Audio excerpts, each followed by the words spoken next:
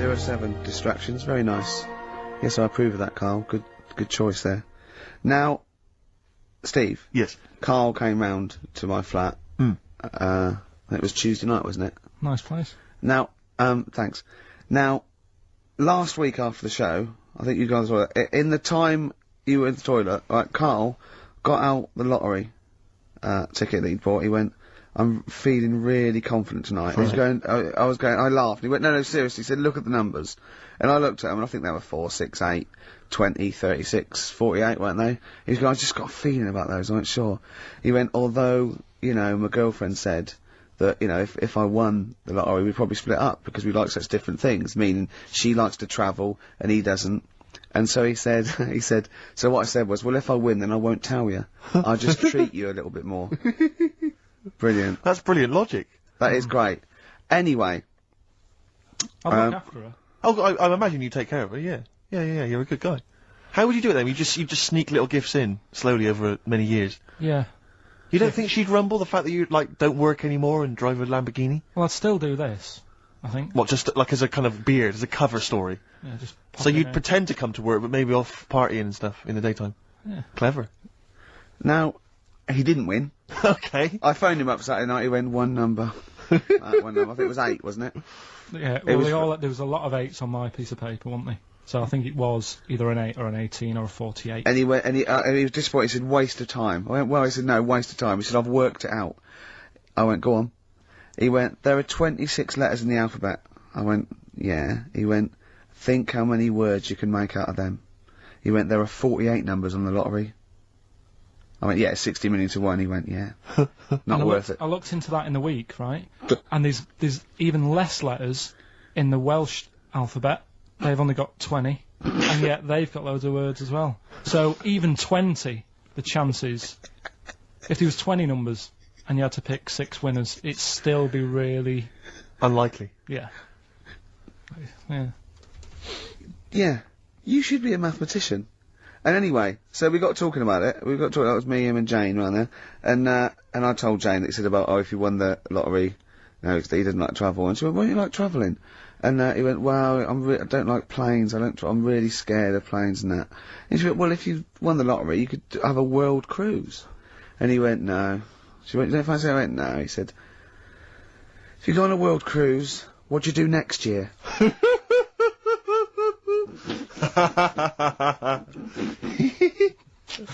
Oh, Genius. it's brilliant logic, Karl. It's But you know on the world cruise you don't actually see the whole world. I mean, you... And if you did, it's not like saying, well, I don't want to see that twice. Do you know what I mean? the world. It is the world. It's a lot. It's a lot to see.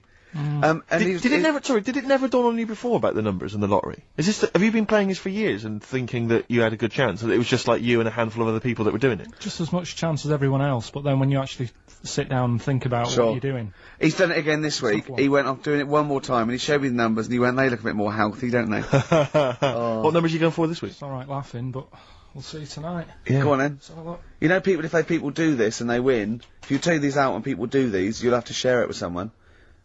It's alright though, isn't it? Give them a chance. Tell them give people a clue. What numbers are you doing, Karl? No, I'm not going to tell them all. I'll give you 4. I've got 5, 9, 12 and 26. Okay. You're not going to give us the other 2? No. Because that's a big difference, isn't it? What are the... 4's worth about 8 grand in it, but if I give them the other 2 and it wins. Yeah. What are those 4 numbers again? 5, 9, 12, 26. Also, coming up is Karl's GCSE results. He took them in 1988, I think. Was it? And we've phoned his score, we tracked him down. We've got Karl's GCSE, what did I say? How many did you get, Rick?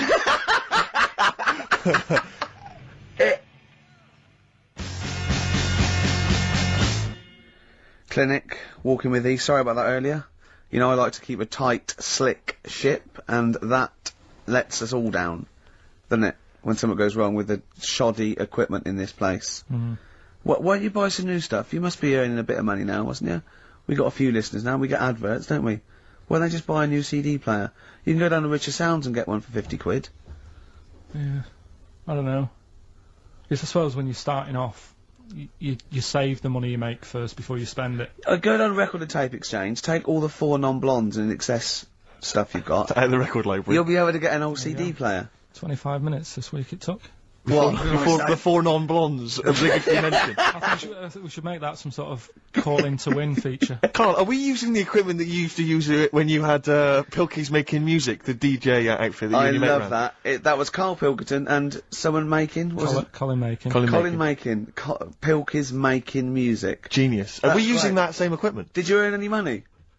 I paid for the tube lights and that. I sort of covered my costs. Did you? Did you pay tax on that? And then, no. Oh, that's what they get Al Capone on, isn't it? It is, yeah. That's right. Don't worry about the music policy. We're sorting that out. We got some Verve coming up. We got some Jimmy Webb. We got some Nick Cave. We got some Amy Mann. We got some Travis Corner Shop. You know what I mean? We're sorting some big ourselves names out. there. We haven't started yet. We're just starting, getting going. We got Carl's GCSE result. Let's just do it now. Should we do it now? Well, I think we should have a White Van Man session. Oh, White Van Man. I think people tune in for the White Van Man Yeah, session. people who haven't tuned in, they don't know. If people aren't familiar with this, The Sun runs a column every day which is asking some punter from the street their views on the week's big events, and we just thought, why not hijack that idea, but apply it to Karl Pilkington. Karl, I've seen much news again this week. you've not seen much news. Don't worry, I'm sure you have an opinion on it anyway. Just give us it from your heart. Saw Gladiator. Okay, so, well, on the subject of Gladiator, what do you make of Russell Crowe's appalling behaviour at the BAFTAs? This is, I heard a bit about this. This is, when he got some director or something, because... Director or producer and threatened him, because they cut his bit, didn't they? Yeah, they cut a poem that he'd done during the acceptance speech. I watched it on Sunday night. I didn't realise it wasn't live, to be honest. Yeah. But I quite liked the way it was to the point and didn't mess about. He went up, he said thanks. So you're saying that he shouldn't have beaten up the director? Is that what you're basically saying? It's a bit over the top. You thought I mean, if you didn't have time, if you really, I mean, what's the poem got to do with the film anyway? He was an awards. So do you think it's ever justified to beat up a TV director if you're a major Hollywood star? Depends what he's done, but I mean... Right, what would he have to have done, Karl, for it to be fine for him to then beat him up? The thing is, right, forget all the beating up. At the end of the day, it was a awards thing for a film. The poem had nothing to do with the film. Yeah. So go up, collect your award for that thing. And if he really, really wanted people to hear about this poem, he could have photocopied it and left it at the entrance and said, on your way out, this is a really nice poem, pick one up. No, but the thing is, he knew it was televised, so he knew by saying that poem once, he was reaching 5 million people. That's a lot of photocopies. Do you see what I'm saying? I'm not saying it was justified. It wasn't a poem award. If it was an award show for poems, you'd say you can't cut it out. It'd be like doing the top 40 and then going, number 1's good, but we haven't got time for it. but it's a films thing. Okay. And he went up and he got the award for the film. Which film was it for? I don't know. But when I wanted to give you results, I said, let's give Karl his results. Steve went, no, we should introduce people to Karl again, just remind people what Karl's like. And he's so right. I'm so glad we did this first. Am I right, though? Or Carry on, Steve. Okay, the next topic. What about this big debate over whether Kylie Minogue's had a bum job? I'd have to see it. Next. Okay. What do you make of Will Young's single? He's the Pop Idol winner.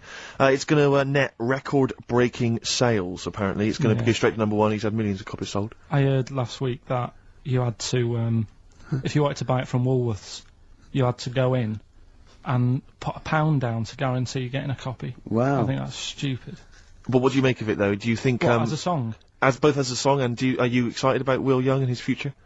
No, he'll do alright. I don't think we have to worry about him. Okay. He'll do alright. It's not my thing, but he seems like a nice bloke. Okay, very good. What do you make... One? Yeah, one final one then. What do you make of our scientists getting the go-ahead to clone embryos for research? We have discussed cloning before, and obviously there's the pros and cons of that. Christopher Reeve, former Superman star, he's behind this. Are you behind him? Yeah. I mean, with everything, you have your good and your bad, don't you? Yeah. At the end of the day. If you didn't have bad things in the world, then you wouldn't enjoy the good things. I think, it's like if you didn't have robbers in the world, policemen wouldn't have a job. So it's the same thing. It's like, it's an illness. Yeah? What are they messing with? It's probably a bit too detailed to go into there, really, but, Do you know what I mean? yeah. It's good and bad. You can't have it all. Yin and yang is what you're saying? Yeah. Okay, Carl, I can't argue with that, mate. I want to play a track now that I haven't heard for a while. It's the Verve, isn't it? Yeah. Sonnet. Lovely song. Coming soon, those big exam results. Black Rebel Motorcycle Club, spread your love. It's time to give Karl... You're actually nervous, aren't you? I'm a little bit nervous. Just to recap, Karl is 30 this year. He never went to get his results of his GCSEs. So myself and Steve took upon ourselves to phone his school, track them down, and we actually got your results. What did you think you took? Did English, Right. maths, Yeah. art, Right. and I think I did physics. Okay. Well, you didn't do any of them. Eh? You didn't do any of them. You didn't register. You registered for one exam and took one exam and got results for one exam. So I don't know what you thought you were turning up to, or you weren't registered, or you didn't. You're familiar with the notion of registering for an exam. You have to kind of officially register in order to be eligible. What do you mean, register? I turned up for a couple. Yeah, you can't just show up. You have to register for them.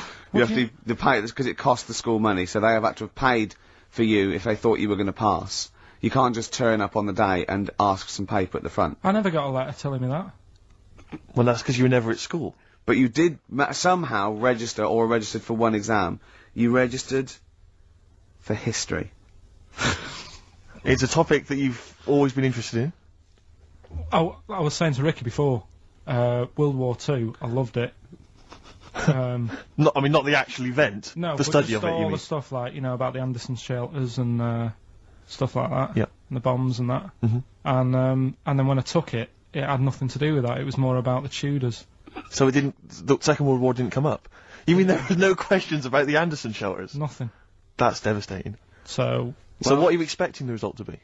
is that seriously? Is that it? Yeah, it's the only one you took and registered. As far for. as the school is concerned, or Yeah. certainly in Well, it's the terms only of one what that they told counts. us. It's the only result. It's the only one that counts. Yeah, you've got. I don't. Did you register for yours? Yeah. Yes. I've got certificates and everything. So what? Do you do that before the exam? Do you have to go somewhere and sign something, or? Yeah, you don't check your results and then decide if you want to register. It's not like Millionaire when you look at the question and go, I think I'll take the money. Yeah. You go. No. But anyway, you must have registered for one, or maybe your teacher put you in for I it. didn't do it. They must have been Someone else confident. registered They for must me. have been confident. They must have thought your best bet was history. Right. So, what did they get? You got an E, which I think, I mean, technically, is a pass. E. It's a bad pass, but there's F, How and there's much I lower mean, you're not can going you to be doing a PhD. you can get an F, right, which is fail, and then a U, which is ungraded. Now, I don't know why the U exists, because F means you failed.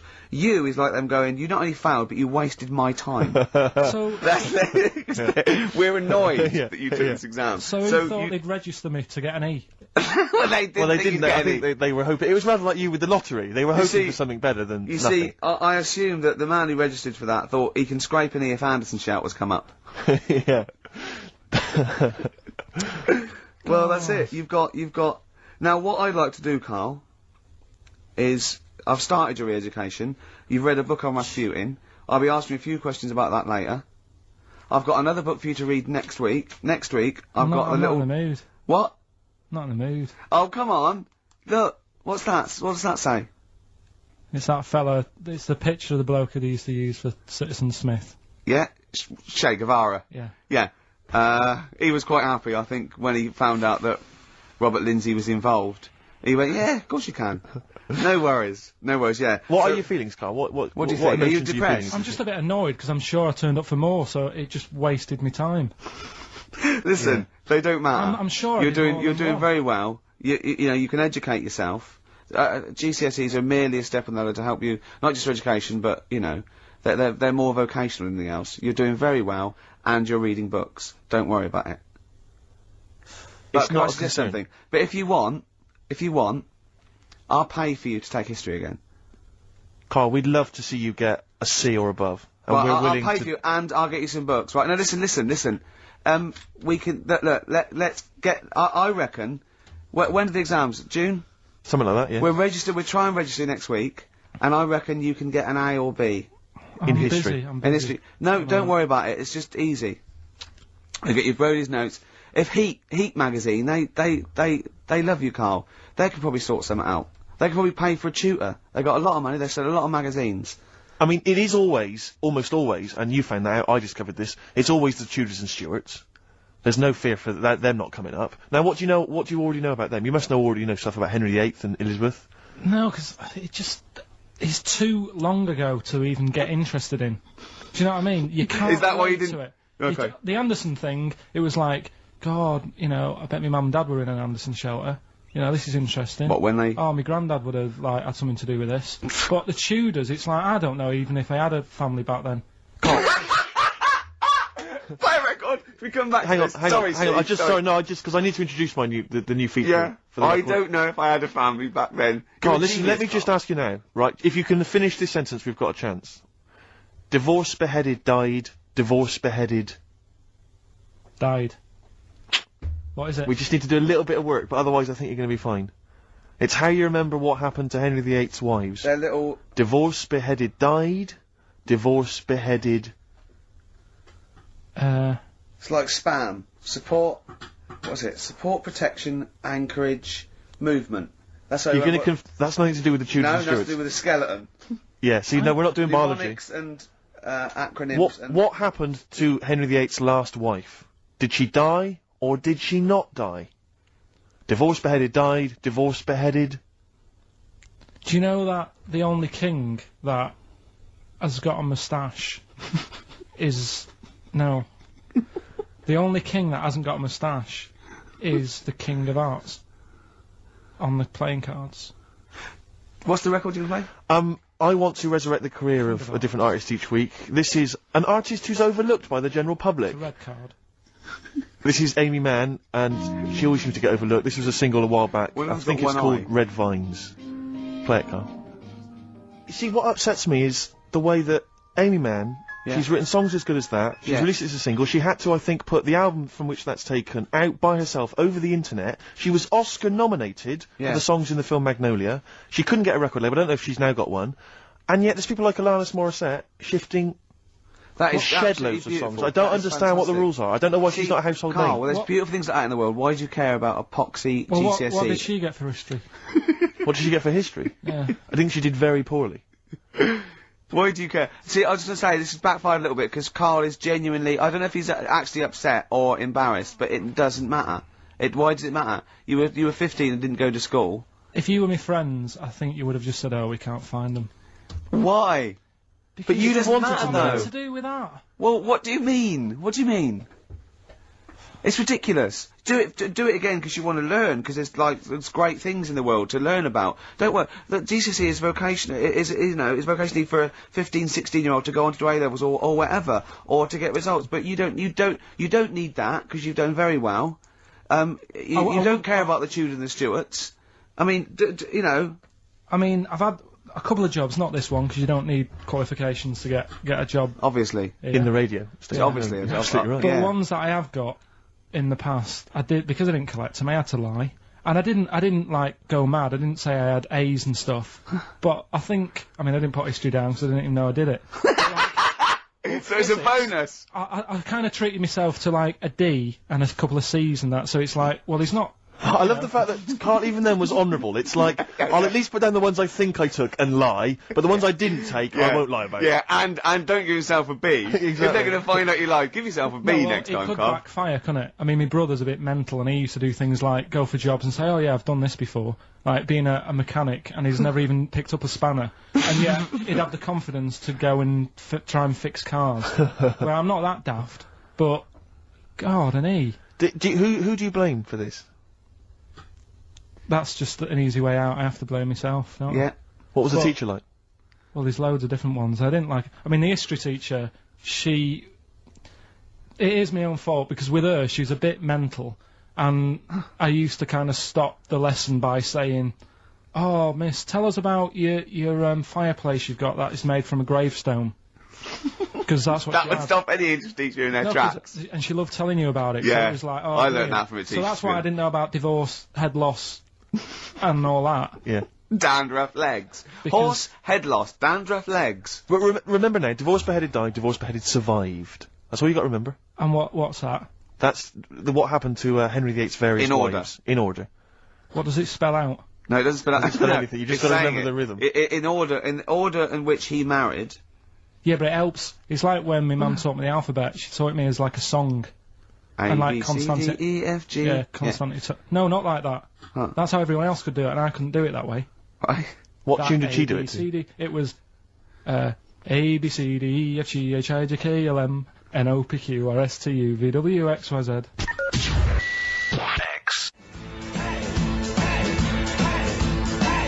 Dandy Warhols, Get Off on XFM 104.9. I'm Ricky Gervais. With me, Steve Merchant. Hello.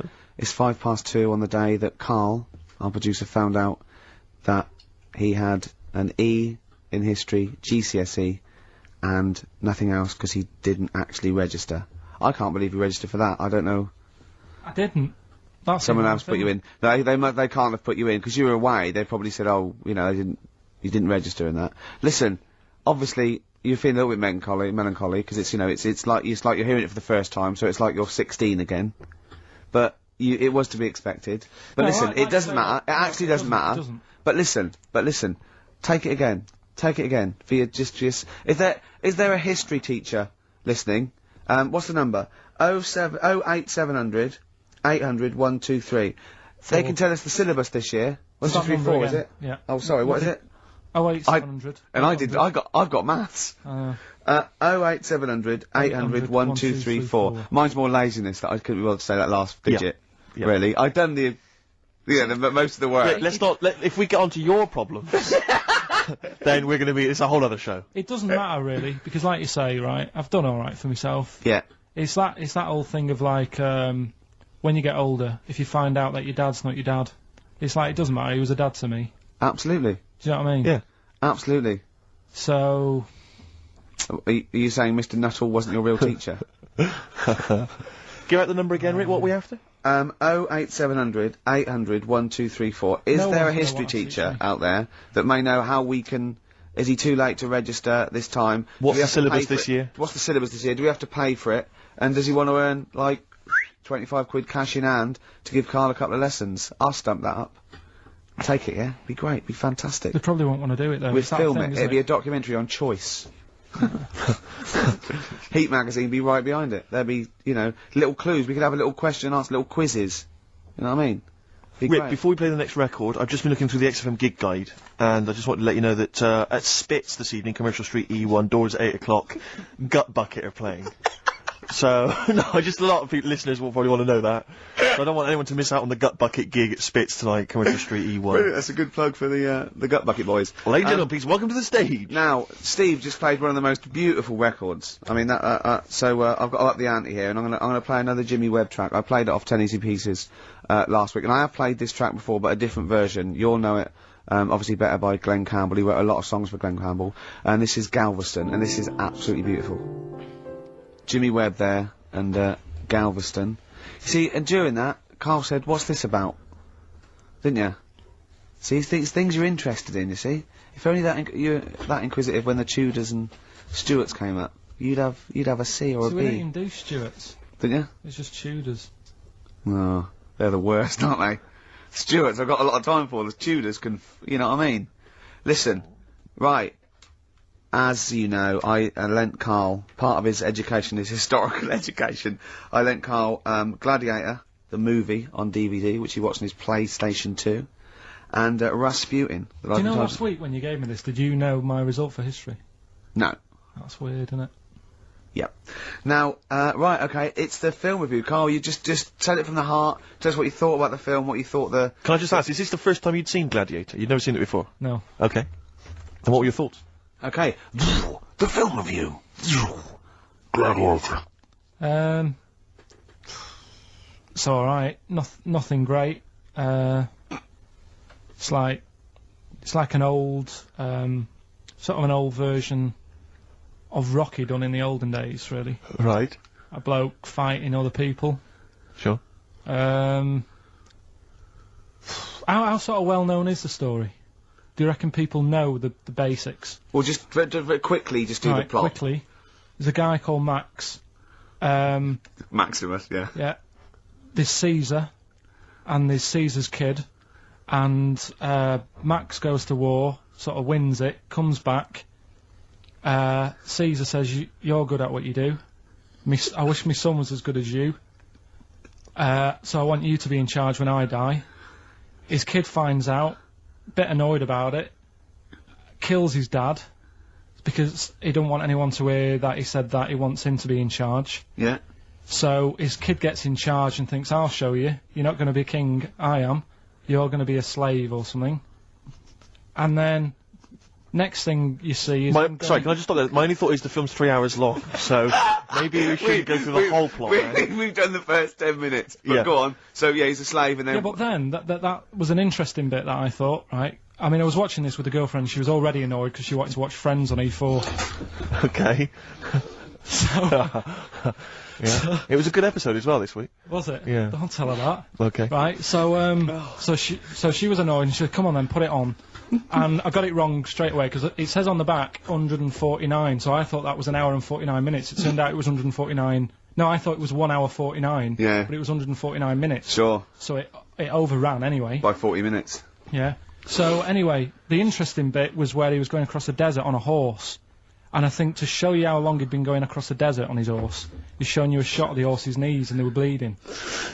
And I just wondered whether that's what horses do if they run for a long time.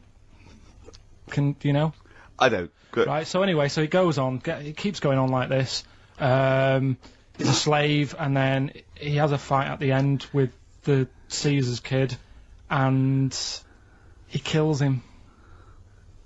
And that's how it ended. Okay, good. What did you think of it? Just generally, what bits... What do you think was wrong with it? Right, well, I've read up on it, and there's already a fact that is wrong. Right. Caesar's kid, he didn't actually kill his dad. His dad died of a natural death. Right, in real life, you mean? Yeah. Okay. And, what's Caesar's kid's name? Comedian or something? I think it's comedian. Yeah. Yeah. That's where the name comes from. When a funny person is called a comedian. He didn't actually get killed in real life by Max. No. He died by his sister poisoning him, and he didn't die. No. Are you saying that this is not a historical document? It's wrong. All over the place. Yeah. Well, next week I'm giving you Braveheart, and that is actually true. That is factually accurate. I can't handle it. It was a little Australian fella that helped him out. Just for people who watched it, they know that the guy, Caesar's kid, yeah, he died. His sister tried to poison him, that didn't work. Apparently he was a gay fella. And his boyfriend, who was a wrestler, strangled him.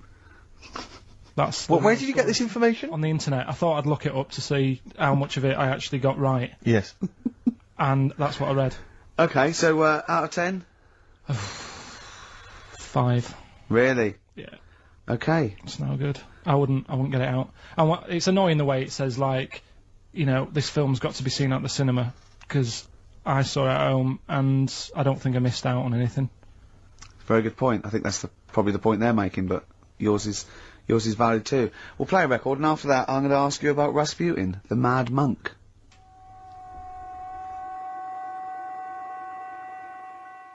Sing, sing, sing. Travis and Sing. I like that. That's all right. It's a bit easy. It's not their best. I like their earlier stuff a little bit better, you know. But what I don't like is them throwing around mollusks. I don't like it when that poor little octopus gets flung around. I know it's dead, but there's a certain lack of respect for the whole mollusk community. For the squid and octopi fraternity. Like I said to you, when I used to go to Wales for my holidays, they used to get washed up on the beach and people used to go over them on the motorbikes. And they were cheering and stuff, and it's just like, do you realise what you're doing? Yeah, yeah. Sick, isn't it? But anyway, Gladiator, just was going to add on the end of that. If you're into that sort of film, Jason and the Argonauts is probably a better bet. Is that factually accurate. Did you look that up or not? Did skeletons actually come out of the ground and fight? Yeah. I don't know, but it's a more enjoyable film. Okay. And it's Okay. shorter.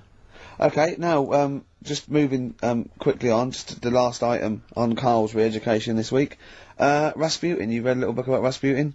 What did you know about Rasputin before you read the book, Karl? Can I just tell you, when I handed him this book, it was my house, I said, right, he went, is he the one that lived under the bridge? And I went, what do you mean? He went, the fella that lived under the bridge, and you had to pass him and Jane, went, you're thinking of, Rapunzel. And he went, yeah, and I went, well, that's not Rapunzel either. Rapunzel's, you had to say, isn't that, you had to guess his The person name. who lived under the bridge was the troll in the three little Yeah, brick rough. I'm a troll, foldy well. So, to answer your question, Steve, that's what he knew about Rasputin. Okay? So have you read this whole book? Can I just have a look at it, Rick? This whole book, it's about the size of a beer mat. Yeah, I'm just thinking. But did you read the whole thing? No. You didn't Well, manage you to read didn't the whole even thing? do that. Well, again, some of the names in there are so long and foreign sounding that I just thought, I can't remember all these. So I No. just got to the meat of the story. Go on, Okay, and what what is did it you then? learn about Rasputin? Right. He was a monk. Yep. And, Mad? he... Was he a mad monk? Hang on a minute. Don't mess confuse it him. up. Sorry, Right. go on. God. You see, this is what happened in the exams. Right, it was, Oh, don't do that when I'm drinking, Karl, was- please, mate. he loved his women. That's how the story started off. He had really nice, Story started off. Yeah. he had really nice eyes, and that's what everyone fell for, especially the women. Yeah. Anyway, the people back then thought he had special powers because, he could hypnotise people or something. Oh, yeah. And it was about a little lad who had some sort of blood clot on his leg, and he said, "Just calm down, and you'll be all right." And people thought he had special powers, but what he was doing, he was saying, "Calm down," and he relaxed, and it stopped the blood flowing sort of as fast, and that's how he got better. But anyway, that's the only bit of special work that he did, and then he kept going on, and he was going in brothels and all that, and the people in the town thought, this isn't right. He shouldn't be going about doing this. And, Where did he live? Russia. Right. Is that right? Yep. What sort of era? I thought you'd might know, you know, No, sort about of. 1800. Okay. Oh, right. Okay. And then... Do you want to check that, Steve? You got the book? People Well, I got know sick for a of fact that's him. not right. People got sick of him, and they said, "Oh, we'll have to get rid of him." So they tried to. He loved cakes as well as women. Okay. So they said, "Let's poison a cake," and they poisoned a load of Easier than cakes. poisoning a woman, wouldn't it? And he ate these cakes, and it just didn't kill him. And they were like, "God, what's going on?" And they kept giving him more and more cakes, and He was suspicious. and that didn't work. So the fella said, "That's it. I'm going to shoot him." So. Well, I imagine it was the end of his tether. So- I mean, he was back and forth to Mr. Kipling's. He You know, shot, shot him once, and that didn't work, and the fella thought, oh my god, and he started running away, and Rasputin's running after him, and he shoots him like another, I think he took four face bullets. full of Battenberg. Four bullets. Who's It going took, to swear then? 4 bullets it took to kill him, and then this fella who was after him chucked him in an icy lake, and that was the end of him. But I don't understand, sort of, What don't you understand, Karl? well, the fact that, you know, he's a bit of a name in history, and I don't understand why, because it just sounds a bit like my brother. Does he love women and cakes? And do you think that'll be his downfall? Right, I want you to study. Right, if you want to do, that's the first introduction. Right, if you want to do some extracurricular, What would that get stuff, me? there's a song by Boney M that lays it out. Suzanne told me about that, saying about Russia's greatest love machine. Yeah. But it didn't say anything about cakes. No, I think if you get the 12-inch mix, no, but explain what they it's say for. it, according to Boney M, and I don't know who's correct, the bloke who wrote that or M. They put some poison into his wine. Now I don't know if M have done their research or whether they did shoot him until he was dead. According to them, he was the greatest love machine in Russia. I don't think it says that in the book, but M might know more than that fella. So what's your final verdict on Rasputin? Just a normal bloke who didn't have that much luck, really. That's what I don't understand. I was waiting for something special at the end, but Just a normal fellow, really. Yeah, just an everyday. Happens all the time, doesn't it? Just an everyday mad monk. Yeah, just an everyday mad monk. You have to shoot and poison and throw in icy lakes to kill him, and who loves women and cakes. I mean, come on, do we need another one of them?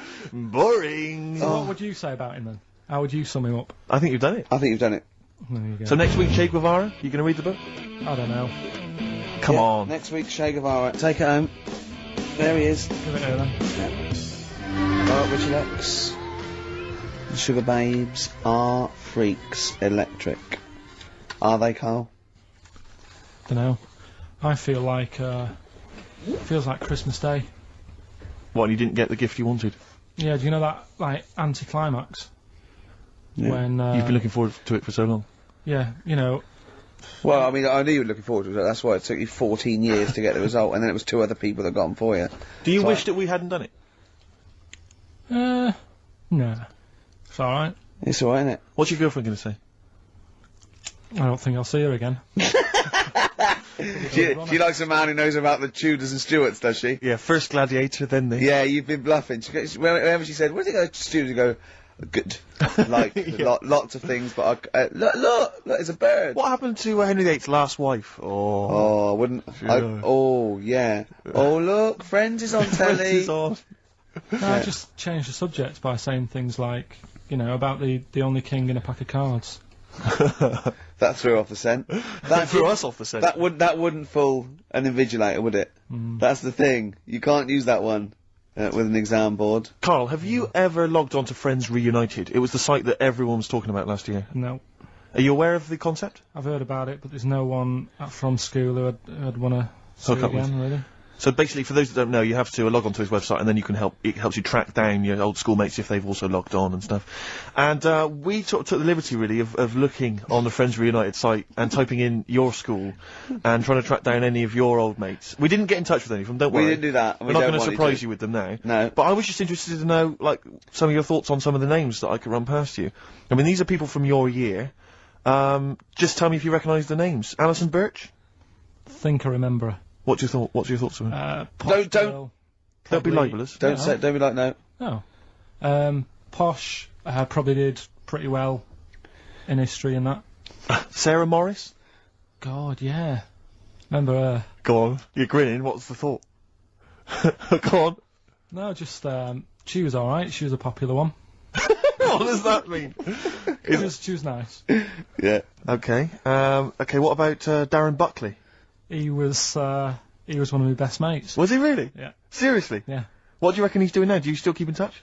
When my mum and dad were still in Manchester and they had a butty shop, he used to go in because the bookies was next door. I love the way you paint a picture. If you did this in your history exam, Carl, you will walk it. Go on. So your parents had a butty shop. There was a bookies next door. Yeah, and he liked having a bit of a gamble, so he used to. I think he works for some insurance company. Do you think that his fiancée Beth knows he's got a gambling problem? Or that his 2-year-old son Lewis? No. Yeah, they live in Cheadle Holme. Hume. Cheadle Hume. He must be doing well. 'Cause it's He's still supporting the Blue Army and frequents the shrine on a fortnightly basis. funny thing with him is, right, when I used to stay over at his house, and his dad was a copper, and I remember his dad came down and said, "Right, I want to see you two." I thought, "Oh God, what's happened?" And got us round the table. And he said, "Do you know much about drugs?" So we were like, "What's all this about?" So he goes, "You know, they're not good for anyone. You know, the stupid thing to get into." And we're like, "Yeah, we know." And he went, "You know, do you?" We said, "Yeah." He said, "What's this then?" And he'd found something in his bedroom, and it was a Skittle.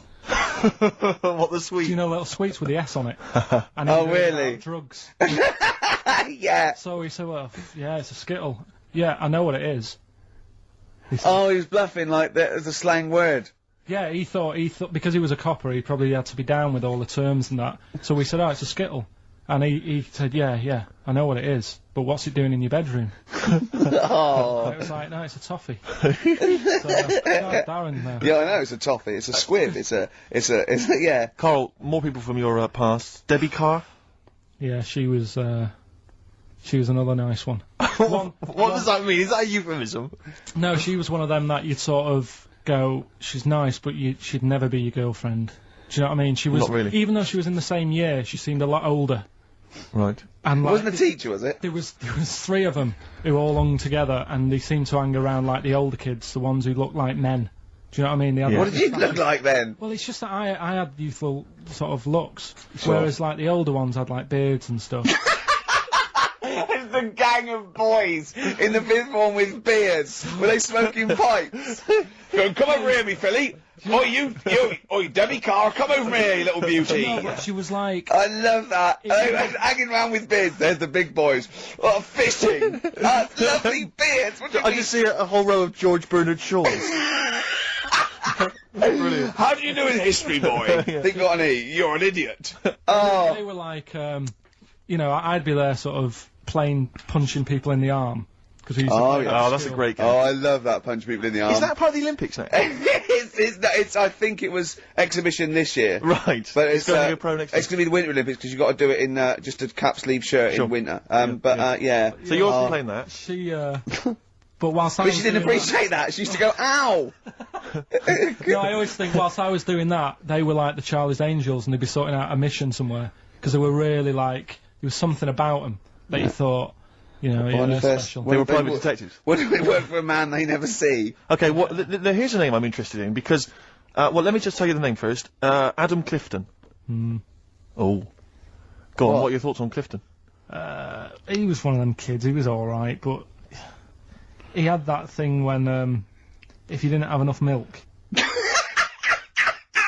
he had like wrinkly hands and like white bits in his nails. Oh! Because you didn't have enough milk. Yeah. Yeah. So therefore, you didn't like him because you didn't get enough milk. This is not to be confused with the 2 people with the big heads and the webbed feet, is it?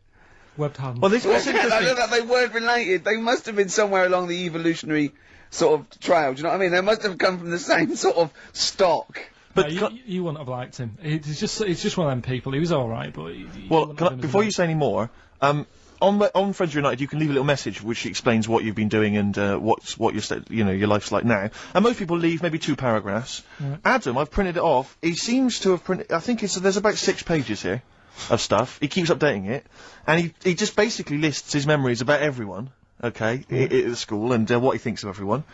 And he says, I often see Simon, he's doing alright for himself, self-employed illustrator, Mark Cooper, Karl Pilkington. Right. And your name comes up. Now, I don't know if you've told us this story. I think you may have done, but I can't remember the facts about it. It just says, Karl Pilkington, with his pet bird. Was it a magpie? I can't remember. He brought it to school to show everyone, and it flew away. Oh, God! Oh, no, they do that, don't they? You True. show them the What was the story there, You Karl? give them seed and they just leave. What do you mean? Well, This sounds like Kez. well, that's it. I was a big fan of Kez, and it was the time our dog had just died. Yeah. So I didn't have any pets, and the cats were always getting run over. Yeah. And so we didn't want any more pets. Yeah. But there was a magpie that used to fly about on the estate, and I managed to sort of tame it. And in the end, With it a became- chair and a whip? What do it you mean you became- tamed it? Well, just used to sort of hang around it and talk. But how did to you it. get hold of it? Did you catch it? Well, eventually, yeah, it used to just come to me, and the annoying thing was, it got to a point when I wish I hadn't bothered, because it used to pop me bike tyres. It used to sit on like, if I was talking to my mates and I was on my grifter. I love the way he just throws things in. It's like an Alan Bennett play. It landed on my tyre, and it used to peck at the tyre and pop it, and then Oh, it used to then never go away, so it was always like around the house, and my dad said never bring it in. So it used to sit on the porch, and I used to go out, and it used to fly down and land on my head, and it really hurt. It used to like peck and stuff. He thought it was a tyre. So it wasn't so much tamed as a stalker. Oh, God. So you took it to school and it flew away? Yeah. So did you take it in proudly going, look at my magpie? Oh. Yeah. Oh, But no. I think it got a bit confused in the area that it was in, because I used to just keep it sort of around our estate, but Sure. the school was a bit of a distance away. How did you get it there? So, carrying it on my finger. Did you walk? Yeah. Wow. So it was happy there, and then it got... Huh? But it used to be one of those things that people would stop me in the street and sort of go, oh, what's that? And so did- it's I don't suppose Maggie, called it Maggie. You didn't get Charlie's Angels to go and find out what happened to it? Investigate? Were they impressed? Not really. No. But Listen- go on, any Karl, let's come back to it, mate. Let's come back to it. Let's have a hip-hop hooray track. It's the big hip-hop selection from Big Steve Merchant. I don't know what I'm talking about there. Just trying to sound hip. This is Spearhead from many years back. A track, again, I think got largely overlooked at the time, but worth hearing again. People in the Middle.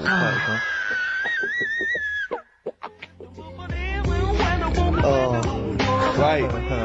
Spearhead, People in the Middle. Michael Franti, surely one of the greatest rappers, I think. He just, if you've ever heard him bust it live, Rick, he's almost as good as me. I'm just going to tell the listeners there, Karl, this is quite a little insecure sort of chap, and he was just worried about that last bit. He was going, who would ever find that interesting? He was worried about people finding him boring. And Steve said, as I said, you know, it's like an Alan Bennett thing. He went, yeah, but you know, no one would care about Alan Bennett if he wasn't such a hit maker. They wouldn't care what he had to say. And we just looked at him for a while and he went, thinking of Tony Bennett. Bless him. Listen, it's almost the end of the show, Karl. Oh, yeah. And it's really been a Karl special. This is a Karl special, yeah. Well, next week, we'll lay off next week. We have to We're not going to... He wants to retire a little bit, just Well, those old lottery numbers might come up tonight anyway. Exactly. You might... What are they again? What's the 4 you've come up with? Fuck my way now. What? Come on, well, give us all 6. No. Why? Karl, while you're rummaging for that... 5, 9, 12 and 26. A few more names that you may recall from Friends Reunited. Go on. Lisa Shufflebotham? Do you remember her? Yeah, she... Was she one of Charlie's Angels? No, she wasn't that nice, but she wanted me. her and her mate Rachel, I remember, I don't know why, but it was some sort of PE lesson where it had to be a bloke and 2 girls, and they were fighting over me. Could you hear what they were saying? They were just like, I want him, and I was loving it. Stuck in the middle, and they were fighting over me. And then the next week, I thought I'll sit near them. What sort of game do they play at this school? I don't know. That's an incredible game. But I think punch me on the arm. No, punch me on the arm, Karl. They just went through it. Because the following week, I thought, right, I'll sit near them again because I quite enjoyed the way they fighted over me. But then they picked somebody else, and I don't know who I was with that week. So you didn't get any action with Shufflebotham or a friend? No. And then as she got older, she went a bit off. She didn't look that good. She's probably nice now. It's just, I mean, I'll say about myself, when you get to sort of the end of secondary school, you do sort of go a bit odd looking. Right. Do you know what I mean? When your sort of head grows funny. I would just love to go back to his school of that era. I mean, just what happened to people, whether, you know, all people sprouting limbs. No, do you know and what I mean? things. When you're like 12 and that, you quite... No, not 12. When you're 10, when you're 7 to 10, you sort of look healthy, and you look at your pictures when you go, yeah, I was a good-looking lad. But then when you get to late secondary school, something happens, and you just look a bit odd. Okay, well, what about Alison Thorpe? Not sure about her. I sort of know the name, can't put a face to it. Damien Comer? Again, know the name. Yeah. Can't remember anything. No. Yeah. It's a shame. Well, those are pretty much all the names I could find. We've had some interesting thoughts, though, and interesting anecdotes. Yeah. Anyone in particular that you'd like to say hello to that maybe listening now that No, I think I would have mentioned Darren Buckley if you hadn't have brought him up. Oh, right. He was like me buddy. Yeah. Did you ever see the Magpie game when you took it to the school and confused it? No. You're joking. That was the end of it, was it? Yeah. So where did it go? Probably to some other kid. Because I mean, actually, it probably got killed. Because if it was being that friendly with other people, some people might have took advantage of it. In what way? Well, there was a programme on the other week about... What, in the way that Shufflebotham was trying to take advantage of you? Well, there was a programme on the other week about bear whisperers. Yeah. And some blokes got really friendly with a bear, and then when they were leaving that area where the bear was, they said, oh, we've caused a problem here, because there's some bear hunters coming in and moving into this area, and it's going to get a bullet if it acts like this, so they had to scare it away, and that's what I should have done with Maggie. I should have terrified it a little bit, so it wouldn't trust humans. Just introduced it to some of your schoolmates, I'm sure would have freaked it right out. Well, the ones with maybe the that was big why heads. it fled. It didn't see. Oh no! It didn't see those 2 fellas with big heads and webbed hands coming towards it, did it? That would have terrified anything. It's like a scarecrow, like 2 walking scarecrows. Listen, have we got time for a song for the ladies? What's happening? We've not really thought. Quick then, quick, just do it, just do it. Thanks very much. Well, hang on, no, we haven't lined anything up, have we? I was going to play Mary Lawson and that for you. And then Is this going to be the final track? It has to be. Yeah, it would be, yeah. We've blown it. We've blown it on the Karl special. We have indeed. I'll play it next week. So Karl there's got an E at history in GCSE. Any history teachers, anyone who can help Karl out, I think we should try and register him and take it this June. So what's your homework for this week? You've got to read about Che Guevara, haven't Yeah. you? The revolutionary leader. Okay. Do you know anything about him at all? Have you got any basis? I just know that if you want to use his face on your business, it costs a lot of money. Do you know, like, if McDonald's wanted to have him as, like, instead of Ronald McDonald? How does he do it? Steve, how does he do it, mate? Oh, we listen. Just play a final record, Carl. Say goodbye, and we'll see you next week. Alright. See you later. Cheers, mate. Oh, regret is a terrible thing.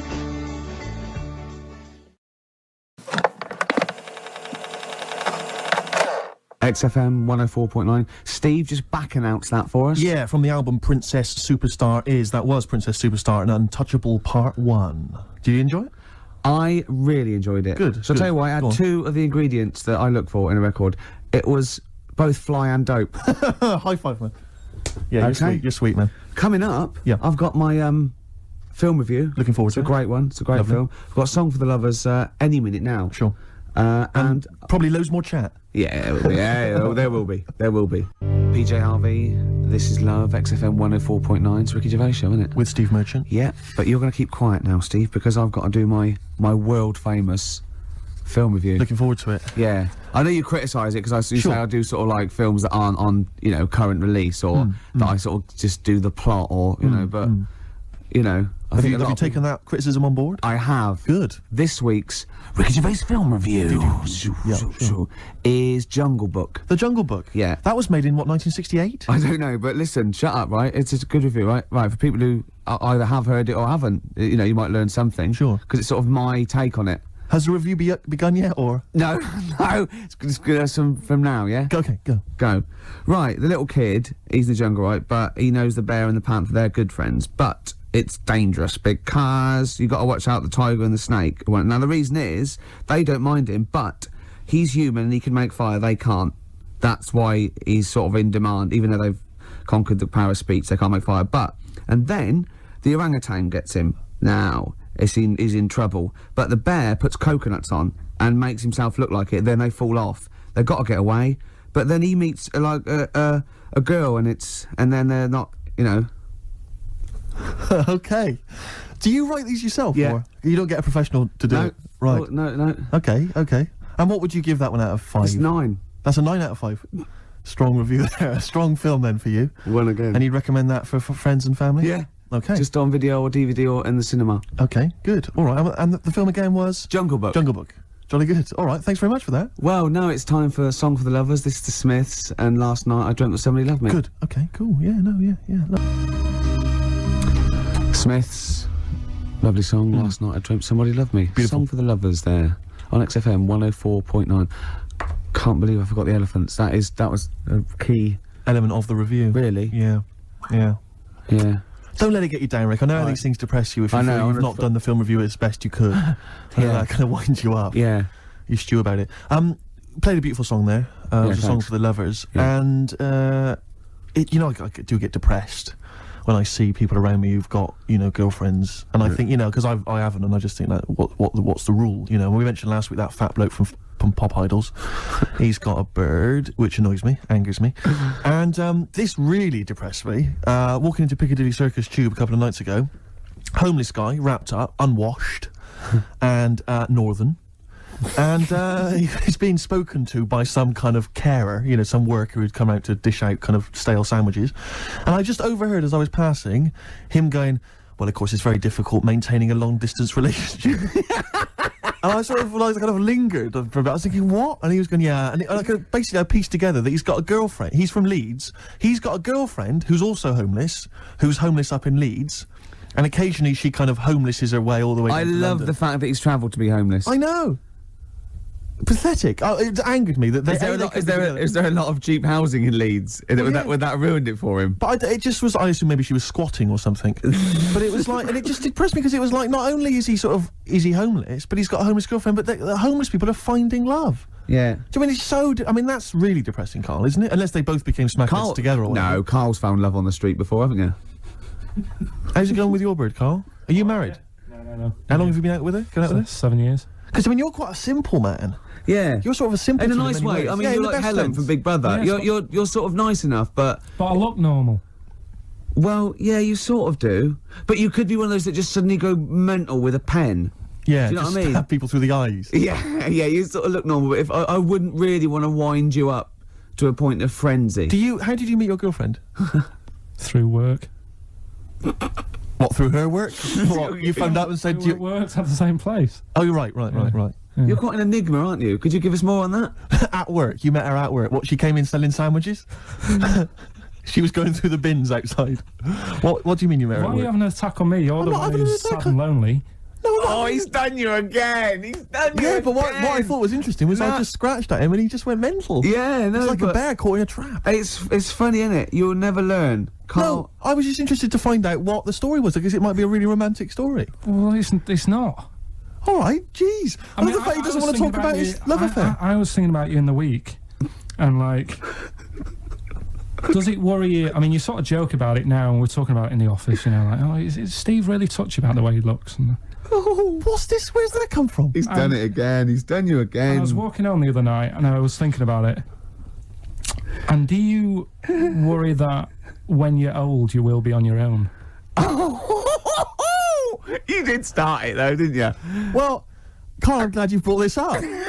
because I mean, for me, you know, a lightweight, frothy entertainment show on XFM on a Saturday afternoon is exactly the place where I want to discuss the desperate, lonely future that's inevitably coming my way. Oh God! I'll tell you what will cheer you up and forget Yeah. all that. A bit of Embrace. Oh, one of the most hated bands. Hive's Main Offender. Before that, Embrace. Make It Last. I know you don't like Embrace much, but that's a nice tune. Yeah. They do cut a nice little chorus, Sure. and I think their heart's in the right place. Okay. Yeah, very nice. What could you do better? I was mucking around. That's always fair. Oh, no, I was thinking there's not enough avant-garde stuff. I just did this, right? There's a little spring on the mic. What does that sound like? Does that sound good? I haven't got my headphones on. Does that sound good? It sounds brilliant. I was thinking of doing that and just send it to John Peel. It's good. I Maybe, think maybe with some samples of like politicians going, "We will not." I feel it's more a B-side at Yeah. the moment, but I mean Okay. it's strong. I think it could work that up. But that's without strings or anything. Without. Yeah. Sure, that's without, you know, I mean, that's just kind of a basic demo. When you've worked that up with a decent producer. Yeah. Man alive. Still coming. We got Radiohead. We've What got are these Ice fellas doing?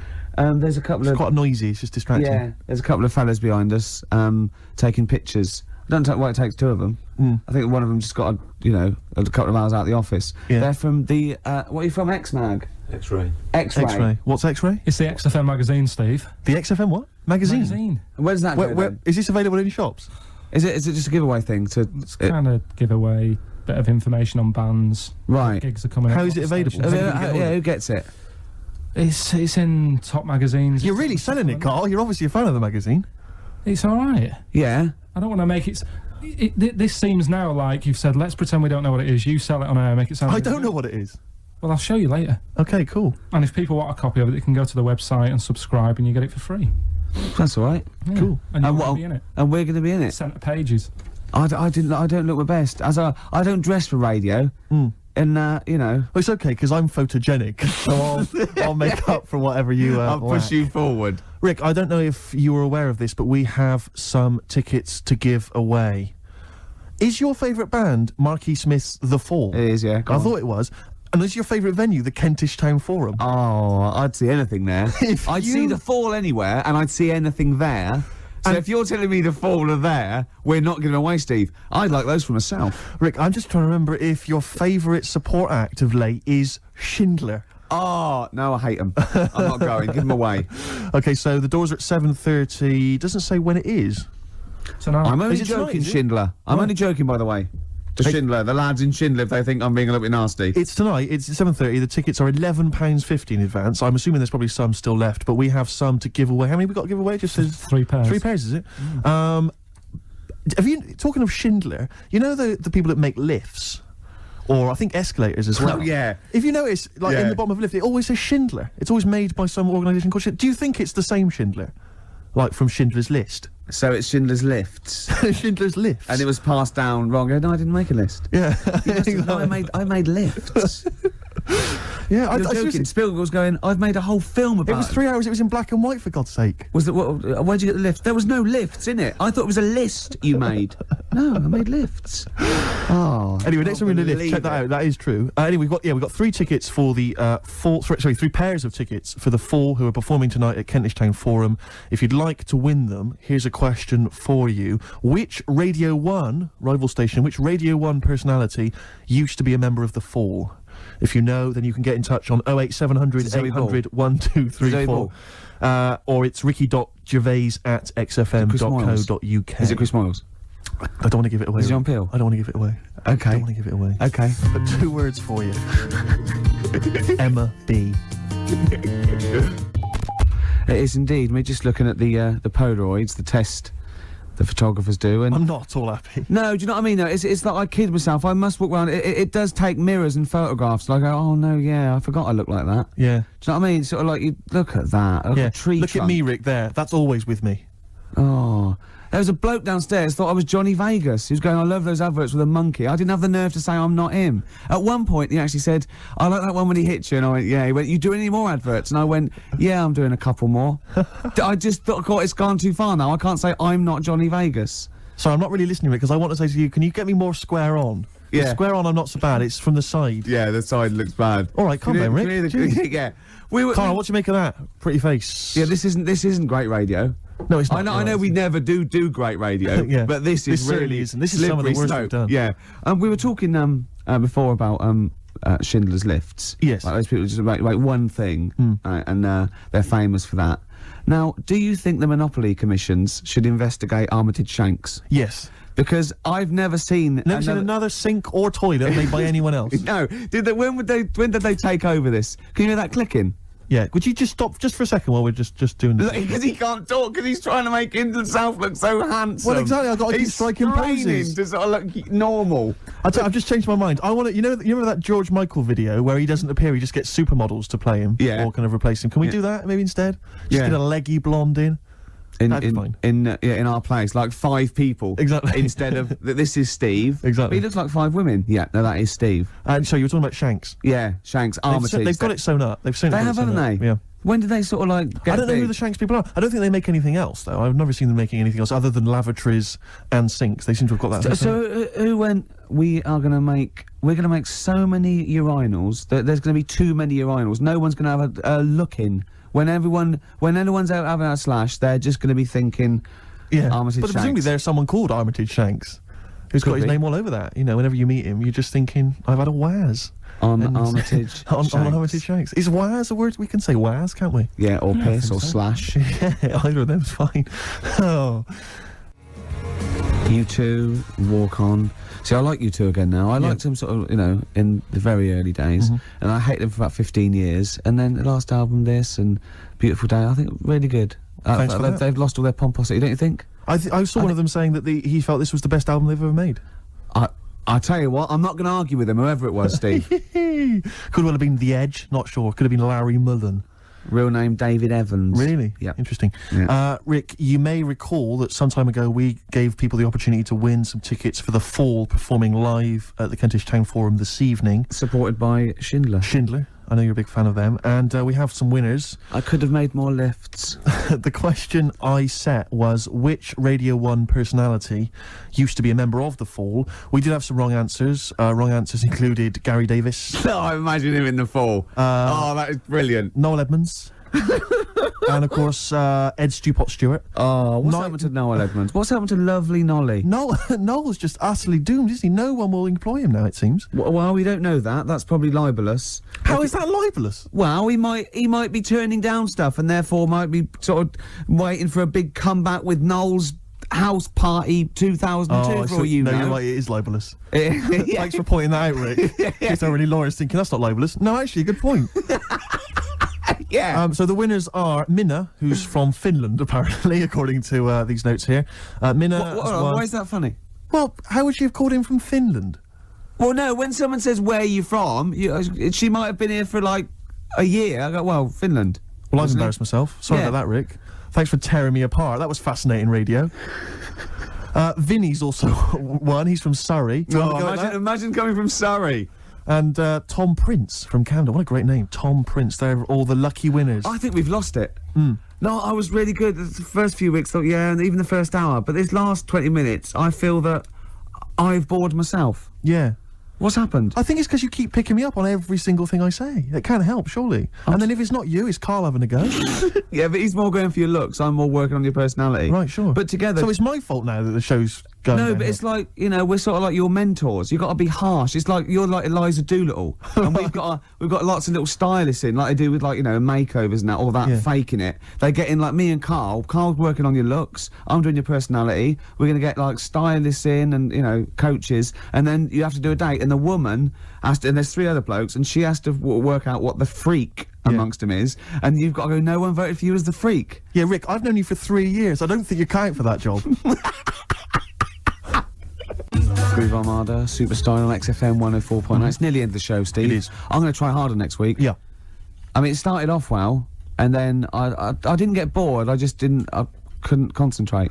I know what you mean, I mean, I thought I tried hard early on with the anecdotes that Yeah. embarrassed me and which Karl just used as Well, venom. I had the funny bullshit T-shirt I had, and Sure. and the, you know, I had the woman, you know, walking around in my clumpy I had shoes. the washing with me. Oh, they the were classic shirts. anecdotes, Rick. Oh, I love the first hour. I love the first hour. There should definitely be a sort of show on Saturday evenings Yeah. on XFM with Kate Thornton and a couple Richard of- Blackwood. Blackwood would be good. Moyles in going. Just remembering oh, the what first happened. hour they used to. Oh, it'd be great, wouldn't it? That'd be lovely. Oh, it'd be That'd be lovely. amazing. There's people taking our photographs, which I'm not happy with. No, I'll I'm be not honest. I'm gonna have someone. 'Cause I know fired. you've- I'm only joking. He stopped. I was only joking. Oh, I've offended someone, which I don't like to do. And then we all the stuff about. I'm worried lifts, though. Go on. I'm worried because I didn't know that the photos were going to be taken. Yeah. That we won't seem quite as hip and down with the kids as we thought we would on account of wearing these tuxedos. I'm telling you now, that is ironic. We are down by law.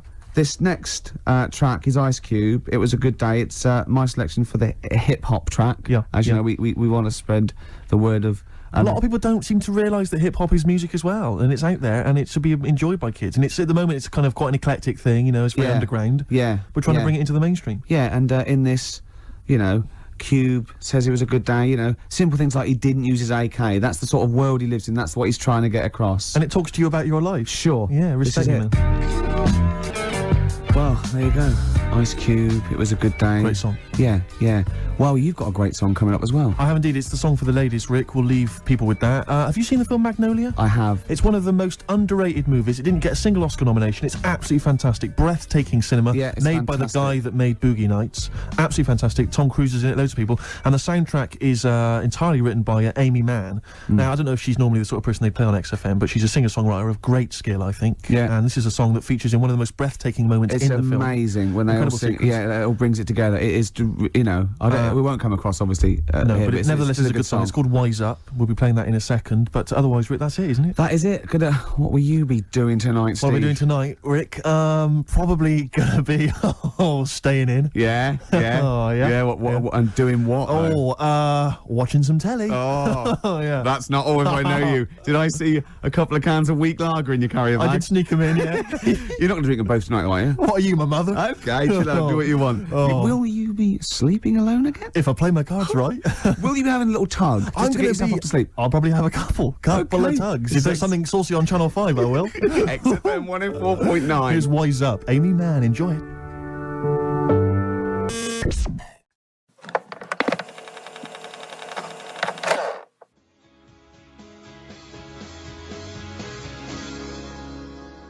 Star Sailor and Poor Misguided Fool. With me, Steve Merchant, and Karl Pilkington. The K-Man, round of applause for K-Man. Yeah. But no one's announced who you are. Ricky Gervais. Ricky It's Gervais. XFM 104.9.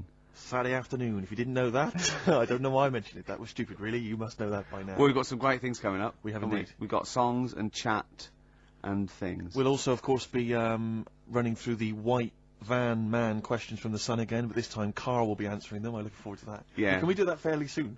Oh. 'Cause there's some good questions this week. Yeah, we will, but as I was coming in, there was like a bunch of posh lads, I think university students, trying to get in because they're doing one of those scavenger hunts that they have to get points for charity and do stuff. And one of theirs is get on a live radio show. Right. So I sort of felt sorry for them. So I said they could come on here just for 5 minutes. Who are that's they? all right. They're just Are they toffs? They are sort of like toffs, but they're trendy toffs. They're obviously... Trendy toss. I don't know Yeah. what's that. Is that like Lady Victoria Hervey? Is she a No, trendy I toff? don't mean that, no.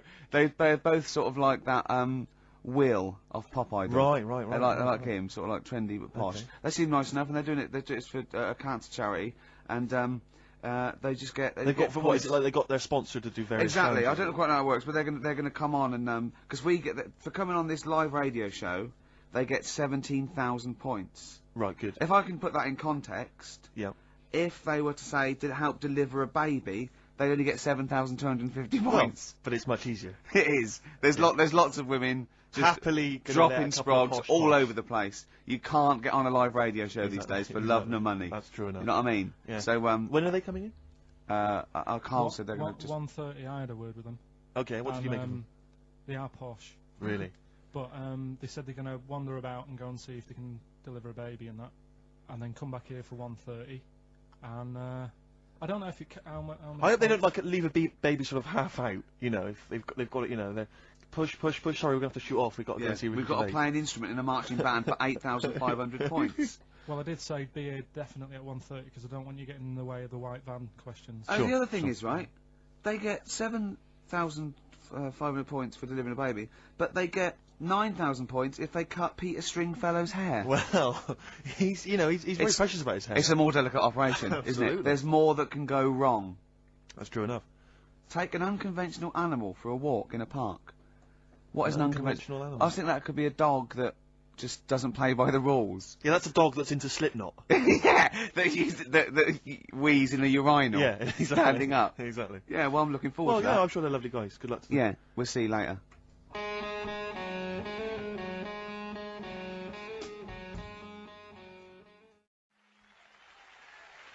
Nirvana, Man Who Sold the World. Carl's all confused because it didn't tell you it was ended, did it? What is that then? Is that a sort of glitch in the computer? Just applause, isn't it? I Careful, can't they hear might it. start swearing. You know what they're like.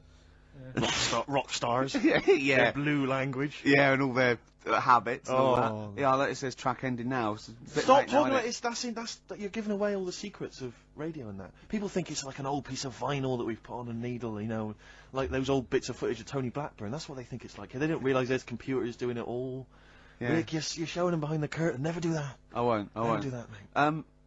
In the week, I called Karl up. I said, "How are you, mate?" He went, "Not too bad."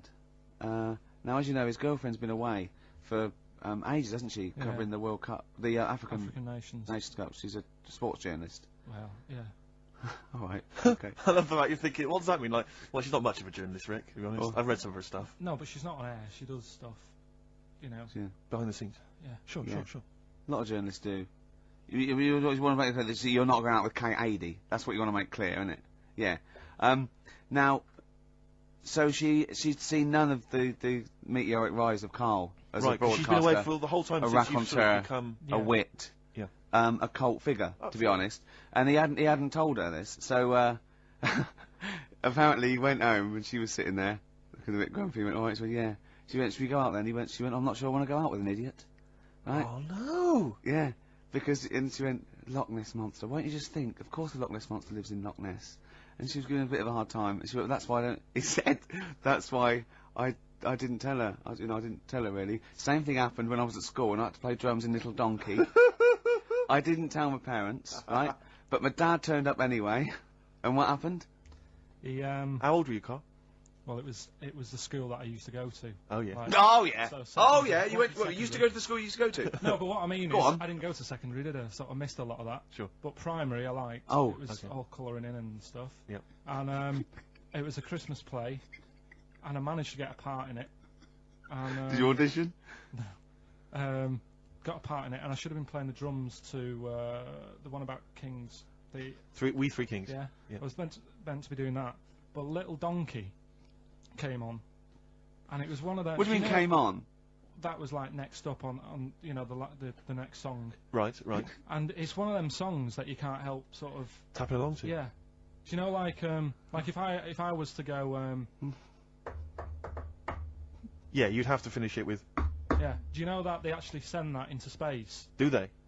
And What, hoping that aliens will respond with that? yeah, they do that. because apparently it is one of them things that you can't help. What, even if you're an alien life form? Yeah. They know that, do they? Yeah. But anyway. What, because they watch Star Trek or something? Hello. Knock, knock. Yeah. No, seriously. Is it true, like, if you who's send there? out knock knock into space, yeah, they have to say that. Oggy, oggy, oggy. Ah, Do you that ever is do this? that Do is you look great. into it? Look. Seriously. Oh, hold on, what's something out there? Was a little green fella? That is great. Yeah. So anyway, That is Little Donkey is like one of them tunes that you can't. And I was there, and he had the drumstick, and I thought, oh god, The drumstick. I could feel myself. And anyway, Just wanting to do it, yeah. I started going along and playing Little Donkey, which I wasn't meant to do, but it went down such a storm. What, were there people like parents and that dozing off, and then suddenly they heard your version of Little Donkey, and they thought, wait a minute, now it's really picking up. What do you mean? I'm glad we paid £1.50 for this. What do you mean it went down such a storm? I'm going, hold on, was it like when People have Ringo... lighters in the air. It was like when Ringo joined the Beatles now going, Yeah. boo, Pete Best, but he went... Yeah, And they went, whoa! Oh, No, God. but the teacher just said, oh, it went down really well, you can do that again tonight, Right. when you're in it again. But anyway, so my dad was there, and... And you hadn't told him about this performance, so No, he I never just did. turned up I off never his own did. back. I never took the letters home and stuff to No. you know, show my mum and dad because it just put me off.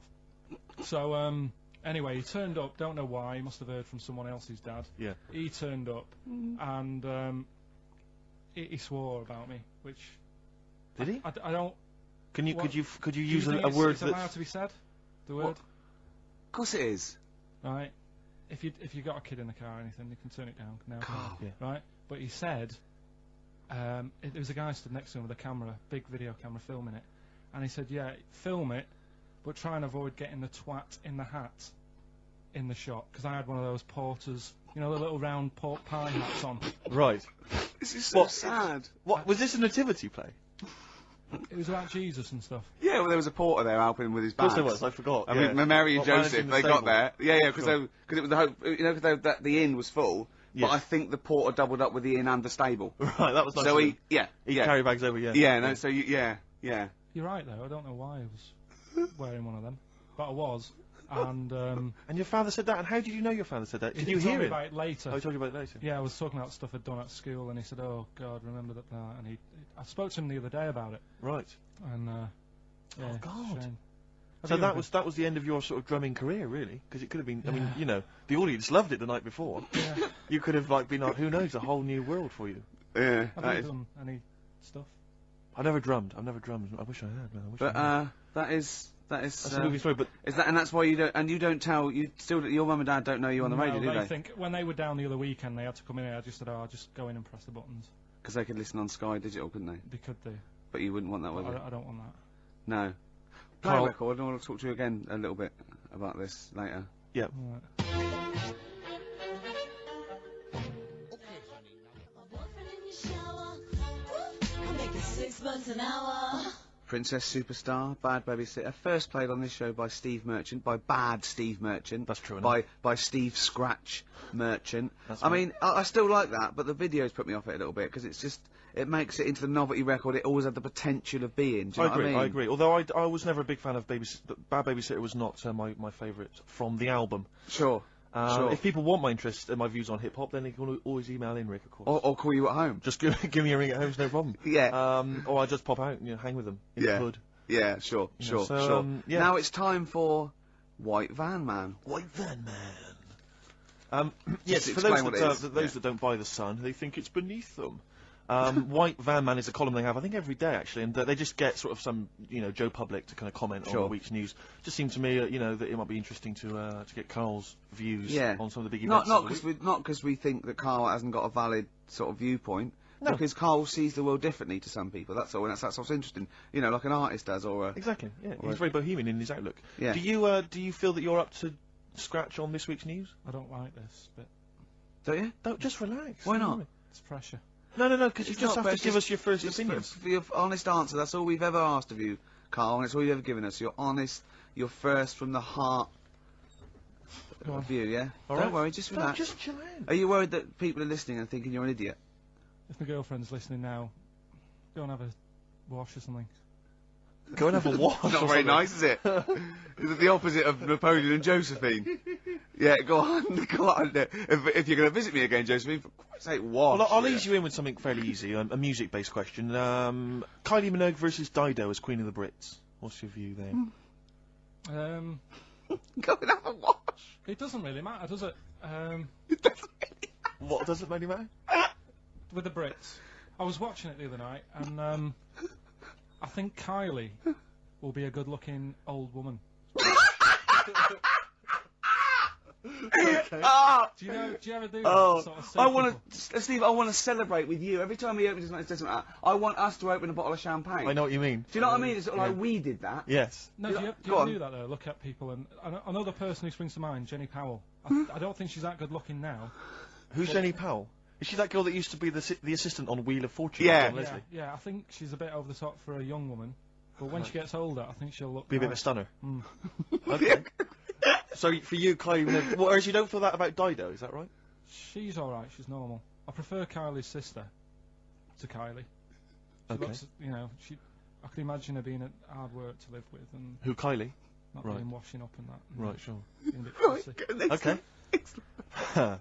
And what do you make of taxes rising in the next budget to pay for NHS improvements? Well, my dad went to hospital to have an operation once, Yeah. so I feel like it's worth paying it because I've got something. Because out of it. people might have to go to hospital. Yeah. Yeah. Well, it makes a change when it's someone in your family, doesn't it? Yeah. Because you sort of realise. Yeah, how a change is it- as good as a rest. And the weird thing is, if it weren't for my dad, I wouldn't be here doing this show because when he was in hospital. Well, no, I'll stop you there. Yeah. To be honest, that's all you need to know. You wouldn't be here, true, but no, but Well, no, because this was after I was born, so I would be here. but his more direct involvement was what? Yeah, because when my mum was seeing my dad in Yeah. the hospital, I got a bit bored, went for a wander, found the hospital radio station, Yeah. and got a gig. Really? So in a real sense, if it wasn't for Carl's dad, Carl wouldn't be here. And did your dad, like, while he was listening to you, did he, like, sort of tap the nurse and go, can you get that twat off the air? Who's put him in that act? Yeah. Oh, go on. Okay, what do you make of the real-life Mowgli who's surviving in a Transylvanian countryside? Apparently, I don't know much about this story. I don't know. You know Mowgli, he's Is the that guy one from of the them? Jungle Book. Yeah. The little kid that grew up with bears and animals and stuff. Apparently there's a real-life one in Transylvania. What were the things in Gremlins? What were the what? Like, in Gremlins they were... Well, they were gremlins. wait. Okay, this is an example. This is what your girlfriend said. Think. What were the things in Gremlins called? I can't remember. Just, I mean, It's really. something like that, isn't it? No, wait. Just really think now, Carl. Just with everything with all the brain power you've ever used, think what the things in Gremlins were called.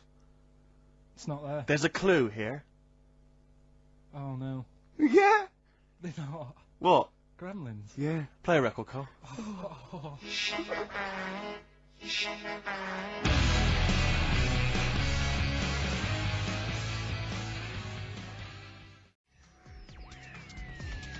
This is XFM.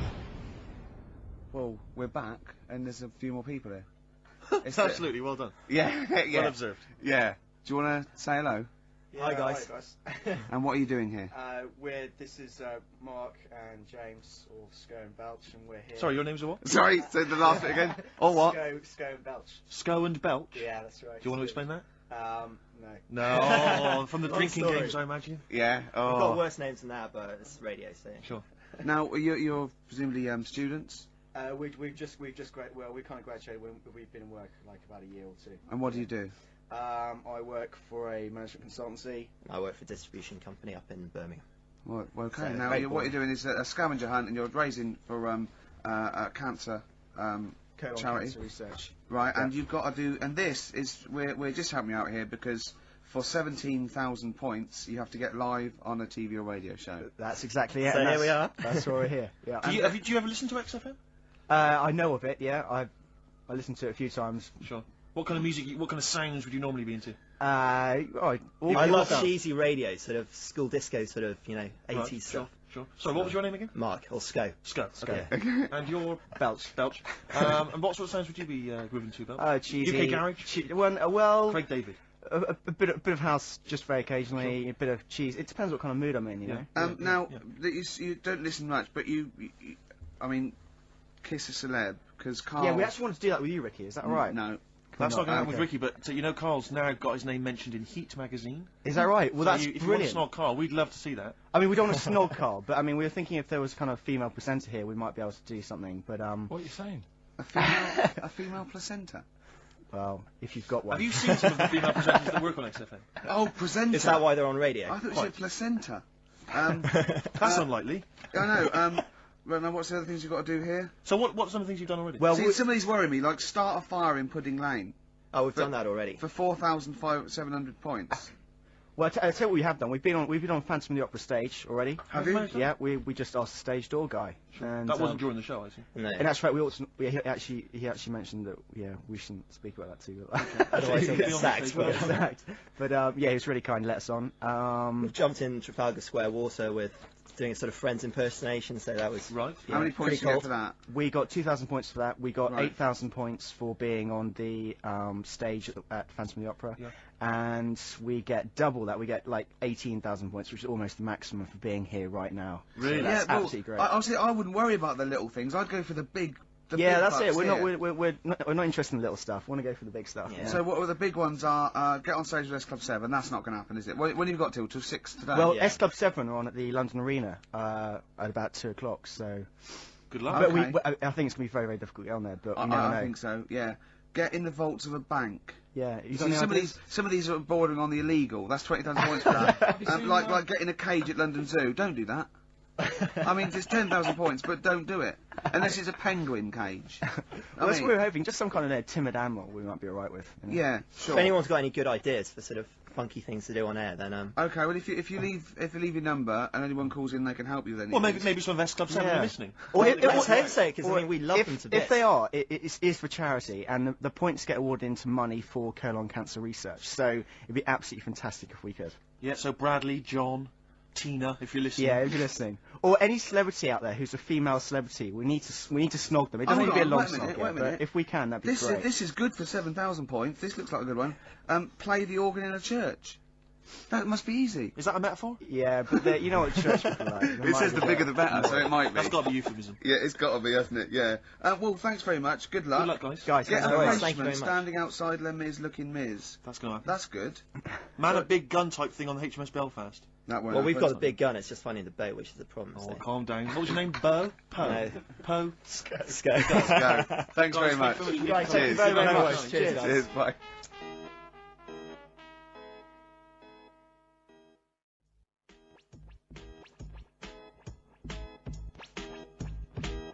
The streets, let's push things forward on XFM 104.9, the home of charity. That's true enough. Yeah, I've got to slow down because I'm doing a little bit too much for charity.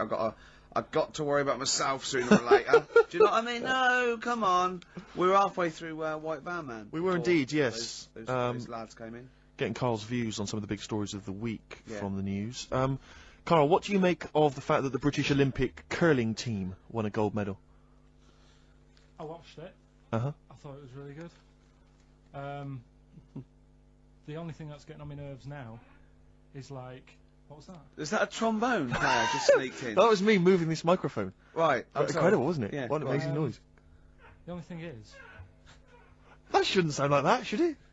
That's incredible. What a shoddy tin pot station this is. Well, we know that. Sorry, Karl. Go on. is like in all the papers now, in like the, you know, the Star and the Sun all week, they've been like traipsing models over a bit of granite. Do you know like how those things are made out of granite? The things they throw, Oh yeah. and it just that bit annoys me. Okay. The What, way the that, Daily Star?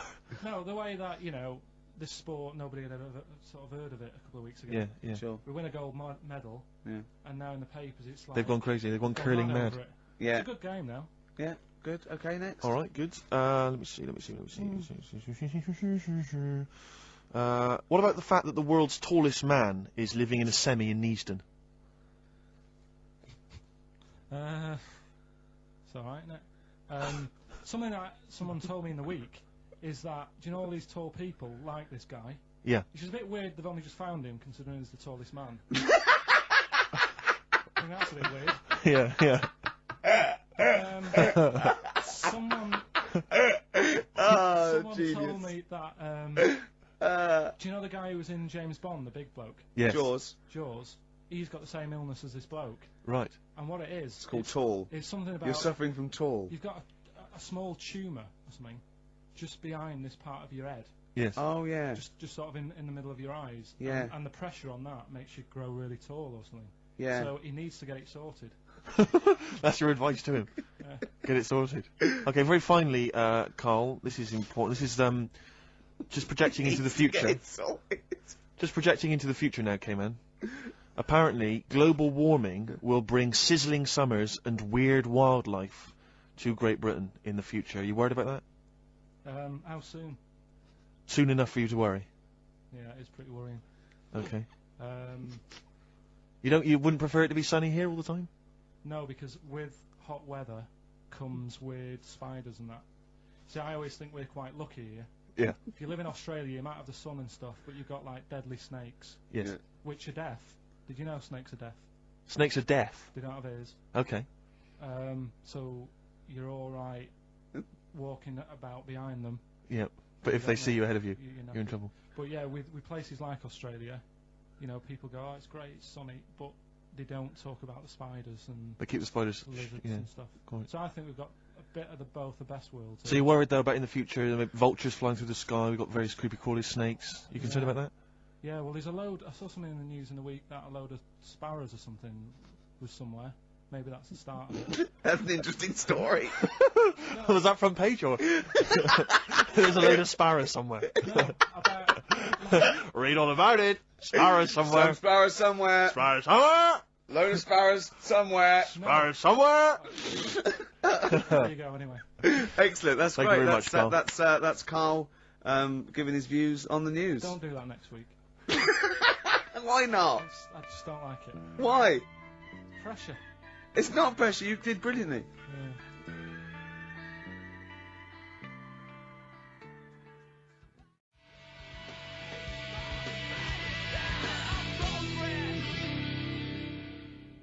Lost Profits there on XFM 104.9. Now I like that. It rocks. I like the guitar, atmosphere. It's good. But it's called the fake sound of progress. I know. What? See, what always annoys me is when people, they dismiss, say Enrique Iglesias, current #1, great song. Good video. Brilliant video. And they say, oh, it's rubbish and all that. But I think that songs with titles like A Fake Sound of Progress, Yeah. much more something to get on your hobby horse about. What I has think. happened in that Bad video? lyrics by good artists is always worse than I If think you're a recording listening, song. or if you work for the record company, or you worked on that video, because he's got the money and the girl, and then Mickey Rourke beats him up, right, he has a fight, you just see him knock him over, and then it cuts, and the next scene, it's night, it's not in the desert, there's loads of, police cars, they're not doing anything. They're just standing And around. somehow he's... Probably eating donuts. He's dying of injuries, but I don't know what happened. They don't... What has happened in that video? I think if you heard the 12-inch mix, there's a whole bunch of other sequences that explain what happened. Yeah, I mean, we'll think also we think that he stole the girl off Mickey I Rourke think he and- stole the girl off Mickey Rourke, Yeah. as well as some money. Some money, yeah. Mickey's tracked him down, Yeah. and he's thinking, I'm going to stop running, I'm going to face Mickey this time. He And does, and then boom, you're right, it cuts, and suddenly the police have Yeah. shot him or I something. don't know where He's they gone. are. Don't know, the police just seem to be leaving him to die in the arms See, of his I lover. thought that they'd called the police because the sort of like the melee, Mm. but Mickey Rourke's off with his gang. The police are going, well, where are they? There's no evidence. They go, well, look, he's dying. They're going, but how did he die? Yeah. How is he dying? He's a bit wet for the rain. Knowing Rourke though, Rick, I imagine he's stitched Enrique up. I reckon he's framed him or something. Or he's no sort of like ninja stuff, and there's lots of internal injuries that Yeah. aren't immediately Anyone, visible if you were involved with perhaps the making of that video, or indeed you are Enrique Iglesias, give Yeah. us a ring. if you're around. Come on. Just fill us in. I'd rather play some adverts now than I'd love to play some adverts, Rick, but I'll tell you this, I'd also like to tell the listeners that coming very soon on XFM, some huge news about Karl It is. that will rock It'll the be like capital. Pop Idol. It's going to be an ongoing saga.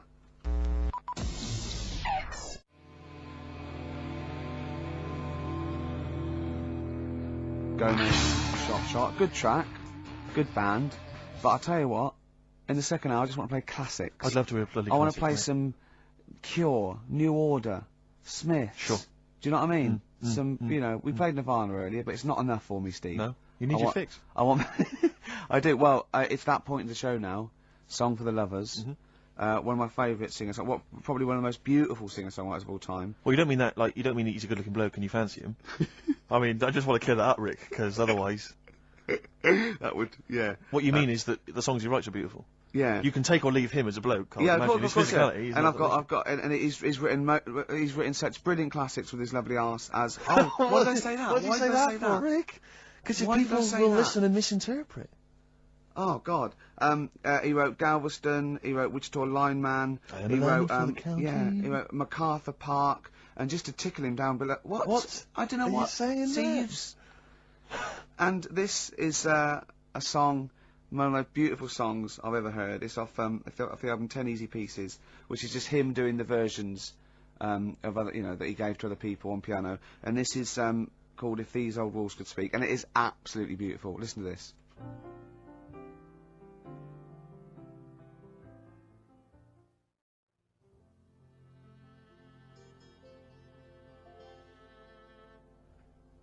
If These Old Walls Could Speak by Jimmy Webb.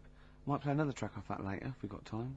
What, today? Yeah, well, maybe, or maybe next week. We've Who got knows, lots who to pack in. We've got things like New Order, Cure. Oh, I'm just hoping that all those kind of new metal fans, Rick, can just calm down for a second, Yeah. and just enjoy that for what it was. yeah. I hope, you I hope their snobbery is not going to prevent them from enjoying I it. hope they can just leave it alone for 2 hours for our show. Because Exactly. we try and, try and pack lots of Well, stuff whilst you're in. talking about new metal, can I just say Ian Camfield is here tonight. He's What? moving from Fridays. Right, what the hell does he think he's doing? He's just offering up information now. No, it's just that you were talking about the new metalers, and now seems like a good time to Carl, say. listen, you're here for our amusement. Yeah. You don't sort of come in any time you want. When we decide it's time to sort of have some fun at your expense, then we'll let you know. But Yeah. otherwise, We're not here to help other DJs or even this station. We don't give a about this. See, this is what my girlfriend said. what's that? Well, you should listen to her. She knows what she's talking about clearly. Now put your microphone down. She said they just wheel you out when they need you. Switch your microphone off, Carl, and let us finish what we were saying. Right, just What were Yeah. we saying, Rick? Ian Camfield has got a rock show Oh right, yeah. starting today. It's 4 hours of pure Rock. Yeah, he's probably here smoking, drinking Jack Daniels, and just like having pictures of Vance put up around him to get in the mood. Then he'd go out and rock. Carl, don't be silly. Turn your microphone on. We're joking. Is that right? When's he on? 8 till 12 tonight, 4 hours of rock.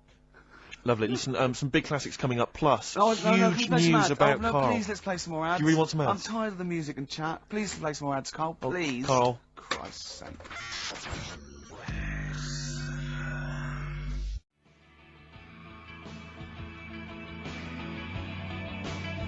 Cure on XFM 104.9.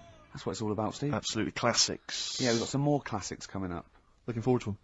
Now, when we were talking to Karl in the week, the thing is we're talking to Karl is that you come up with something that's sort of like, quite innocent, and he goes, well, once, right? And you realise that it's comedy dynamite. He doesn't know it, but we want to go save it. And he let out, you were filling in a form, weren't you? It was all like your girlfriend thinking you're a div.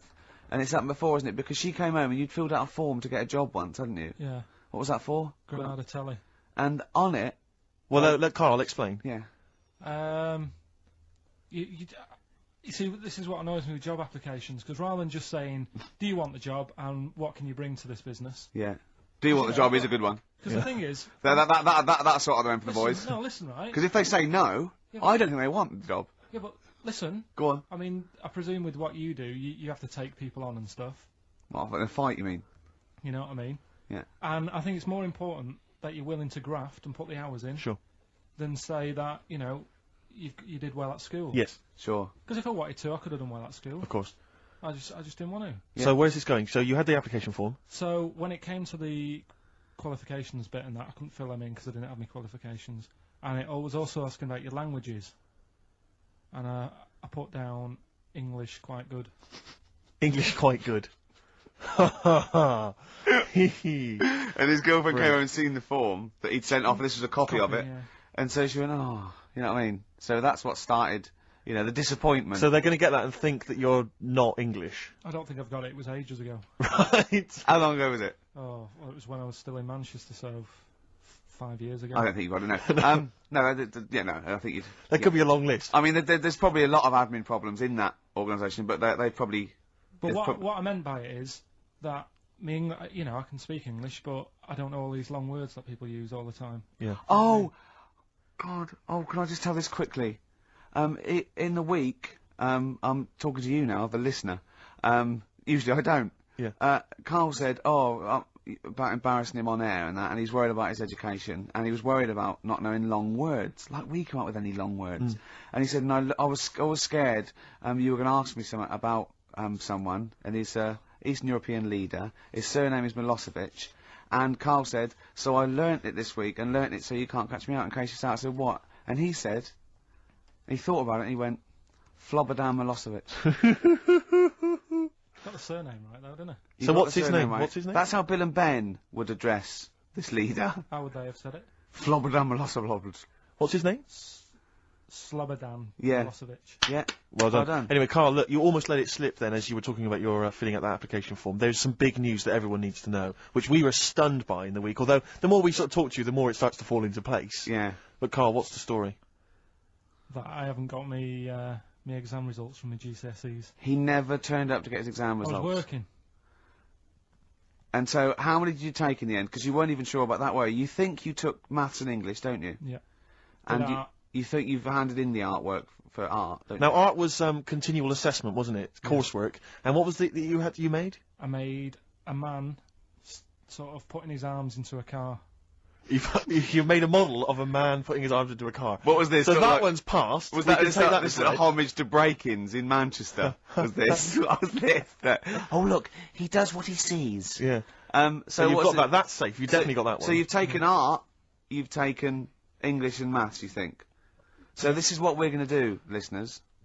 We're going to try and find out his exam results for him and tell him next week. Live We're on gonna- air. We're going to call his school, we're going to try and track him down, and we are going to have a little envelope, and we are going to give Karl, at the age of 29, his O-level results. GCSEs, yeah. Now, Karl, so you took maths. Yeah. You think you took English. Do you remember turning up to do those? Do you remember sitting in the room filling in the forms? Yeah. Okay. And how did you feel you did? I don't think I did well. You don't think you did well? Did you revise? No. Why didn't you revise? Because I don't really believe in it. Okay. Well, it's just that if you don't know it, then you don't know it. You shouldn't have to start looking at the book. If I went to like the hospital Yeah. and the doctor said, "Oh, you need your appendix out," but hang on a minute, I've just got to read up on it. Yeah. That isn't good enough. Okay. He should know, and that's the way I feel about it. To be fair though, He did do the revision beforehand. yeah, they don't usually pass on, like, maybe, like, when they're in practice. Yeah, 7 years information down they the took in line. by osmosis. Yeah, yeah, and bloke comes in and goes, can I just see what you did with that? And I goes, you've passed. Yeah. Phew, that's a good one. Yeah. Good job I watched Casualty. I just like the way, the things that interest me, I remember. Things Okay. like snakes not having ears and stuff. Yes. I didn't have to read about that. No, you just learnt that, yeah. You saw it on the telly, didn't you? You saw it on that Ian Wright programme. Yeah. Yeah. And this is what Karl said to me. He said, it's actually, I called Karl up in the week, and Reese was with him. You know, Reese used to be on XFM, Yeah, and he took the phone, and he went, Karl's worried, I've seen that programme. He said, snakes don't have ears, right? He said, so you can creep up on them and pick them up. And he said, Karl's worried. He said, how do you ever put them down again? Because then they know you're there. I woke up the other night quite late, Worried about that. and I said to my girlfriend, I said, how do you put a snake down? And she said, what are you talking about? I said, that Ian Wright thing, this guy managed to pick up a snake.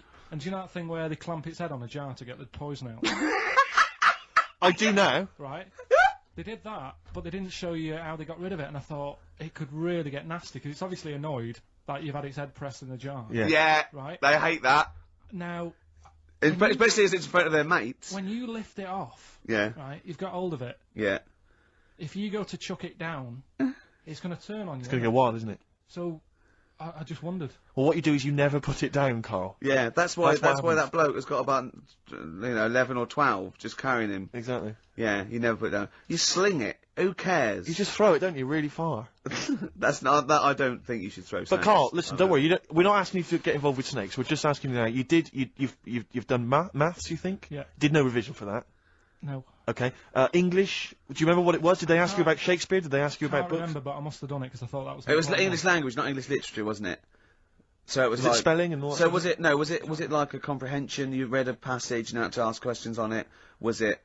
Did you have I to might write a not have short done English. essay? I don't know. I can't remember any of that. Okay. I did a science, Okay. Yeah. Physics or chemistry? physics. All right. Well done. And this is all you think? You actually took that. You actually took physics GCSE. You think? You're obliged to do a language, I think. Did you do French? I did French for a bit. I don't think you are. I don't think you have to do a I language. think you have at GCSE, I think you've got to. Well, English quite good. I think that's his language he did. So you don't know about language. History? Geography? Just we'll find out, won't we? Okay. But you just can't remember. I can't believe you can't remember turning up for these things, because it's quite a big moment in people's lives. It is the thing that you've been working to all of your educational life. On the day that the things came out, I was working at as a printer. Okay. And it was a really busy A lot day. of spelling mistakes. That It was day, a really that busy paper, day, wasn't so it? you're bound to forget. Yeah, your yeah. exams. No, but I had to use gold ink that day. Oh. And it's, Yeah, I mean, you're yeah, not a yeah, printer, yeah. so you don't know. this. No, that's the biggie, innit? But it's tough. You've got to really get your rollers clean. Karl, play a record, mate, and good luck with the exam results. Hopefully we'll have them for you by next week.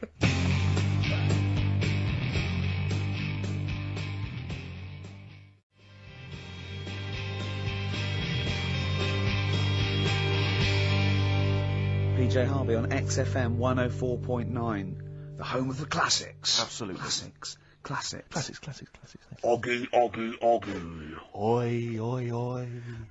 Well, we were talking earlier about this, as this book, They Died Young, right? And it's all these theories about these people, like famous people that, aren't really dead. And I remember speaking to someone about this, okay? And they said to me, Bruce Lee is not dead, right? They said he's not dead, right? And I said, well, how do you know? He's going, no, it was a whole big thing by the Hong Kong government, and he's actually working as an undercover cop in Hong Kong, using his kung fu powers. Now, no, apparently he faked his own death, Karl, Yeah. so that he could work undercover for the Hong Kong Yeah. police, infiltrating gangs, the triads, that sort of thing. Now, my point is this: if you're going to use someone undercover in Hong Kong, right? You know, an undercover cop. I suggest using the most famous Chinaman of all time. That would that's be a guarantee. Yeah. So, you know, when he's taking away a gang, they're going, you look a bit like Bruce Lee. He's going, no, I don't know. See this moustache? It was a bit wonky. Well, it's, just take my word for it. I'm not Bruce Lee, alright? Well, all that stuff you did when you punching us and kicking us and chopping, yes. But, I'm not. Yeah. It does look a bit like the stuff in my film, in his films. In his films, yeah. But it's not. It does it's just not. coincidence. No, yeah. The thing is, though, I'm not sounding bad here, not trying to offend anyone, but they do all look the Right! same. They do all look. No. No, you know, we're having a serious chat. Right. I'm not here to upset anyone. Right. And what I'm saying is, over here, I'm so sorry. no, I'm not. Yeah, but you know me, I'm not out to upset Right. anyone. Right. You're not a racialist. No. What So- do you mean? Are you saying What Orient I'm people saying is- all look alike? Well, look at the people over here, right? Yeah. With like you've got No, ginger this- people. You've got people with black hair. You've got people who are fat, people who are thin, but they're all so sort of fit, which isn't a bad thing. They all do that sort of thing in the park. They're all fit. It's a place where black hair. I mean, when they come here, they take pictures of people with ginger hair, don't they? Because they don't get them over there. That's what I'm saying. So calm down. Jeez. So you're saying that Bruce Lee, the most famous Chinese movie star of all They time, can't tell them apart. other triad members would. How are they? I mean, how are they going about the business at all? I mean, Yeah. what I'm saying is, how tell would they it- even realise yeah. that was the guy? What do they have to do? Wear numbers in, you know, because there's a billion No, but of them. when you know them, then you know. So what? Oh, I see. They can tell each other apart, can they? Well, they got signals. This is amazing, isn't That's it? how you got away with it. Simon, which one are you? Just raise your hand, Simon. Yep. Chang, which one's Chang? Chang, good. Yeah. Oh, it must be murder, mustn't it? Just That can be the only. people going into the wrong houses all the time, getting off with their mates' wives. Exactly. Yeah. It must be a nightmare. It must be a nightmare. Please don't complain. He doesn't know what he's doing. So I'm really sorry to anyone that's... he honestly does not know what he's saying. XFM 104.9. Yeah, but what I'm saying is, Go on. I don't think I am offending anyone. Okay. Fine, that's alright then. And you know that I wouldn't want to do that. No, I know you don't. Before Oh, no. I swore Oh, I on the know. radio, I said, right, if you've got kids in the car, turn your radio down. So before you make any potentially racist remarks, just point out if you are listening and you might be Oriental. Yeah. Please don't take offence. Or go... Oh. You know what I mean. So Yeah. go on then, so what was this other dead person? Who's not... Karl, play a record. Ricky's having a heart attack. We'll come back.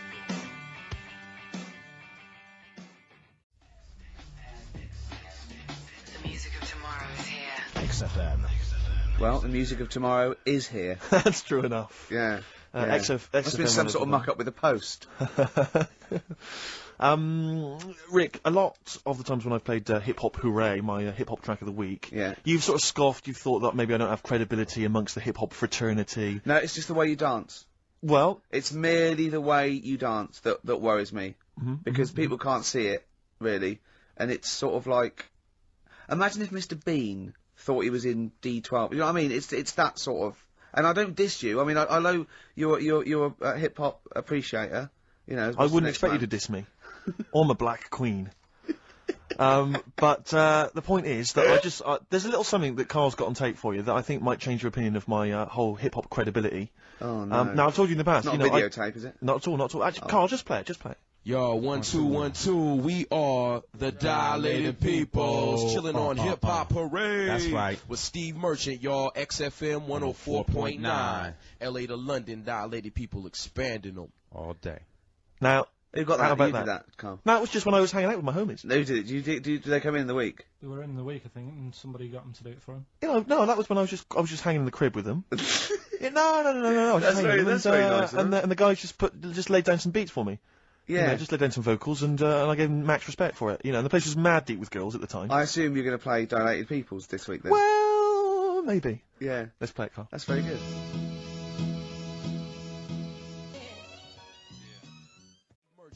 XFM 104.9. LA to London, Dilated People expanding them. Respect, guys. Cheers very much. Out of here. Yeah, guys just maxing there. Lovely. Good to hear from them. Good to hear from the boys. But I'll probably be heading over to LA, NYPD, and just you know, chilling with them. I'd love them to meet you. You're having a laugh. I'd love them to meet you. We would hang out. I know all the jive. It's like a thing they do on MTV or H, like being Dilated Peoples, and they come in, they make us three look like a rap group. Wouldn't that be great? Listen, I told you before, I've always remembered the words of Snoop Doggy Dogg. Yeah. Bitch is a bitch and a hoe's a hoe, but if a man be acting like a bitch, he's a bitch-ass homie. Alright? Those are the words from the street. I would, it'd be like you two had won a competition or something, do you know what I mean? Like that. I just don't think you can believe it, that I'd just be hanging out, you know, with sort them of like in the crib. People of courage, and you get a chance to meet your favourite. It'd be amazing, wouldn't it? Listen, we were talking earlier about the fact that Bruce Lee, and it's a well-known fact, he faked his own death so he could continue his undercover police work, as opposed to being because no one would, he doesn't look different to anyone else. But I was talking to someone as well recently who utterly convinced, and you get this quite a lot, don't you, especially Americans, that Elvis Presley's still alive.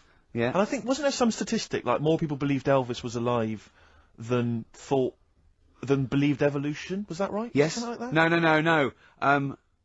No, it's something worse than that.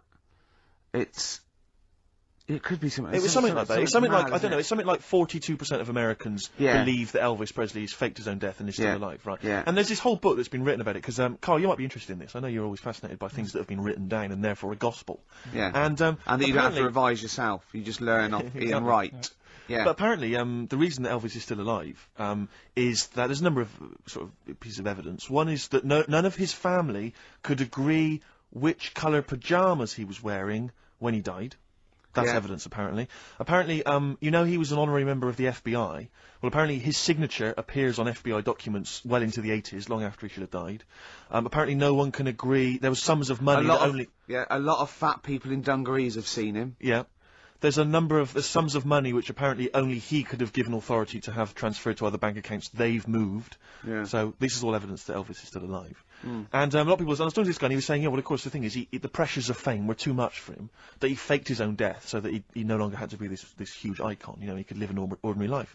And my query has always been this: if Elvis faked his own death, do you think the method he'd have chosen is to have shat himself to death whilst on the toilet? Yeah. Yeah, but because he picked that, nobody will doubt it. Right.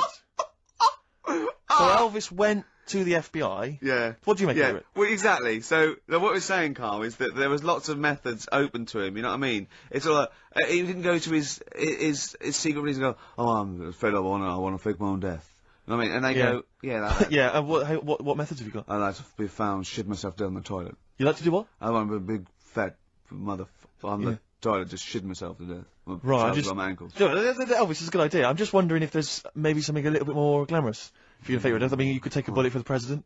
What, and shit all over him? Just shit? No, we know crap at all. I mean, No, you just take a bullet for him, or you could. There has to be shit involved. Why has it got to be? There has to be shit involved. Why has it got to be crap? I want this way. Make it happen. Yeah, it's probably Karl, head in hand, look. Yeah, he's worried about the things we say. Yeah.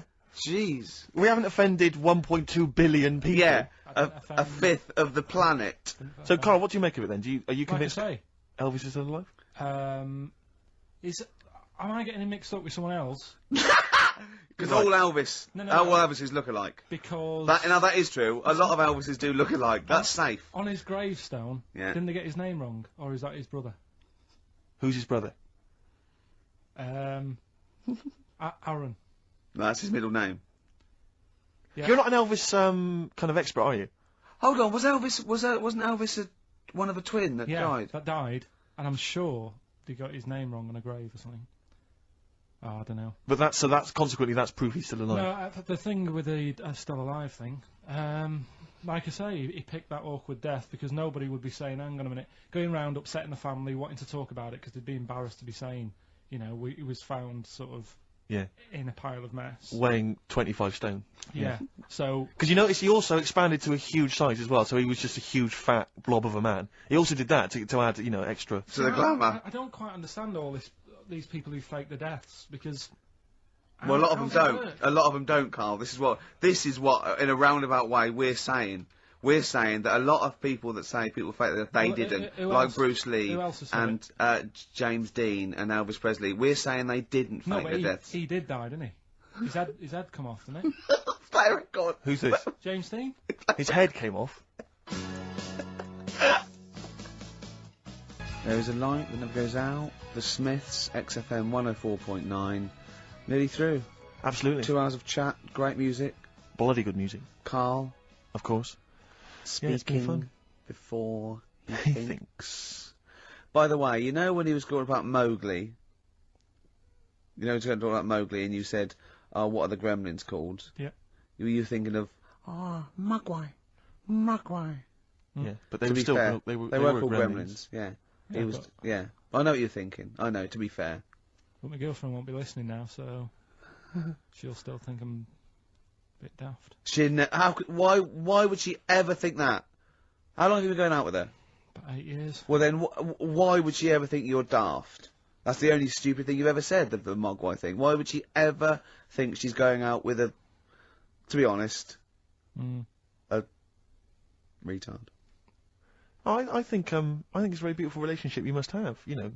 Because it's odd, I mean, she's a professional journalist or whatever. Yeah. You know, and she works for, is it, Radio 5 or something? BBC Sport. BBC Sport. TV. And so you're a man who never even got her your exam English results. quite good. Is English quite good? Her? Really good. Yeah? So... And did she do her exams? Yeah. She's quite bright. Sure. So what do you bring to the relationship? I think take the pressure off her. Take the pressure off her to do what? You know, like... when she's had a stressful day and she comes home and talks to me, I think... Yeah. You would relax me, and that's the truth. I honestly, if you know, Karl, he can just go, wow, it's alright. Do you know what I mean? He don't get stressed. He sits in his little booth now, he doesn't talk to anyone, his little sound booth all the week. And you're in your own little world, aren't you? Well, it's interesting because I wonder sometimes what your aspirations are. I was thinking this, I was watching a repeat of Family Fortunes on Challenge TV last night. And it was sort of mid-80s one, and I don't know if it's still the case, but it was the aspirations of the contestants. It was so kind of, it was like, and what's your hobby? Well, you know, like to go out when it's nice weather and stay in when it's not. If you win £2,000, you'd probably be going out when it's nice, can't you? Yeah. And she was like, well, and I sometimes like to watch TV. You know, and I was thinking, wow, man, you've really got some incredible dreams. It's just like that. You're just waiting to die, aren't you? That's what I feel sorry for, right? Two things.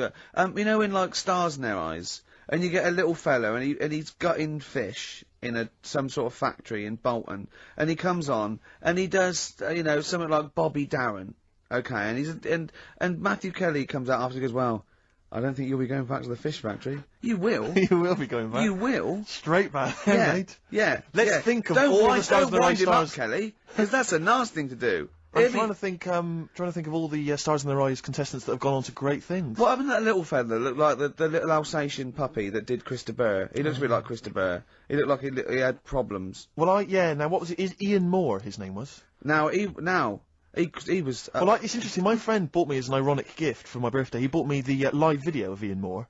You'll be pleased to know that Lady in Red was on there among a number of other hits. But it was brilliant. It was called. It had a picture of Ian on the front. It said Ian Moore, naturally.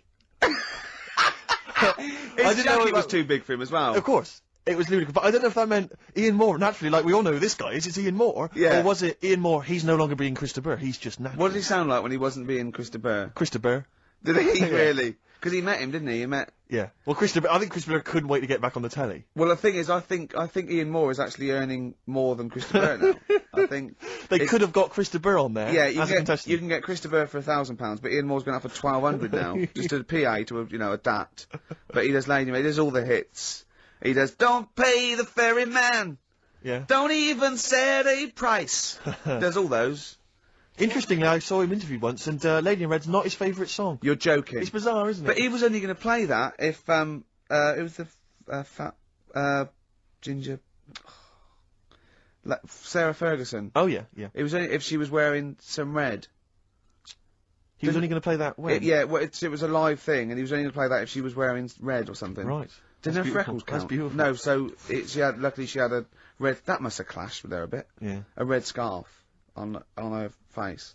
And the highlights in your hair that catch the light. Yeah. Such a beautiful lyric. Never seen you looking so lovely as did. The thing is, right, he misses a rhyme there. He goes, when I ask you to dance, looking for a little romance. Now he could have said dance, couldn't he? I met a man once in a bar. I was talking to him for some reason. I was annoyed by him. I was wound up by him, and I said that I'd written Lady in Red, and I never got any money for it because I found out he was like a music lawyer, and he went, "Well, give me a call. I'll investigate that." And he was actually going to do it for me. I love the idea of that. Why did you say that? Really bored, and I didn't like him much, and I thought that was Why did you choose Lady in Red though? Because I think I was singing it with a friend of mine, and he came over and went, "Oh, good voice." And I went, yeah, I wrote this. What pub is this? It was North. Is it? Yeah. Never seen looking so lovely as you did tonight. So, anyway, that's enough of my Christa Burr anecdotes. Yeah. That's very much the end of the show. And it is, it's been a great show. Hang on, have I got time for a song for the lovers, or have I missed that? No. If you give it me Of course now. you have. Yeah, what are you going to play? What are you going to play? What, are you going to play a song now and then we've got time for it afterwards? No, you'll have to give it me Yeah. now. Oh, I better dig it out. Well, can you keep What people have you chosen? I'll keep it going. Well, a friend of mine who keeps making me little compilations has stuck on an old Tom Waits track, which is from his first album, one that I've not listened to for a while. Brilliant. I re-listened to it, it's absolute dynamite. Brilliant. Can anyone hear me? Yeah. Yeah. He's just getting out of his bag now because we weren't prepared for this. We sort of ran out of time. We're having such a great time with the philosophy of Karl. What do you fancy doing anyway with your future? Me? You know, I'm just going to tell you now. You know we're still on air, don't you? Before it gets too casual, you know we are still broadcasting to the capital. Okay. Yeah. What do you fancy doing with your future? Well, Steve? once I've made all that money from suing Christa Burr, my future. I'm living my future, man. I wanted to have some good mates like yourself and Ricky. Yeah. You know, Karl, I wanted to be on the radio. I wanted to play great songs. We're like the Three Musketeers, me, you, and Steve. We're like the original Rat Pack. We're like Ocean's 11. I'm Sinatra. Yeah. You're Sammy Davis Jr. and you're what's his name? Dean Martin, aren't you? Yeah, or Joey Lawrence. What's his name? Joey Lawrence, not Joey Lawrence. Joey Bishop. Joey Deacon. Joey Deacon. My dad said the ending on the old one's better than the new one. We should definitely get your dad in, man. That would be just dynamite. When people get tired of you, we've got the whole Pilkington family to choose The from. whole gene pool. Have you seen it? No. Karl, have we got time for this now, really, mate? To be fair. Okay, it's track number 1. Now, interesting thing is about Tom shoddy. Waits is that, this is from his first album, and he doesn't sound like that kind of gruff, lived-in guy that he wants to be. He didn't actually sounds smoke. something of a crooner. Yeah. But this is a track called Old 55, which bizarrely, I think, might have been covered by the Eagles. But anyway, I think it's a really lovely track, really beautiful track. I'll see you next week. And we'll see you next time. Say goodbye, Karl. So yeah. Say sorry. For what? For if you offended anyone. I didn't. So if I say sorry, that's saying I'm guilty.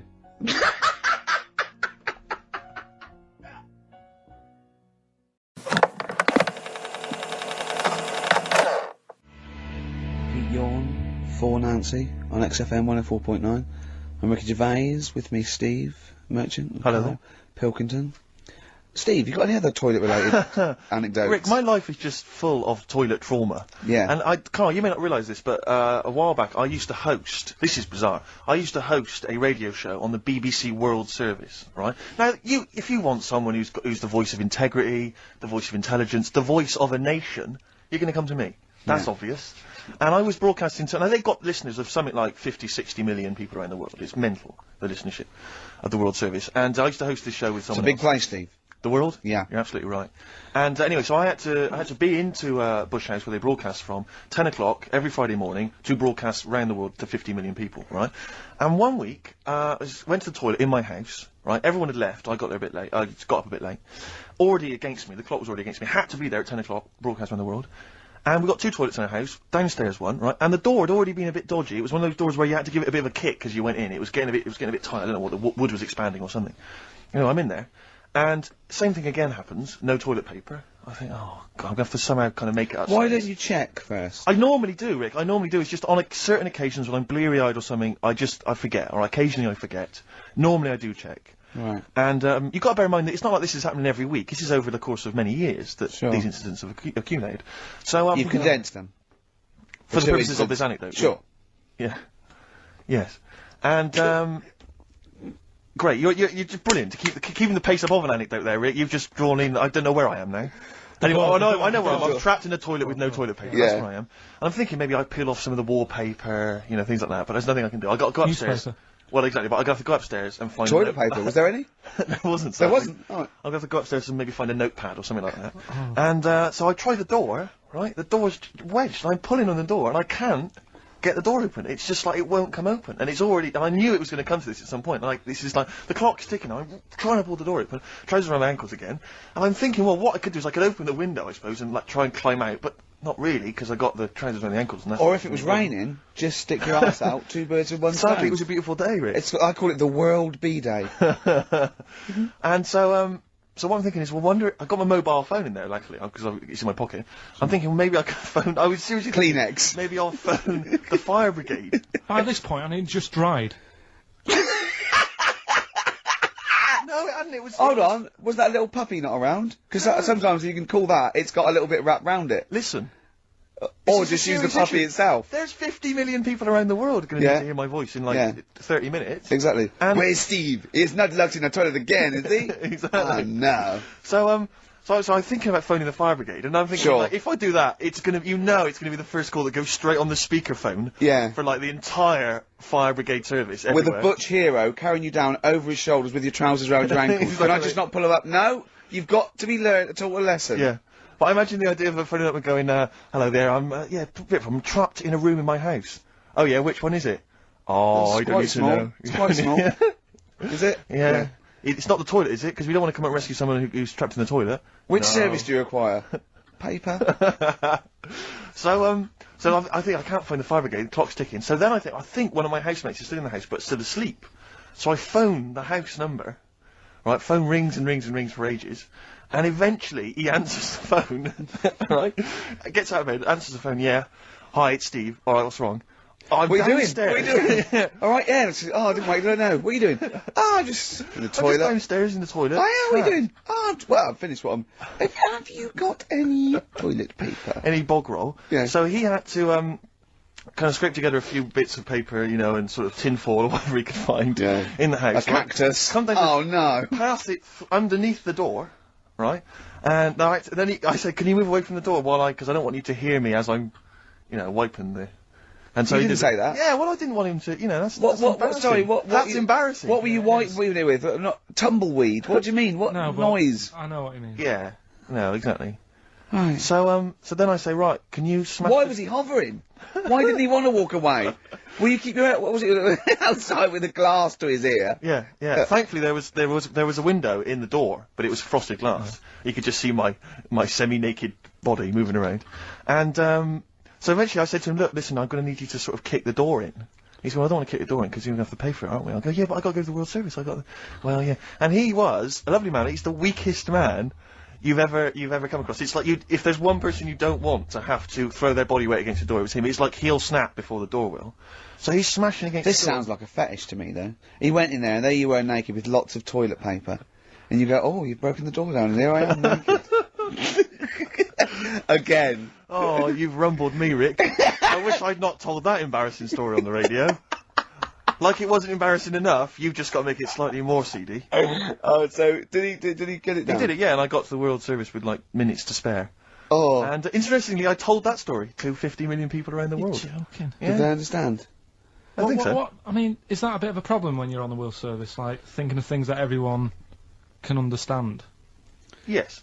Because you can't. It's a bit just like talk when about- talking Yeah, to you, Carl. yeah, exactly, Carl. I think you're on thin ice there, worrying about people understanding what you're saying. No, but you can't talk about stuff that's on the telly and that, because some people say, oh, we haven't even got a telly here. Oh, yeah, you're listening to XFM 104.9. Play a record. Nirvana, all apologies on XFM 104.9. I'm Ricky Gervais, obviously, with me, Steve Merchant, Karl Pilkington. Well, Steve, I met up with. I know it's forbidden, usually. I don't know why you Let me keep just doing explain to the listener. Me and Steve have got a little bit of a pact. We're not allowed to talk to Karl during the week because he comes out with too much dynamite, and we want it to be fresh, and it's just unfair. And if he sees us laughing, he clams up a little bit because he knows something's wrong with his head. So, I was in a pub, and Karl called, he was returning a call, I'd called you earlier, and I said, oh, I'm just across the road, come over. And he came over, and we had a conversation, and I kept saying, no, save it, and I can't remember half the things he was saying, but I do remember one thing he said. He said that the human eye never grows. He said, unlike your ears and nose that keeps growing all your life, he says the human eye never grows. Now, there's a little bit of... He says, now you look at a baby, it's got big eyes. It's got the same size eyes as it will have. When it's a never- baby's born, everyone always goes, oh, look at its eyes, don't they? Because that's like the main feature. Yes. They're quite big. They don't grow, they don't get any smaller, they stay the same size. What, you mean once you become an adult, you've the same sized No. eyes? Soon as you come out of the womb, your eyes, the size they are as a little baby, they stay the same size. It's Until just you like the die. sockets. And I pointed out to him, right, I said, if that was true, Steve Merchant, when he was a baby, with these eyes he's got now, would have looked like a hammerhead shark. Alright, calm down. You don't want to go lay into the eyes. Do you know what I mean? Just to prove my point. I didn't laugh Good. when he said that. Respect. Do you know what I mean, though? Imagine... I've got the eyes are the windows of the soul. And mine happen to be enormous French plate windows. glass windows. Yeah. But, but nevertheless, they're beautiful. Many people find them beautiful. Yeah, they're great, yeah, many people do. But, Do you know they don't have kneecaps either? My eyes, or? what? Babies. when they're born, they don't get kneecaps until they're about 2. They don't get kneecaps. Is that true? Yeah. And yeah, also, What are you it might be talking true, about, it might Carl? be That's, true. but isn't it a little bone in? It's part of the... Well, no, but all the leg bone. you've got lot more bones when you're born than... yeah, you got eventually. 300 when you're born, then 205 when you're an adult. Yeah, they all fuse, don't they? Do they? The head's got to be all soft to come out. Right. As we said earlier, I would know, I'm a shark. Oh, So God. what did you say when he said about my eyes being huge? Okay, get So off it. that isn't nice, considering Yeah. he's not here. I Yeah, said talking I about wait him until going he's like here when I slag him off. Yeah, very well. No, nice one, Carl. You're an honourable man. Oh, well, I know, you see, the thing is, right, that made me think that it might be a little bit of truth in this. There is as well, that- the ear thing. Have you seen that with old That's men true, who have yeah. really long ears Yeah. and big noses? Yeah. You mean do that- they eat buns and walk around in the jungle, these old So men? you mean that the ears and the nose carry on growing? Yeah, they do, that's true. That's true, it's cartilage. Yeah, but it's not like sort of Pinocchio. No, after you're dead. You leave a body lying around, he's got a huge elephant type Really? ears. If you left him long enough? 4-foot nose, that's what, yeah. No, remarkable. but it's about the focal, length in your eye, you see, because it's like a big lens. So it makes sense that they couldn't change that much. Because an owl, do you know why an owl turns its head round? Sort of like 180 degrees. No. Because it can't move its eyes, because the eyes take up the whole, it's the biggest eye in the animal kingdom. The eyes take up the whole of its skull. Really? Yeah, and it has to move its, yeah. Has it got a brain in there as well? It's got a brain in there, yeah, above the eye, yeah. When I say the whole of the skull... Quite, yeah. There's yeah. also some space for the brain. What I meant is, the two diameters of the eye is the diameter of the... You've lost me skull. there with diameters. And You didn't like maths, did you? no, don't like maths. Never understood it. Couldn't No. get to grips with maths. I don't know about you, Karl. Did you do maths, Carl? Now, how did you do in your exams on the maths? Did you turn up? I bet yours was rather like my theory, which is why do you need to figure it all out when you've got a calculator? Exactly. Yeah, I knew it. Yeah. You're And right. I agree. Well, let's play a record, and afterwards I'm going to be testing you on your homework this week, Carl. Could we do White Van Man first? We could do, no, they've got to know just to what remind they're people. dealing with, yeah. Carl's homework was to read all about, as you know, Che Guevara. Absolutely. Last week he did well on Rasputin, didn't he? Did very well on Rasputin. Yeah, cast with flying marks there. Let's have a bit of Wu-Tang, shall we? Then let's have White Van Man. White Van Karl. Nice. Wu-Tang Clan there, Steve. XFM 104.9, I'm Richard Gervais, with me, Steve Merchant and Karl Pilkington. Now, I just, remembered something else, Karl's in the week. I know it's forbidden to talk to him, but I'll tell you this. He was very excited about the Friends reunited. He was a bit nervous at first, wasn't he, last week? But he was really getting into it. In the pub he was talking about the people, and he said, I'd never go on a reunion, though.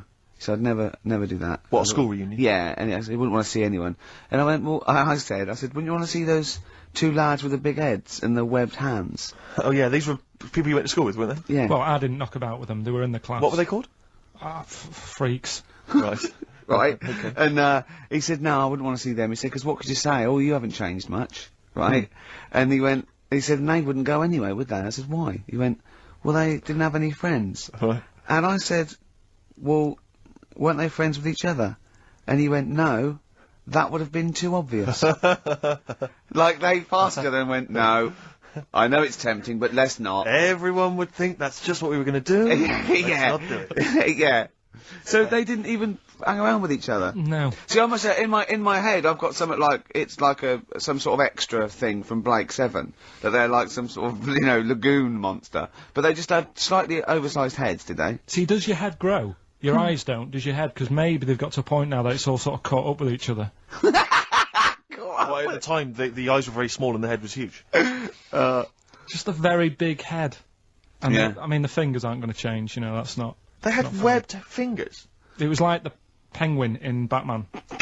Really? Are you sure? No, honestly. Are you sure they weren't wearing mittens? No, seriously. Yeah, it wasn't home economics. They weren't getting some out of the oven, a very hot dish, were they? Every time you saw them.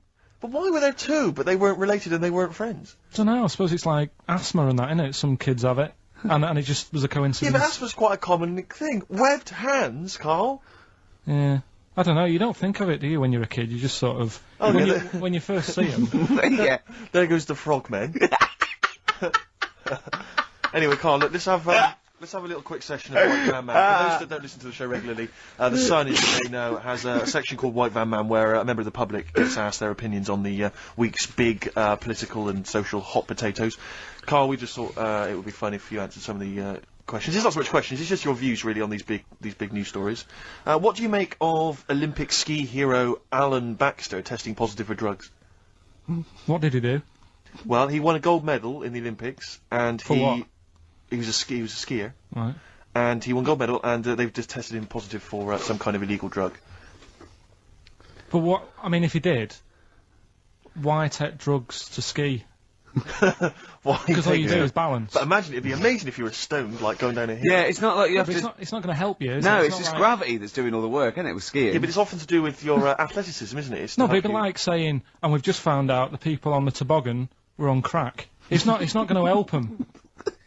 You sit there and you go with the flow. Yeah, And you hold could on. I say, the drugs he was Apparently taking... that's his defence, Probably, he probably wasn't jacking up H or, dropping a few E's or getting stoned. He was probably taking more sort of, Steroids. performance-enhancing drugs, as opposed to him just, scoring some shit around the corner from someone, but that getting doesn't- off his tits and jumping in a toboggan. Doesn't mean that, does it? He wasn't off his nut. Yeah. You tasted you. You pissed out your head. But why doesn't he just say, don't be stupid, why would I do that? It's just not going to help me out. But it is, isn't it? Because performance-enhancing drugs do. Wait a minute, Steve. Wait a minute, Karl. Right, look at this way. Okay, look at me. Yeah. Have I got his attention? Yeah, the lights glinting off your ring there. Yeah. You're attracted to him. Okay, right, now, keep concentrating. Right. Some athletes, you're aware they take drugs, that's to build up Swimmers muscle. and stuff. Yeah, swimmers. For Runners. example, runners, yeah. Not only do they help build muscle, right, but they can actually, give them a boost performance-wise, Yeah. sort of like steroids and all this sort of stuff like that. So that's the sort of thing we're talking about, okay? Right. So again, He wasn't why on a would bong that help before. you? What? Why would that help you when you? All you've got to do is balance on skis. Not when you're at the Olympic level. Yeah. There's a lot to do with, you know, your body and your No, legs. it's practice, isn't it? It's like if you've skied for years, then you've got good balance after a bit. Oh, do you know what, Carl? Do you know what? You've made a mockery of drug taking. Well done. Right, next one, Steve. I hate this bit. I hate this. I don't know if you saw it. What did you make of Posh Spice's Warts and All documentary? Yeah, I saw a bit of it. What did you make of it? I mean, people are slagging them off, aren't they? Saying, you know, she's daft and that, but Don't make you. she's. I think they're all right, honestly. Yeah, you I think know, they're all she's all right. I mean, I think David's really a decent bloke. Sure. Would you agree that he's quite a simple man? Yeah, but he's a footballer. He doesn't need to be. Do you know what I mean? It's like me. Yeah. Like, you know, all right, I only got an E in history, but knowing about the Tudors doesn't help me press these buttons and put the next CD on. No, sure. Do you know what I mean? Yeah. So, good luck to him, and he's done well out of it, and it's just Yeah. jealousy. Yeah. I remember, though, when I was back in Manchester, was in Piccadilly train station, and he was there, right? Not as big a star as he is now, Yeah. back then, but he was stood there, and I was so close to going over to him and saying, "Did you go to my school?" Because I recognised his face, but I didn't know who he was. Do you know when you sort of go, "Sure, I went to school, it's not the one with the big head." Yeah. But I do recognise him. Then my girlfriend got off the train, and I said, "I'm sure I know him." She said, "Yeah, it's David Beckham." And I was so thank close God to for your going over. girlfriend. She get an awful lot of scrapes, does she? She does, yeah. Okay, what about the fact that the pension crisis is going to force Britons to work into their 70s, Karl? You might have to carry on working into your 70s before you can claim a pension. I think it's a good thing. Because you see a lot of old people who look bored. Okay. And I honestly think if you keep your brain busy, Yeah. you'll live longer. Yeah. It's only when you actually shut down, right, that's when your body sort of dies because it doesn't feel it has a purpose. It's like if you've got flu, keep going to work.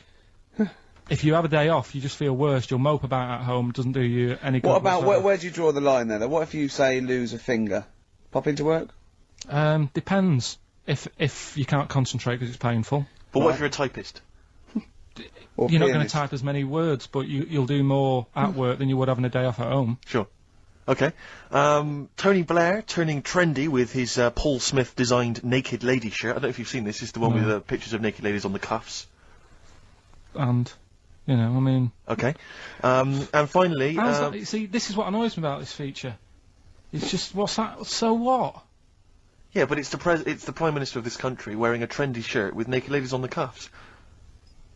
Alright. Okay. And finally, what do you make of the fact that Top of the Pops have banned Will Young singing both tracks on the #1 slot, and consequently he wasn't on there at all? They had to show the video. The first time anyone's ever made this demand. He wants to sing both the A and B side. Well, he can't. It's double A, yeah. Double A side. That's what he wanted to. That isn't how it works, is it? Yeah, I agree, yeah. And the thing is, which one... I mean, at the end of the day, loads of people have bought it, haven't they? Isn't it Yes, like one of the yeah. best... So it doesn't really matter what it does, because people have got it, they can listen to what song they want at home. Doesn't matter about what Top of the Pops do. Yes. And it's just annoyed me now. It's... Who's annoyed you? Just what goes on in the world. I'll tell you, you're better off not knowing. It's better being in my little world. If that's what people are talking about on the streets and asking the white van man, do you know what I mean? I think you're right, Carl. I think you're right. Jeez. Shall I play a lovely song for you? Because you're getting all stressed now, aren't you? I've not had a good day. No, I know. We tell you about it later. It's not a good day. Well, I'm going to play a Neil Young track here of Harvest. It's Alabama. It's beautiful, and this is for Karl. Athlete, West Side. I still like that one. It's a good track. Yeah, I was worried it's a bit novelty. It would go off very quickly, but it's good. No, Really it's not melodic. bad at all. On XFM 104.9, I'm Ricky Gervais, with me Steve Merchant, Karl Pilkington, Steve. Well, we were talking about the news just now, and there was a story I heard in the week. I think it was on the radio, and I don't know all the details. But what I heard was that a number of, I think it was Falkland, maybe Gulf War veterans, were, I think, suing or complaining to the government because they wanted compensation for post-traumatic stress disorder. Now, I don't know all the ins and outs of it, but it seems to me that if you're in the army and you're a soldier, a certain degree of trauma is kind of inevitable. I mean, after all, if you're any good at your job, you are going to see people getting killed. So I don't understand what the ins and outs of it are. I don't know why. No, when it came back and Tony Blair met him and go, alright, well not really, no. Go on, what's the matter? Well, there was people shooting at us and everything, it was all muddy. Well, calm down, don't cry. Well, I will. There was a drill sergeant just kept shouting, saying, "Look at you, stupid boy! Where's this he's gun's got not training, clean?" And I hasn't just he? cleaned the gun, and it was fine. And now he's telling me to clean it again. Yeah, the boots, they were shiny. fine, he was Well, he's showing. got to do that. It's more His distant. neck was as big as his head. Well, yeah, but you don't know what they, you know. I you don't know what the ins and outs of it are, but what you got to do is make sure you know what you're going into. That's what I do. You got to check the small print. So if I was, you know, going over to like the Falklands or you know the Gulf, I'd put my hand up and go, will it be horrible? I go, you hit the back, yes. Will it be horrible? It will be horrible. Yes, it will be horrible. There will be shooting and lots of death and everything. I go, right. I'm not going to go. And they go, Exactly. okay then. Okay. that should be fine. Yeah. Should be fine. Yeah, just like that. Does anyone else scared about this? Pretty much all of us. Okay, then we won't send anyone. Then. Exactly. My brother went into the army, right? Because he couldn't get a normal job, and my dad said, you know, if you don't get a job by such a date, that's it, son. You're going in the army. So when was the Falklands? Was it about 81. Right? And he joined back in like 81 or something. And he I don't know, he was in Aldershot or something. Oh yeah. And he wrote back to my mum saying, you know, a bad time to join, bad time in this. So she wrote. What bad time to join? That's so sweet, Karl, isn't it? That's like, dear Dad. Yeah, well done. Don't know if you've noticed. Yeah. I was on the dole, that's for sure. Thank you for joining. A month before the Belgrano. Anyway, go on. My mum called up, spoke to the sergeant, and said, "Can you leave him out of this one?" Can you leave him out of this one? What, the Falkland War? He's only just joined, and she called him Chuck, which he got done for. Like, she's one of them, I think it's a northern thing, like saying, "How are you, Chuck?" Yeah. And she called the sergeant Chuck, and the sergeant said to, like, my brother, your mum, you know, she's called up and asked if you can not go. Which, of course, you know, I mean, we'll see how it goes. But can you What? tell What her? do you mean? Why did the sergeant even entertain this? Well, Pilkington, come here. Your mum's been giving me a bit of earache. Now listen, tell her I've told you, but can you call her, because she called me Chuck and everything. Can you call her and say you don't mind? Well, not really. Oh, please, because I've promised her I'll say you want to go. No, please, say you want to go. Why was he entertaining this phone call? probably because he was new. What? Because he was new to the army, I suppose. Who? No, I mean the sergeant. I don't know, maybe they do that. So what happened? He didn't go in the end? So he didn't go, no. You can't do. But that's ludicrous. I love that. Oh, we went over the top. Pilkington, I've got a note. Yeah. Is this really your mum? Yeah. Okay. No, this seems to be in order. Because I noticed it says, I do not want to go into the army. I don't want to go and fight, and it's crossed out and it's good. My mum says don't. Yeah. Go. Now, you didn't write this yourself. No, did you, no, my mum wrote this. Okay. You definitely wrote this yourself. Your excuse. You're going to have to fill envelopes. No, I'm sure if he was needed, he would have had to go, but I think they made a bit of a special effort. They sort of said, oh. Well, it wasn't conscription anyway. Oh no, I was. But were the other soldiers going around just going? Pilkington. No, he ended up being a mechanic in there, and he got kicked out for going for a packet of fags in a tank. What? Now wait a minute. Do you mean he nipped down the shops in a tank? Yeah. I don't believe that, Karl. You've made Honest that to God, that, and he went off with the sergeant's wife. So that didn't help, and he ended up getting kicked out. Sorry, your brother's a genius. I love this. First of all, he gets a call from his mum, go and let him up, and he goes, oh God. Then he goes, where's Pilkington? His mum's on the phone. Where is he? He's near your house, Sergeant. Near my house? Well, why is... No reason. Well, when he comes back, when he's finished, tell him his mum called. And can he get me a packet of fags? Tell him to walk this time.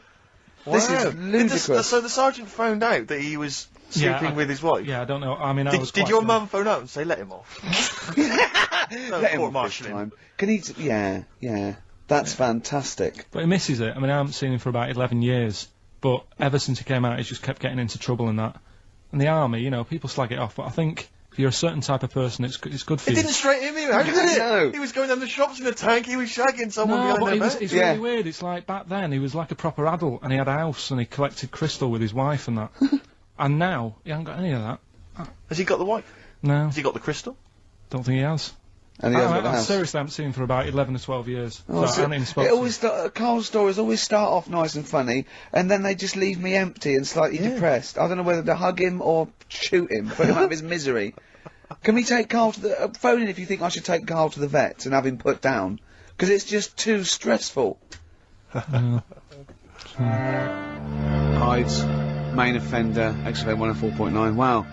It's that time in the show where I test Karl on his, Homework. yeah, for the week. History. The re-education of Karl Pilkington.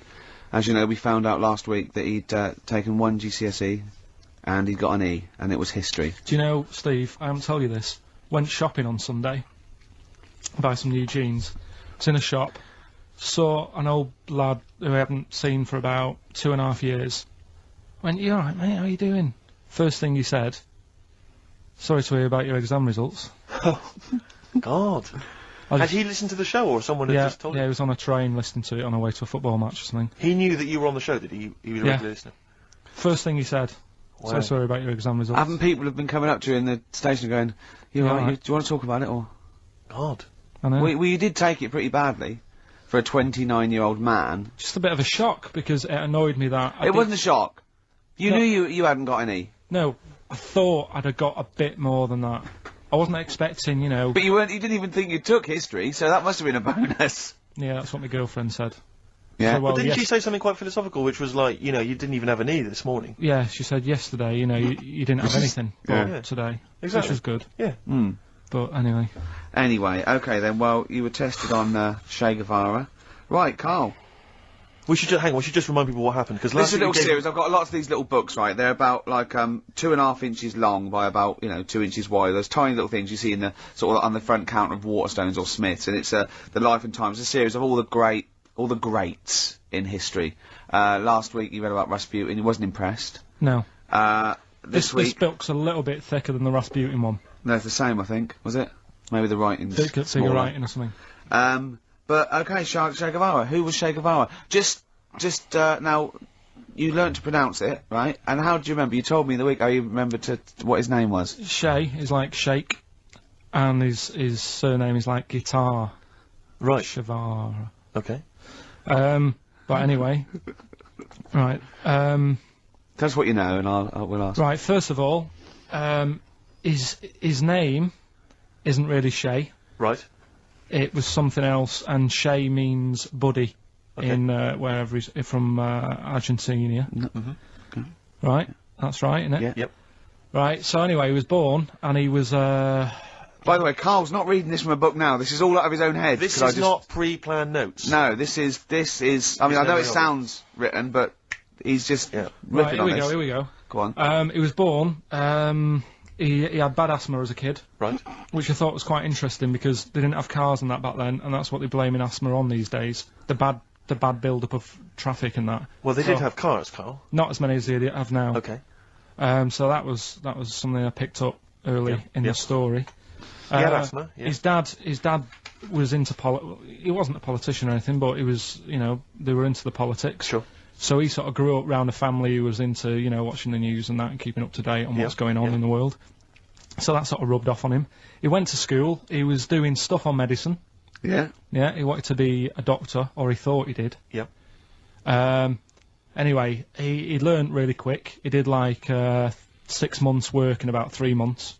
So he could have some time off school or something. Right. So he took that time off Yeah. and went to travel South America with his mate Okay. on a motorbike. Yep. Yeah. And he saw all this bad going on in the world, and he thought, oh, this is bad, this. Yeah. I could do something here. I could Yeah. change this, make it a nicer place to live. So he said, what I'm going to do is join a gang Right. that sort of is against the like the government. Yep. Right. Right? Am I right so far? Yeah. You're doing very well. Right, and the woman who he met, who was like running this gang, is a woman called Hilda, who he later married. All right. And Hilda introduced him to Castro, Right. who was like the head cheese of the gang, Right. who wanted to change things. Okay. And so she said, like, this is I think his real name was Engelbert or something like that. Ernesto. What? Ernesto. Ernesto. She said, this is Ernesto. He does medicine. Should have him in our sort of army. So Yeah. when there's injuries and that, he can make people better. Yeah. So he said, yeah, all right then. So he joined the gang, and they went like went to sort of. I'm chopping it down a bit. No, This isn't- sure. this isn't gonna be- You're condensing It's not. It's not in real time. No. So anyway, so they go. It feels like it. You see, this is why I just wanted you to ask me questions. Well, listen, let's cut to the chase then. So, Okay, obviously he made his name as part of the Cuban Revolution. Yeah. Yeah. Do you know what date that was? About. No, I don't. Okay. And obviously, so he was a big involvement in that. Yeah. In which country was he caught? It was caught in Bolivia. Yeah. How did he die? They executed him. Yeah. They shot him, and his last words before he died, right? The guy's there with the gun, and he wasn't scared. He wasn't like crying or anything. He said to the bloke with the gun, he said, "Go on, shoot me. Be a man." Yeah. He said. Yeah. And they shot him. And did it tell you what happened to him after that? His dead body? No, but Suzanne was telling me about this the other night. She said there's more to it than that. They stuck it in a glass coffin, didn't they? Well, no, but before that, they cut off his hands and his feet and sent them to the. No, and because they buried them in different places, and then they buried the body. I think they might have sent the hands to Fidel, but they buried him in an unmarked grave because they didn't want anyone to start using his grave or his tomb as a place of martyrdom. But of course, that just made him even more of a martyr because no one knew where he was buried. So it just meant that he was even but that more wouldn't of work anyway, because if they did find out, that's more places people can go and sort of grieve. Do you know what I mean? If you've got all these different graves. What, with different parts of his body? Well, you've got a foot over there, and it's like, well, you know, oh God. His head over there. Thanks for what you're doing. Yeah. No, so all in all, essentially, what's your summary of Che? Yeah, you like him more than Rasputin, don't you? A lot better bloke than Rasputin. I can understand why he gets one of those little books. Well worth knowing about, and good bloke. Did a lot, you know. Crammed a lot into his short life. Yeah. But, yeah, interesting bloke. But just on the subject of Che Guevara, Steve called me up in the week because he was going through the duty log. We love the complaints on the BBC duty log, and someone had written in because one of the Blue Peter presenters was wearing a Che Guevara T-shirt. And what did the bloke say? Yeah, this is a series of people can phone in and write and complain to the BBC about different things. Why would you complain about wearing something? Well, this was the thing. Is you can phone in, but the best one. I mean, there's been some amazing complaints. Oh, there's some great ones. The best one, my favourite one that wasn't a complaint, but was actually just someone had to phone in, was what an excellent edition of Kilroy this morning. Yeah, but there's lots of that. There's things like Esther was superb. Woman. Woman called. There was a brilliant one I remember once, which was Robbie Williams was wearing a Nike T-shirt on Top of the Pops last night. Product placement on the BBC.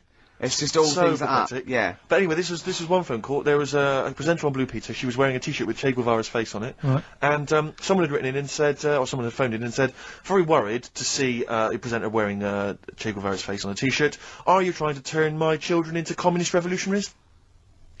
Yeah. Imagine that. Imagine who's thinking that, who's bothering to phone up with that information, Karl. Yeah. Who knows what they're going to say about this show? Yeah. I mean, you've been championing the work of communist revolution. Luckily, no one listening to this show can either write or operate a phone.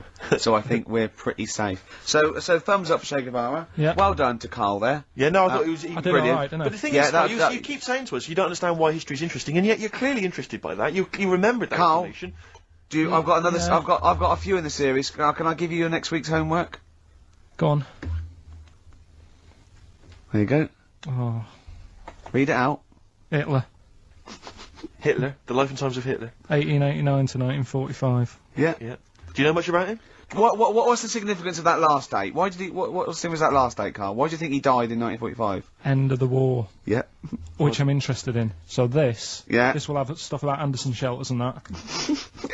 It might not be covered in the Hitler biography, the Anderson Shelter, but Just check if there was a special Anderson chapter. Anderson Shelter chapter. Well, I'll look forward to this. Yeah, It'll be interesting. Powdered Egg is page 4. Yeah. Excellent. Well, we're going to play a hip hop. Yeah, it's time for a hip hop hooray. People are absolutely in love with this feature, Rick, as you well know, and I know you're somewhat jealous of it. Yeah. This week, I know that Outkast are currently on the playlist, aren't they, with their new single "Whole of the World"? Is that all? The whole world? Anyway, this is a track from the big compilation Outkast. It's just a sort of compilation of all their greatest hits, and this is a good one. It's called Rosa Parks. Play it, Karl. From their greatest hits album, that's Outkast, and a track called Rosa Parks. Like it. Yeah, enjoy it. Now, we just had a call from someone impressed by Karl, and Karl's very pleased because this guy has actually done a PhD on Che Guevara. So in theory, whatever subject he chose, in theory, he's probably one of the experts in the world on this particular field. Now, hello, are you there? Yeah, I'm here. Hello, what's your name? My name's David. David, now where did you do your PhD? Did it at UCL. Did it at UCL? My old college. And what was the actual title of the PhD? It was Che Guevara's influence on class struggle in Europe in the 60s. And what did you think of Karl's performance? I thought he did really, really well. The only thing I'd never heard those last words before. So Karl actually knows something you don't know. Yeah, possibly. Although you presumably not take that as verified information. You probably wouldn't take everything Karl said as gospel. You'd probably look it up yourself, would you? I probably would have a look. Yeah. Did you know about babies' eyes? Sorry? Did you know that babies' eyes don't grow? I didn't know that.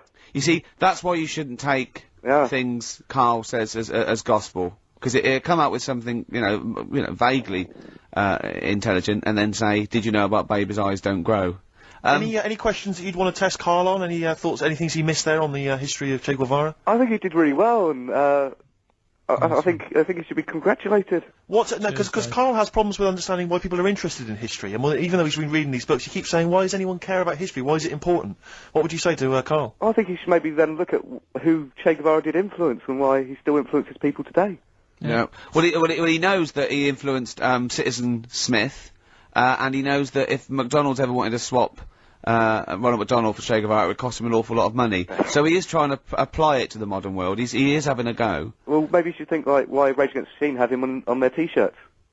Good point, Karl. Why do you think of that? Why do you think they have him on the T-shirts, Karl? I don't know. Maybe that was the design of the T-shirt. Maybe they wanted another T-shirt. Maybe they wanted Ronald McDonald, but didn't have any in. Sure. And they said, "Oh, we'll have that one there then." Well, thanks very much, Dave. Just before you go, do you think Karl would be an interesting subject for a PhD? Yeah, very much so. Yeah. Okay. Well, if you're not. Well, hopefully one day you'll become a professor, and you can maybe set that as some coursework. I could do, yeah. Karl Pilkington. Imagine that. Cheers, Dave. Imagine having an MA in Karl Pilkington. Thanks very much, Dave. Okay, bye. Cheers, bye. That's good. My teachers never did that. What, encouraged you in that way? Never said well done. So, Really? Yeah. But you never showed up. Yeah, you have to be in the same room, They were really. too busy saying, "Who are you?" yeah. No, but Mrs. Matthews, me head teacher. Oh, let's not lay into Matthews again. She's always getting a not Matty She Matthews, said not I'd never- Grimble Matty Matthews. I'd we used to call never her. be a high flyer. If she could see you now. What'd she say? You'll never be a high flyer? She said that to me, mum and dad. Really? On a parents' evening. And that was after I'd played the drums in Little Donkey. She clearly didn't know what she was talking about. The picture sold. R.E.M. with Orange Crush on XFM 104.9. Well, nearly through, only 20 minutes to go. I'm Ricky Gervais, with me Steve and Karl. Karl, what did you point to me then? Just reminded me. Go on. Orange Crush. As you know, we were talking the other night about contraceptives. No, you said to me, I've got to do lots of homework. You look up how they in the olden days, how they used to use elephant dung as a contraceptive. And I went, what? And he went, no, look it up. You give me those things. I said, I don't know. Was it they put, when you're running around with dung on the end of your knob, no woman really wants to go near it. Is that how it worked? And he went, come on, you give me things to do. If you've just written a PhD on how to use elephant dung as a contraceptive, please get in touch. And Karl will give the number in a minute. It's not elephant, it was crocodile. Oh. Why? But, yeah, Orange Sorry, Crush. no, you can't. No, whoa. What? Back. What do you mean? It was crocodile dung. How did they use crocodile dung as a contraceptive? I don't know. Right, go on, Orange Crush, yeah. So Orange Crush, what it was, I was trying to look up that thing about crocodile stuff, using it, and I came up with another one saying that they used to use a lemon, sort of shaped right, and the put it on, and the citric acid in it would kill the sperm. Right. So they would wear the lemon on the end of the knob. Was that erotic? It works. Listen, I'll try anything, Karl, mate. If that works. yeah. If the ladies like that. I mean, could it be anything? Could it be like, a melon? Kumquat? Yeah, maybe. In my case. What's those hairy ones? Yeah. Anyway, it just reminded me when Orange Crush. Well, thanks very much for that, Karl. It's and that I didn't even ask him to. No. He just So Orange Crush reminded you of the lemon contraceptive. Mm. Okay. Jolly good. You could use it as a little lemon squeezer, couldn't you? It could be like a novelty lemon squeezer. You just stand in the kitchen, and then when someone wants to just come along and go on the end of your... Did you make this lemonade yourself? I did. It tastes funny. It tastes funny. Okay, yeah. Would you, Carl, this is a quick question to you. Would you ever sort of find yourself in a situation where you might confuse a woman's breasts with mountains? Is that a concern for you, do you think? No. Not a problem for you? Well, not if they're small and humble, I wouldn't. That's what I'm hoping. That's what, fingers crossed. If they were small and humble, then I'd pretty much not confuse them with mountains. Thank God, but I mean, if they were large and sort of pendulous. And with, like quite rocky with snow on top. Exactly. Then I'd go, hold on, love. Wait a minute. Hold on, love. I was into this, but now... Exactly. I feel like I'm alone. Carl, do you know what we're talking about? Who has done that? I'll give you a clue. One more time. See, my breasts are small and humble, so you don't confuse them with mountains. Shakira. It's a lyric that taking me and the Steve are nation obsessed by with. storm. It's quite a nice song. It's got another... It's very much like, it sounds a bit like Men at Work Down Under. Yeah, it's got the panpipes. Is this, what's its kid? Who? Julio Iglesias. No, it's Shakira. Consequently, the word Shakira there being mentioned. I haven't heard of him. Okay. She's a big Latin star, apparently, big Latin American star. And, anyway, just sing it again for us. See, my breasts are small and humble, so you don't confuse them with mountains. Which is a concern. It was always a concern. Definitely. A number of times she's woken up, and there's been a fat bloke with a beard and a little Sherpa. She goes, "What are you doing?" And they go, "We're just trying to climb this Look again. Oh, sorry, love. Oh, it's your tits. I didn't realise. Oh, your tits. We thought we were in... I can't believe it. I can't walk on me camping. You can't camp on my tits for the night. No. Well, why are you climbing them? Well, I just because got they were there. confused. Well, they're small and humble. Are you mental? Look at Karl. I love that look at Karl. Karl is looking back and forth. You know when you sort of you go to a cat and it looks back and forth between two people. That's very much like Karl's looking at us now. Or when like a child sees a midget or something in the street.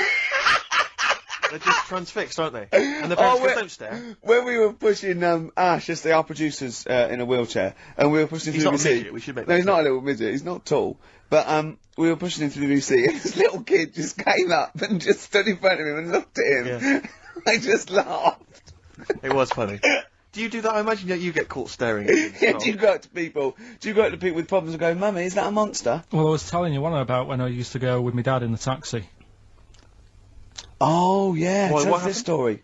Well, your father was a taxi driver? My dad he had loads of jobs, which he did back then, and they don't do that anymore, do they, people? They don't sort Have of do variety loads of of stuff. Sure. But at one point, he had a black cab, and I used to go with him. He used to get a beer crate and put it in the front of the black cab, and sort of sit just next to the meter. And anyway, we got this call, and like the guy on the end of the radio said, "Oh, you've got your son with you, haven't you?" So he said, "Yeah." So it's just like, we've got to pick up at number 11 Village Lane or whatever. And he said, "All right." And it was this woman. It was like a woman version of the Elephant Man. Wow, the Elephant Woman. Yeah, it looked like... it was really strange, because I was in the front of the cab, and when you're a kid, if something looks odd, you're a bit scared of it, aren't you? Yeah. And my dad was like, "Look, it'll be all right." And we're driving towards her. Look, don't worry, son, I've got loads of buns. And just to I think I'll just throw one down the street if you run after You're it. being mean, right? I am a little bit, yeah. How old were you, 18? No, I was about 12 or something like that. 11, 12. And as we got closer to her, it looked like she was holding like a bag of spuds on her shoulder. For a snack. Right. And her head was all a bit mangled and messy and that. And my dad said, "Whatever you do, don't stare at her face." Yeah. And she got in the Because back. you turn into stone. Well, she got in the back, and I had like the mirror, the driver's mirror thing, and sort of having a look, trying to work out. And he said, "Don't stare at her face." I couldn't work out where her face was. It was that weird. Oh, God. So I'm not sure you're from Manchester. I think you're from, like, Narnia or something. Yeah, you got frog boys walking around. The Lord of the Rings. That got, like, the claws of a lobster and the head of a toad. Yeah. And you got women getting in with spuds for heads. I mean, what This is sort not of, what Manchester. is This this is not the place? place you grew up. This is mad. Oh, you can't believe it in London, can you? You come down and you go, "Look, symmetry. It must be amazing." It must be a thing to do with upbringing, though, mustn't it? And because again, do you know, I've said to you before, years ago when I was a kid and didn't have any worries, good-looking lad. You go through it a bit, have a few more worries, and you look knackered. Now, back there's a lot more worries and stuff, so you get a lot more freaks. Whereas in London, everyone's like happy, aren't they? I love the fact that stress can cause your fingers to fuse and your head to grow. No, but if She must have been really stressed to have a head like yeah. She was was she an accountant or something? You know what I mean? But what did she do? What did she say? Where when was she she got going, in? by the way? She couldn't speak. London Zoo, please. She was going to like a the pet fair. shop. Seriously, honest to God. On my mum's life, she was. Because at the end of the day, that's a good thing with animals. They don't judge you, do they? She's not She an was an animal. animal. She's a human She's being. not actually an elephant. No, but You know the elephant man was not actually an elephant. You understand that? He's got no elephant genes in him at all. No. That was just a cruel name people gave him. Yeah. No, it's the name of the disease, isn't it? Elephantitis. Look, so listen. So this woman, why was she going to a pet shop? She was going to a pet shop. What, to find a husband?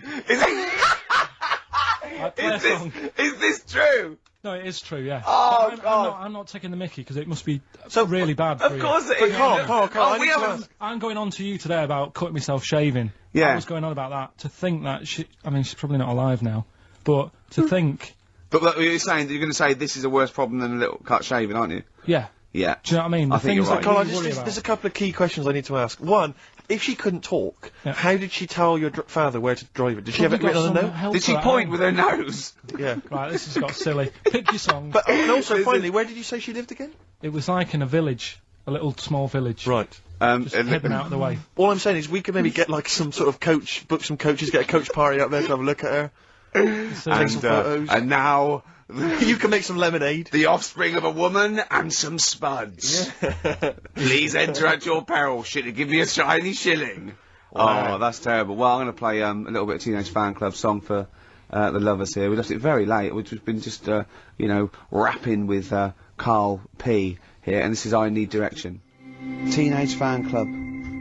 Oh, they're a good band, They aren't are a good band. XFM 104.9. So, well, we're nearly there. So, will your girlfriend be proud of you now? You performed a PhD graduate It's a bit there, annoying because she's not in London today. She's in Sunderland or something, or Newcastle, right? working. So she won't know what your greatest triumph. She saw last week's and you got an E in history, and now this week you come through Yeah. with some great praise that Mrs. Matthews never, laid upon Even you, did looked she? at. No. No, just said you won't be a high flyer. Hey? You've shown them, haven't you? You never know. I mean, I had mates who, my mate Colin Makin, who Sure. did the disco with me. Pilkington making music, yeah. Pilkey's making music. Yeah. He was dead brainy. I don't think he's up to much these days. Sure. You Just- can't plan it. Yeah. Just goes to show. Well, I mean, you can do. There's a certain amount of planning you can do. I mean, driving a tank down to the shops with some fags, Yeah. never going to mean you're a high flyer. You know? And that woman who you picked up in your black cab, she's in a circus now and she Yeah, can happy. fly, which is good. Am I confusing that with a film? You went to see a film this week, didn't you? Mm. What did you did you see? The Monsters Inc. Oh, Did you yeah. have a little argument? What was the argument about? Did you have an argument with your girlfriend or something? Because of Well, the history thing took over last weekend, to be honest, when you found out my results. That was like the talking topic of most of the weekend. And, why? What did she you know, say? you brought it on yourself. Why didn't you take it serious? Was she annoyed or upset? Well, she just sort of said, you can learn. Look, you learnt Rasputin. Mm. If only you did You've that done at that. school. You've done Do you know what I mean? Rasputin. She said, you can do it if you're told to. She said, it's only because Ricky's told you to read the book that you're reading it. Does she think we're sort of like taskmasters? Does she think we bully you? Nah, she knows it's just a laugh. Yeah. What did you tell your parents about your? Nope. No. Never. Because they never even questioned where my results were, so I don't want to tell them that, I didn't get any. No. How did they do it at school? Didn't have them back then, did they? Right. When was that, Carl? The Middle Ages. I don't know. Like I say, back then it wasn't about getting results and that, was it? It was just about learning trades. I mean, my dad, right? He can put windows in his house. Yeah. Do plumbing. He should. It's dark, isn't it? He's done that first of all. Right. So he can do what? He's got a multitude of different Yeah, jobs. he can do all sorts. Do you know what I mean? If there's a problem in my flat, I can call him up and say, this isn't working. What should I do? And he'll say Is that our brain surgeon? he'll say, "Oh, fix it." Sure. So what about Monsters Inc? What did Yeah. you make of it? It's alright. It is a kids' film. It sort of annoyed Is it? Okay. I was having like... what gave that away? Do you think? Was it the songs? Was it the animation? Yeah, the fluffy little things that squiggled round on the screen for an hour and a half. It is annoying because, like, there's kids everywhere, and kids don't watch films, do they? No. Do you know what I mean? They're messing around. I don't know why they make kids films. And you To can't- be honest, it's mental. Can't concentrate properly when you've got kids, you know, Screaming, making shouting. noise around you and that. Yeah. So I'd say, my little review, wait until it comes out on DVD. What a great review that would be! Wouldn't that be great? Film 2002. Yeah. Jonathan Ross going, well, I don't want to give it away. Wait till it comes out on DVD. Yeah. Oh. No, but not giving it away, it's just that you can't watch it properly when there's kids screaming around you. Yeah. Sure. Do you know what I mean? What are you looking forward to this week? You going to go and see anything? Just been talking to Ricky now, because my missus is away. I'll probably, get out a DVD tonight. Yep. Rounders. Oh, right, okay. I thought you might like that. And It's if you like can gambling, get, I mean, if I can get you tickets, say in the stalls or in a box for the stage version of Midnight Express, would you be up for that? it's on ice. 'Cause I think it's the final year, isn't it? It's lovely. It's Midnight Express on ice. Yeah. And it's a musical as well. They're on roller Do skates. you have any dope under your jacket? No. Yeah. It is And well worth hunting out. it's great. John Hurt is actually in this version as well, which is fantastic. It is He played brilliant. the Elephant Man. So it's all comes, the universe all comes together. Have you ever seen the stage version of The Elephant Man? No. You'd love that. Yeah. Who's in that? I have seen a clip of it. Who plays him? I think they got a real guy with elephantitis. Right. Yeah. What are you finishing on? Let's have a final song for the ladies. It's from the album Kiss Me, Kiss Me, Kiss Me by The Cure, and it's The Beautiful Catch. See you next Goodbye. week. See you next week, everybody. Bye-bye.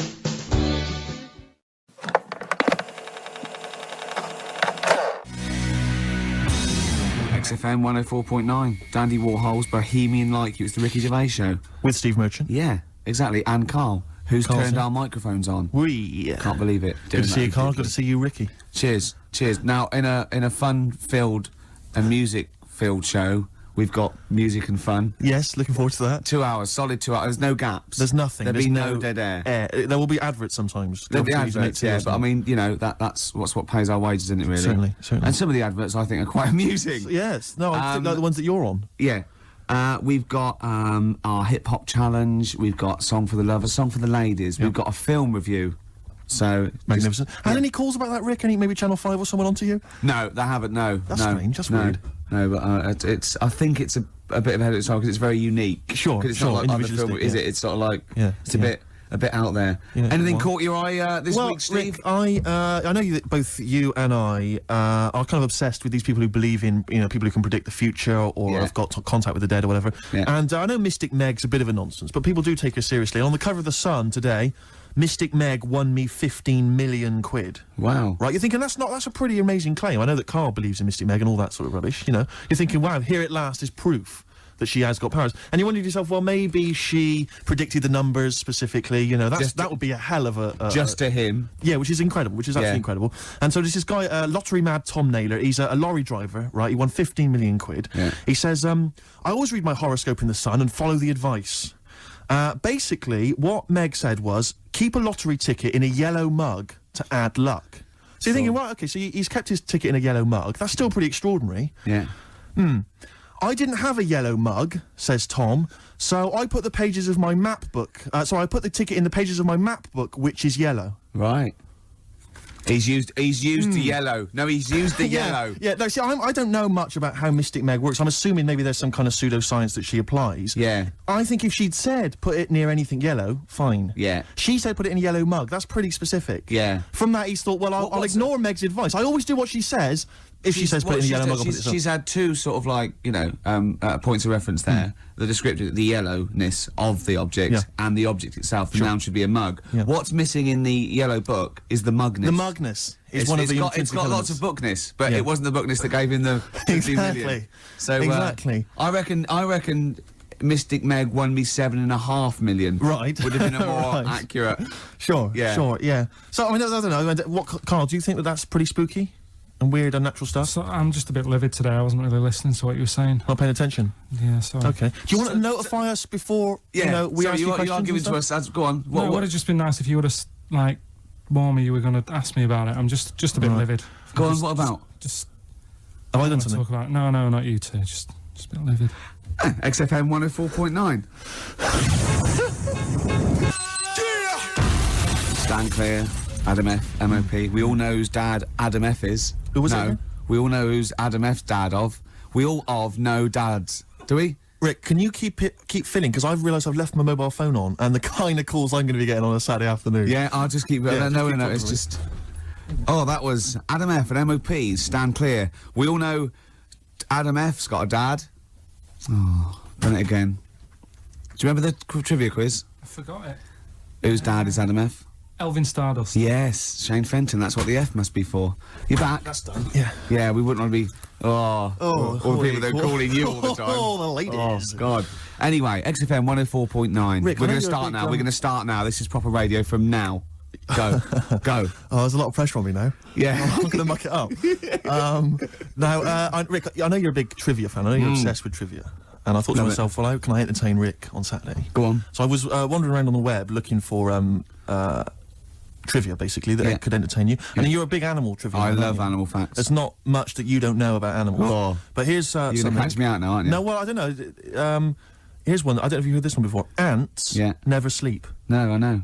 Yeah. Oh, I know. And It's easy for you to say that. and they've got alcohol in their blood, so they don't freeze and winter. And that's why you never see a lazy ant. It's always working. It's drunk, but it's always But working. they never sleep, but they do take a lot of fag breaks. Yeah, I know. Yeah, I think it's 'cause they can't sleep because it's like noisy neighbours. There's about 1 million of them living sometimes in a room, and it must be very. But you see them carrying a leaf, and they see someone else, and they go, "Do you want a hand with that?" And they go, "Don't be silly, you're carrying some 8 times your body weight as it is." He goes, "Well, you know, I've got another pair of hands free. Yeah. Give you a hand. Yeah, they're great. No, they're hands. incredible. They're incredible. Yeah, I knew that one next. Okay, well, this is one I'm throwing right at you as well, Karl. There's only one bird that has a penis. It's Which not. bird It's is not it? a joke. No, it's not a joke. It's not a joke. This is a genuine trivia question. I'd say. Oh. I think I've seen one on this. Is it an ostrich? Right, you're going for ostrich, Karl? I'll go for ostrich as well. Right. Did you come up with that yourself, or? Yeah, I was going to say that before you said it. Well, guys, you went for ostrich. Chicken? You're both wrong. It's actually the swan. The large chicken. Yeah. What? Have you, That's a bit worrying then, because I thought I saw an ostrich penis. So what was I looking at? I don't know. Were you just examining it closely at the zoo? What were No, you? I just. It's probably a strap-on. It was probably 2 leather ostriches giving Yeah. each other one. Exactly. And that's how that can influence people. Things like that. Dirty, filthy leather ostriches can confuse a child if I he's know. at the zoo and he doesn't know. A swan's got. That's really annoying. I'd never give a swan a knob. It's the little puffiest of It all is the birds. puffiest of all isn't birds, it? yeah. Oh, I'm protected by the queen. But I need a knob. If I had to give a knob to any bird. Good question. No, I wish I'd posed that myself. If you could give a knob to any bird, what would it be? Phone in. Oh, vulture. Of course, a vulture. They need a big cock. veiny bang stick. Yeah. What about Yeah. yourself, Karl? If you could give a knob to any bird, and don't make it rude. Or if I could give a knob to any bird, What I'd make bird it do you that suit Jordan. suiting up? It's got to be a bird of prey or something like that, hasn't it? Cool. It's the robin, really. That would be amazing. Yeah, that would be Christmas cards would be like. Yeah, but it's a normal human-sized Yeah, knob exactly. on a robin. On a robin. That'd be genius. great, wouldn't it? That'd be And the genius. other thing annoying about this is ironic, right? Now, the male of all bird species they're called cock. Yes. Right. But the only bird with a cock, Yeah. right, is called a cob. Is that what a swan's called? Yeah, they're cob and pen. They're not cock and hen. That's and annoying. he isn't a cock, but he's got a cock. Yeah. Yeah. Quick query there, Rick. Go on. When you said then cock, Yeah. presumably you meant male bird. Yeah. The first time you said it. Yeah. The second time you said it, you said cock. Did Yeah. you mean the penis? Well, you're showing off the whole farce of radio broadcasting. Because you're not really allowed to say cock No, exactly, meaning no. penis. One cock would cause great offence. Yeah. The other cock's fine. Exactly. It's weird, isn't it? It is strange. It is strange. So I mean, if I said now to you, I like cocks. Yeah. Meaning birds. Yeah, that's that'd fine. be fine. Yeah. But if I meant penises, it would be a problem. If you like cocks and it was penis, yeah, Right. that would be... Karl, yeah. do you like cocks? Do you like cocks? No. Right. Okay, that's fine. That's fine. I was asking if you like. No, I like, you know... Yeah. I like Well, I mean, I'm a big fan of tits. The small birds that come down and peck at you. Yeah. Yeah, you like tits Yeah. and cocks. There's nothing... Tits and cocks, There's there's nothing nothing wrong with... There's nothing... Carl, don't worry. There's nothing wrong with saying tits 'cause and cocks. when I said tits, I meant the little birds. Yeah, And they when I come said down. cocks, I mean the big birds. Yeah. Do you know, when, Go on. No, go on. No, it's just that... It's when you're talking about tits. Yeah. At the milk. Do you... I like the fact they flutter away when they hear the milkman coming. Oh, come on. So when What? What are you talking about? What are you talking about? No, when the milkman's coming, when he's walking up the park.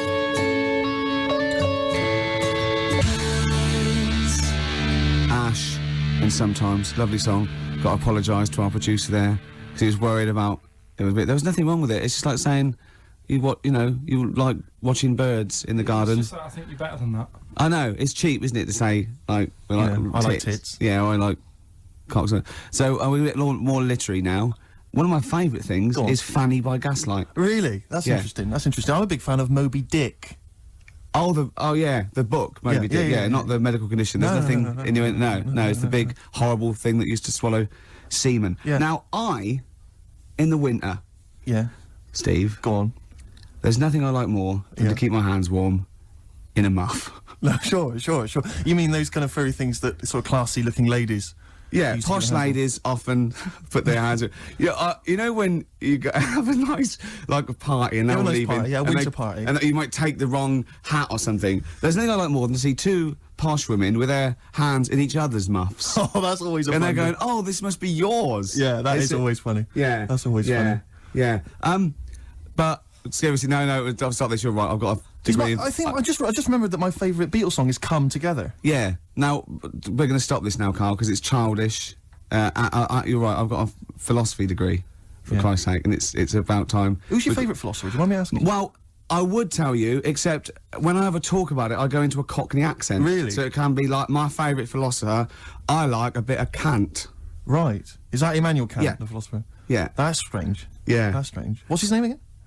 Kant. Oh yeah. That can be weird. Can be strange. Look at Carl's Look at his face. Look at his face. Join in, Karl. Oh, undo your trousers. Just We'd let be it like hang Stan out. Let your Boardman cock hang when he out. told the Fokker joke. Yeah. We won't do local radio again for 10 years.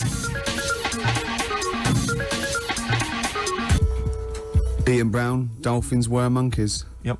Before that, don't know what that was. I'm still pissed off that swans have got cocks. Yeah. It's a waste. It's a waste of a knob with a I know what swan. you mean, I know what you They don't know what they're doing with it half the time. Now we've got some great. Do you remember? We're stopped all the silly innuendos now. But do you remember? I think it's because they've got a long neck, and to balance them properly in the water. A counterbalance. What are those things that boats have underneath? A rudder. No. No. Yeah. You know what I mean? The Like keel yachts. thing. Yeah. The big. Maybe. Yeah. Do you know what I mean? It might be. You might be right. Yeah. Balance. What about? But ducks would need one as well, wouldn't they? Ducks don't. Because they've got short necks. Oh, I see what you mean. It's the necks. Yeah. So hold on. So do you think that's long necks, long knob? Don't look at me, Gervais. That's Steve. I know. No. Sandy Toshfeg's got a tiny cock, hasn't she? But she has got one, which is interesting. That's libelous. I'd just like to say now that Sandy Toshfeg has never had a knob. No, she's not. But you're not lying about the neck. No, she's got a little neck. tiny That's little fine. neck, That's clear for all to see. I just remember a bloke I saw on Opportunity Knocks once. Opportunity Knocks? Yeah, it was a pianist who it's true, and his name was Wayne King. Do you like Wayne King? Karl, what's your opinion on Wayne King? I don't know his work. You're not a fan of his work.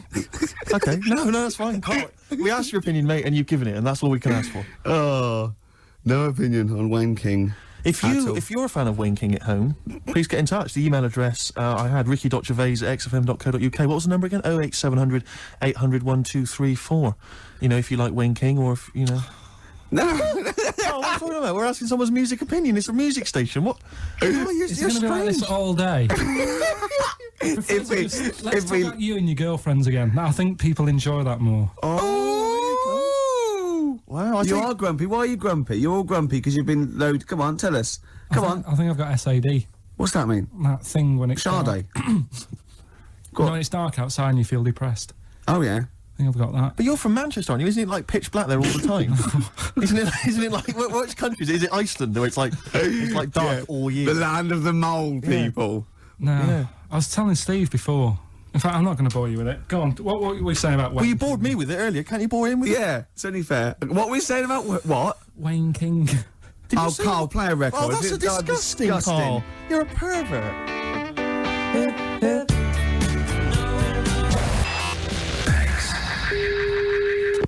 Right, that's what we're doing, Steve. We are indeed. Before that, Weezer, Island in the Sun. Can I just ask Karl a quick question? Yeah, why does he swear so much on radio? No. Karl, did you see that film last night, Gaylord Say No? Yes. Oh. What were you watching that for? Yeah, weirdo. Oh, you're always going to lose with that one. Rick, did you see that film last night, Gaylord Say No? No. Ooh. Oh, no. Yeah, you're a Gaylord. Oh. That is actually the official way of finding out if someone's gay. That's how Oscar Wilde got caught. That's exactly how he got caught. Yeah, they went, well, we got no evidence the arm was okay. Anyway, cheers, my lad. Oh, before you go, Oscar, see that film last night? Gaylord Say No? No, take him away. Yeah. Take him to that bender downstairs. Take him out of my sight. That is how they got him. Yeah. That's the official way. Yeah. Children in Need last night, Rick. Oh. I watched a bit of it. Did you watch any of it, Karl? It's awful. It is isn't pretty bad. It's the worst thing ever. I mean, I've said this before. The thing about Children in Need, it makes the whole country and BBC One for one day into just one big school fete. Yeah. Do you know exactly. what I mean? It's so pathetic. The entertainment is ill thought out. It's just boring. I'd prefer it if they just made everyone pay £1. That'd be fine, yeah. And they make more money and we wouldn't have to sit through it. Just add it to the licence But fee. surely that's exactly. Surely that's just a taxation that we should, But that's as fine. opposed to going through this nonsense of seeing people from West End musicals who aren't selling come out and do a song. Yeah, of course. God. But it's just that they may as well, because I know there was Terry Wogan at one point going around the audience with a bucket, just rattling it, getting up members of the audience to put loose change in a bucket. This is national television. Yeah. And I'm watching. They've already had to sit through 3 hours of rubbish. Now you're making them pay for it. Does he get paid? I don't know if he's done it for. I know there's a lot of people who go on there though. All the pop acts that go on there, they're all plugging a new single. Of course, but that's It's like it's this mask of sort of this charade of charity, but they're all plugging a single. Yeah. It's just pathetic. It's utterly pathetic. They may as well bring on a big tombola, and guess how many kind of pennies are in the jar. How did Pudsey lose his eye as well? Well, you get another one out if you're not careful. And I watched it quite late because we just had it on in the corner. We were sort of chatting and stuff, and about 1 o'clock in the morning, okay, they'd been promising this for ages. It was a couple of sort of Hollyoaks stars or something, male stars. Were going to be part of a male striptease, a full Monty type thing. I turned that off. Yeah, I didn't want to watch that, Steve. Do you notice the way he said he'd been promised it for ages? It was like 1 in the morning, almost Carl's like he'd been staying up. Yes, What, Carl's you've got to measure with me, Karl. That's a bit weird, Steve. Yeah, yeah. Did you see that film last night, Gaylord Say No? No, but the point was, like, the thing about the are you a Gaylord tied to a tree? Yeah. Yeah. There you are then. There you are. That's Done another ya. piece of evidence.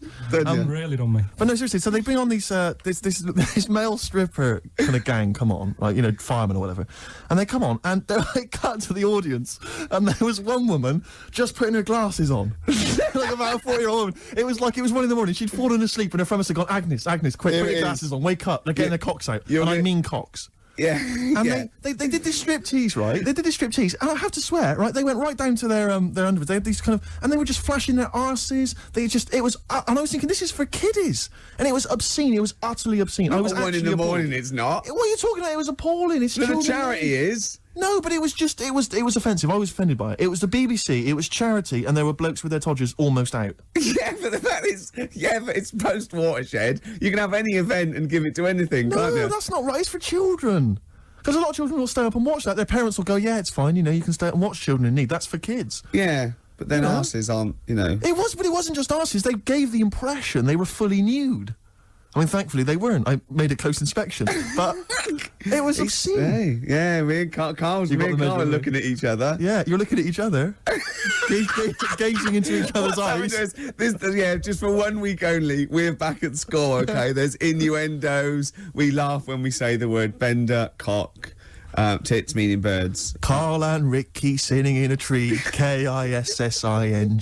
Rick, have you been enjoying Bubba Sparks' current hit, Ugly? You're ugly, oh I'm ugly, ugly. A song which means nothing to me, actually. I can't relate to it at all. I have. What do you make of Bubba? I like Bubba. He's a sort of down south kind of rapper. I know where this is going. I bet you've got a little bit of Bubba in your hip-hop challenge. Well, we did have the hip-hop challenge a couple of weeks ago, but I lost. So basically, we're just playing a favourite hip-hop track of ours, aren't we, each week? And this is my selection. It's from Bubba's current album. It's not the hit, Ugly. It's the album's actually called Dark Days, Bright Nights, and I believe this song presumably comes from that title, because it's called Dark Days, Bright Nights. Enjoy it, Rick. I will.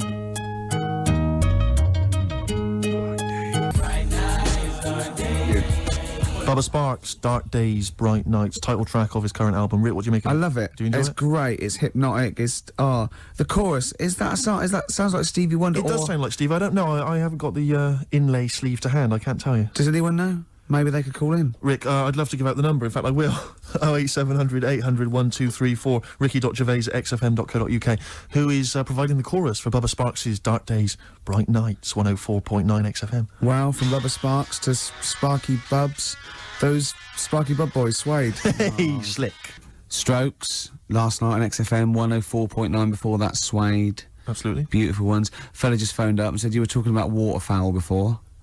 The only bird with a penis is the swan. And he said that it was worried him about the ugly duckling. They'll go about, oh, he turned into a swan, but ducklings, they're not called ducklings, they're called cygnets. I pointed out that the swan in question didn't understand, because he thought he was a duckling. Yeah. And that all the other ducks sort of laughed at him because he was all gangly and everything. But they turned into a swan and he realised, oh, I was a swan all along.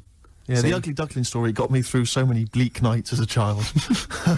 You couldn't wait to one day turn into a swan. Still waiting for it. So you could have a knob. Still presumably. can have it, yeah, cool. Yeah, because look, Carl, look, don't worry. This is a nice little. No one's going to complain about this. This is lovely, childish, lovely little innuendo. There's nothing nasty or vicious. There's no. And anyway, hate. off air, you're a different kettle of fish. You were trying to get us with the Gaylord's joke. Yes, just he now. was, and he tried to do this. This is we'd done the Gaylords. Do you see that film last night, Gaylords? Now, Karl trying to get his own back.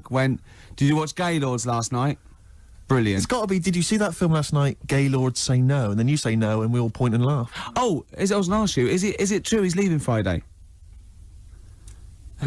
Robinson Crusoe. Nice one. High five, Rick. Oh, he got you right. He got you the right one there. I don't know what that means, but he did. Anyway, we're talking about children in need, Rick. Oh yeah. And Karl, what's wrong He's with just you? got it. He's just got it. He's just Go on. Yeah. We're talking about children in need earlier, and as I say, I'm not a fan of it. And this is a couple of years ago. I was working, and I had to drive up to Blackpool. Oh yeah. And so it was Comic Relief night. It was a Friday night. And we were listening to all the different kind of BBC radio stations, because they all cover Comic Relief. They all sort of link up as one big thing. And I think this was maybe like sort of, I don't know, BBC Solihull or something. And they've always got like, they've got this one guy in the studio doing all the DJing, and there's some bloke who's sort of outside the BBC with some kids and whatever else, kind of doing a live link up. And the guy outside was Steve Baxter. I forget the name of the DJ inside. I love the fact you remember this man's name. Well, it's important because we're listening, and the guy in the studio, he's there and he's chatting away, and he's going, got a signed picture here of the Spice Girls. All the girls have signed that, so the highest bidder gets to win that, and you have that. And I seem to have run out of words. He just said, I seem to have run out of words, and we were like listening, like, okay, and he just went, I seem to have run out of words. I wonder if Steve Baxter's got any for me. And Steve Baxter was just outside, like, obviously not ready, just going... Didn't have any words either? Yeah, no words. Well, who's got all the words then? It was wordless. I don't believe it. He's probably used up too many words in the first hour. Exactly. He just used all the words up. And he didn't want to repeat himself. Exactly. So he just thought, that's it. It was a hideous blunder. So we were enjoying that and the work of Steve Baxter, and we were driving along, and then we were driving and we got stuck in this jam on the way up to Blackpool, and I saw this kind of white Mercedes, like a couple of them. I thought, it looks quite swank, you know, and I'm swank. And I drove up, we were driving up behind it, and the number plate was something like, I can't remember exactly, but I think it was something like Orv 1. I'm thinking, interesting, Orv 1, you know. So we're driving alongside. Who is driving? No, actually, it wasn't a driver. There was a guy driving it in the front seat, asleep. Green Dog. Keith Harris. Really? Keith Harris was there. Orville, as I recall, on the back seat. Oh no! I couldn't believe it. Yeah. Was he asleep or? I think he was asleep. Just knackered. I didn't see Cuddles, the crazy monkey. I imagine he would have popped up at some point, just kind of annoying the driver's hair, just going a bit crazy. Yeah, you've got. I think Cuddles has to go in the boot. He's got to go in the boot because he caused havoc. Yeah, and knowing Cuddles, he'd put his hands over the driver's eyes, exactly, around, causing all kinds of trouble. But the thing is, he doesn't understand road safety. To be fair, well, he's a monkey. Yeah, he's a monkey, and he's got a list, and not even a real one at that. No. You see, the thing what was about Orville is that argument raged for years between him and Harris, and Orville's right. He can't fly. He can't fly. Yeah. So I'm worried that Harris will lull him to full sense of security. But you can fly. Yeah, and then when Harris is out, Orville will climb onto a chair, onto a windowsill, basically think he can fly, and just plummet. Yeah. To his death. Just a quick point about Orville. I'm surprised he's still not potty trained. Because he's been wearing that nappy of his for years. I know. He can talk. He's mastered the power of speech. Yeah. Still crapping everywhere, I assume. I assume so. Flying around. Yeah. Terrible mess. And as we definitely know, he's a duck, so he hasn't got a cock. He has not got a penis. Penis, sorry. That was a mistake. There, I did say cock. Did you mean penis, though? Yeah. You shouldn't have said that, Rick. I'm really You should have sorry. pretended you meant bird. Oh, I'm really sorry. Oh, we're going to Put your fingers in your mouth like this, Carl. Right? Put it apart like that. Put it apart. Alright. Now just say bucket and spade. No, with your fingers in your put mouth. your fingers like that and just say bucket and spade. Bucket and spade. No, don't do keep your that. fingers in your mouth when you say it. Bucket. Oh, Carl, play a that's record. outrageous, Carl. Smashing Pumpkins, Untitled on XFM 104.9. I just got to tell you something, Steve. Remember, at my birthday party, my girlfriend had bought me one of those arcade games. You put money in a pub. Oh, it's a quiz machine, though. Quiz machine, yeah, touch the screen. And we're all playing, but Steve, with his general film knowledge, people were getting like 100,000 points and getting through, right? Steve got something like 8 million. Right, listen, I got the top score on a movie trivia quiz game, right? Who's the geek now? Yeah. All right, Carl? Hello. No, but it was impossible. And I tried it, and for like months after, I just thought, I've just got to knock him off the top. And I did it all the other categories, and I was best at rock. Let's say that. But by no means is, you know, the gap between a friend of mine and a friend of yours, Johnny Camden, the lovely Irish comedian, came round last night, had a couple of goes. He got something like 30 million. That's mental. That's madness. Yeah. In fact, you're right, because Johnny bought this comic, right? He loves Doctor Who, and he bought this comic, and Steve, he left it there, and Steve, I got a post-it note on every page wrote geek. Yeah. Johnny gets it home, reads it on the tube, and there's geek written on every page. That's the sort of vicious man Steve is. He can hand it out. Do you know what I mean? Imagine him calling you a geek. What must that feel like, to be called a geek by Steve Merchant? What do you think, Carl? Every week he has a go at me, anyway. What are you talking about, a go at you? You're having a go at me every week. 3 weeks. What? You've been having a go at me. I have not had a go. You've always had a go at me. You've always said to me, what do I look like? And what do you expect me to do, lie? Oh, he's done you again, Steve! No, I'm not getting into this. He's done you again. One lad called up before and said, oh, have a go at Steve again, these looks. And it's not like a game. I'm not like coming in here every week and wanting to make you look, you know, come across as an ugly bloke. I don't need to do that. He's done you up. I can't. He's done you Is this up. because of the Gaylord stuff? No, it's That you're just, having a go at me again? Oh. it's just that you had a go at me before. I didn't have a go at you at all. I was talking to Ricky. I haven't had a word. I haven't spoken a word It's to in you. your eyes. Is this why you're in an ugly mood? A bad mood? A generally grim mood? Is it because like you just think I'm going to have a go at you? I don't know what it is. When I get here, you're all right. And as soon as you come in here, you change. I haven't done anything. What are you talking about? You're paranoid. I haven't said anything, mate. I've drawn a little picture of you here, but I've I'll not tell you said what. anything. What we need now is a song for the lovers. I want to tell Rick, you now. please. This has been one of my favourite songs for about 20 years. It's by David Bowie. Now, David Bowie's had his phases, and I liked his glam stuff. And Tin Machine went off. And he's always sort of there on and off, right? But this song is off Space Oddity, and it's called Letter to Hermione. And I don't know why he stopped writing songs like this, because this is probably one of the most beautiful songs ever recorded. And I know Steve agrees with me on this. I do indeed. Rick, can I just kiss and make up with Carl? No, that is... No, let me just kiss my kiss. Yeah, but it doesn't. Next week it'll be the same again. It doesn't mean anything. It's like saying sorry. Kiss on the lips. Go on, he's... Carl! Yeah. I've never... Carl has gone a absolute shade of purple, straining not to have Merchant's... There's no point, Steve. No. There's no point. No, just shake and make up. Shake what, Rick? There you go. All friends, sit down. That's lovely. That's a lovely moment. It's XFM 104.9, and this is Letter to Hermione by David Bowie. It's beautiful. Letter to Hermione by David Bowie. Wow.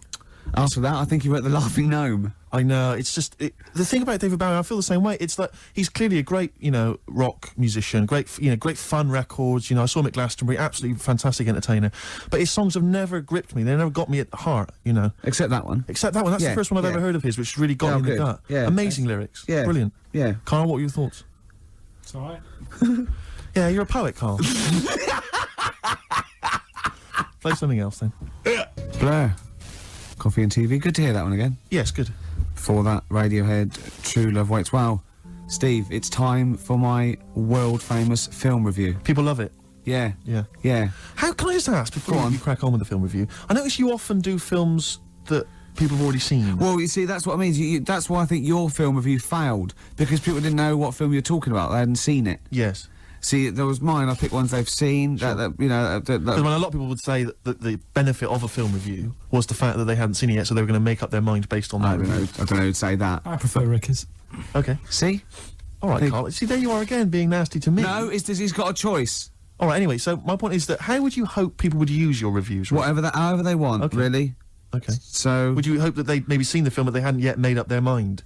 Whether they liked it or Whether not. they liked it or well, not. this is up to them. This is this is for everyone. It's easy. So if someone said, because I think you did one of your most famous ones, I think was one for the Cuckoo's Nest. Yeah. Now that came out I think in 1975. Yeah. So maybe some people saw it in 1975, haven't yet made up their mind as to what they thought. Yeah. of it. Now this put them straight and what Sure. to look for next time maybe. Okay. Now ready?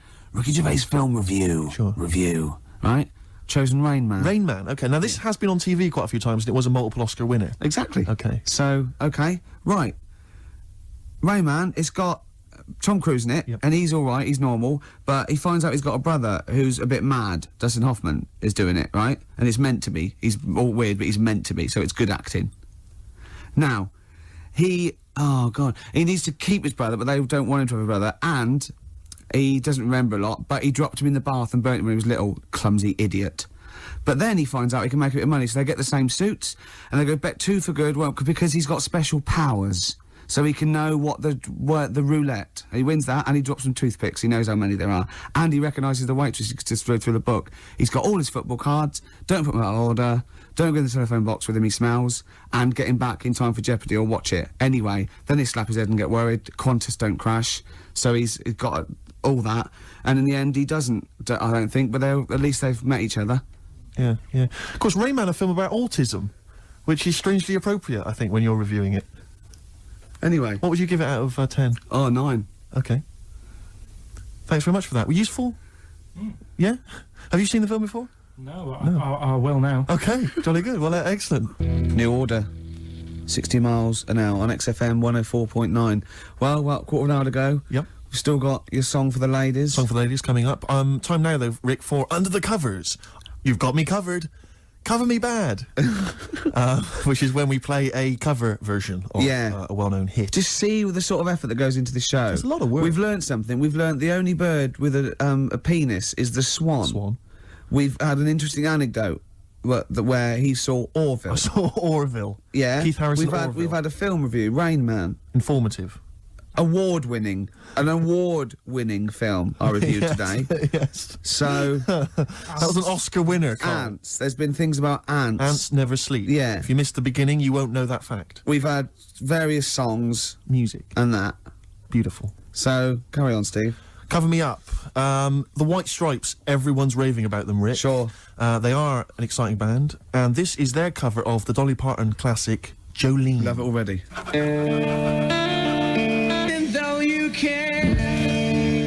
White Stripes and their version of Jolene. What did you make of it, Rick? I loved it. Good. I want to ask Karl a question though, because Karl sometimes in awe of this newfangled world that we live in. What do you think of the scenario? What do you think is going on there? Because it's a bloke singing to a woman, begging her not to take his man. What do you think's going on there? Say again. Well, that's a bloke there singing. Yeah, to his wife Jolene. Right. Yeah. Were you listening to the lyrics or?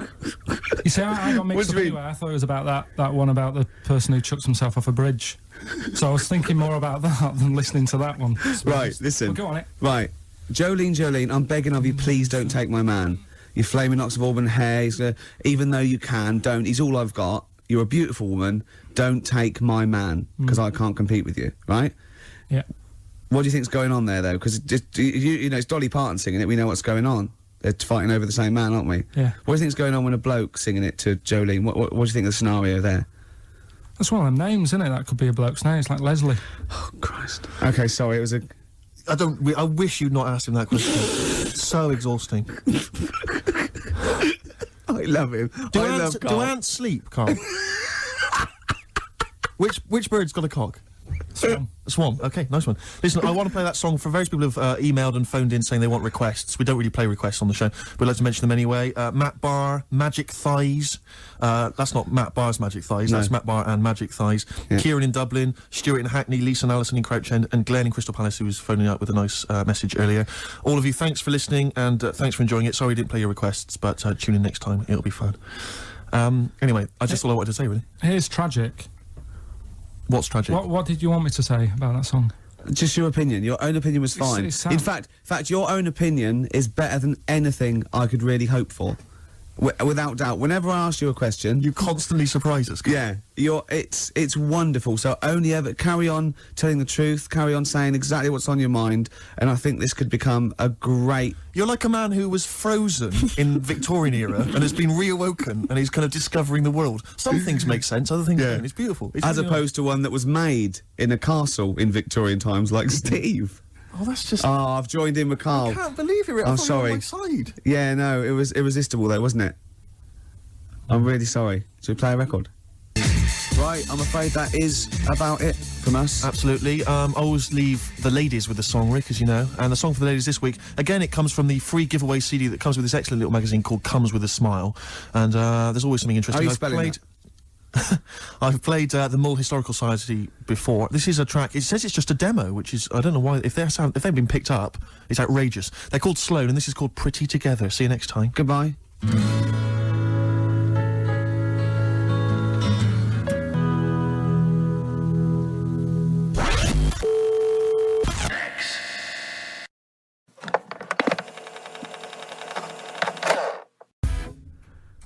Sum 41 and In Too Deep. If you're listening now, you're in too deep. It's the Ricky Gervais Show. Run for the hills. Oh, No. classic. Yeah. With Steve Merchant. Yeah. Whose birthday it is today. Yeah. Yeah. So So someone never listened before and they heard that link. They're thinking, great, it's proper radio Yeah. at last. Oh. XFM 104.9, just gone 1:05. Steve, do you want some great music I'd today? love to hear some great well, music. I've brought in some good stuff. I've brought in Oasis, we've got Radiohead, Sure, I've got some sure. Dre, I've got some Alba, I've got some Jimmy Webb. I'm looking yeah. forward to Yeah, that. yeah, You know, yeah, we're keeping yeah. it real. Oh, absolutely, yeah. I've got Charlatans, I've got Nirvana. Any Sade? There's no Sade. No, that's a shame. No, but I've been looking through the library and I have found 4 non-blondes. Brilliant. Hit from yesteryear. Looking forward to that later, Rick. Yeah. It was Karl. It was you that worked out the maths and worked out I was 28 because they just worked out I'm 27. You are 27. No way. Yeah, I asked you, didn't I? And I said, Because, no, but what I sort of questioned was, I said, well, if you're 27 today, that means last week you were 26. well done. Yeah, that's irrelevant. So therefore you assumed that I must be 28 then. Yeah. Whereas I assumed you were using, your knowledge of maths, No, such as it is. I wouldn't do that. No, sure. Wow.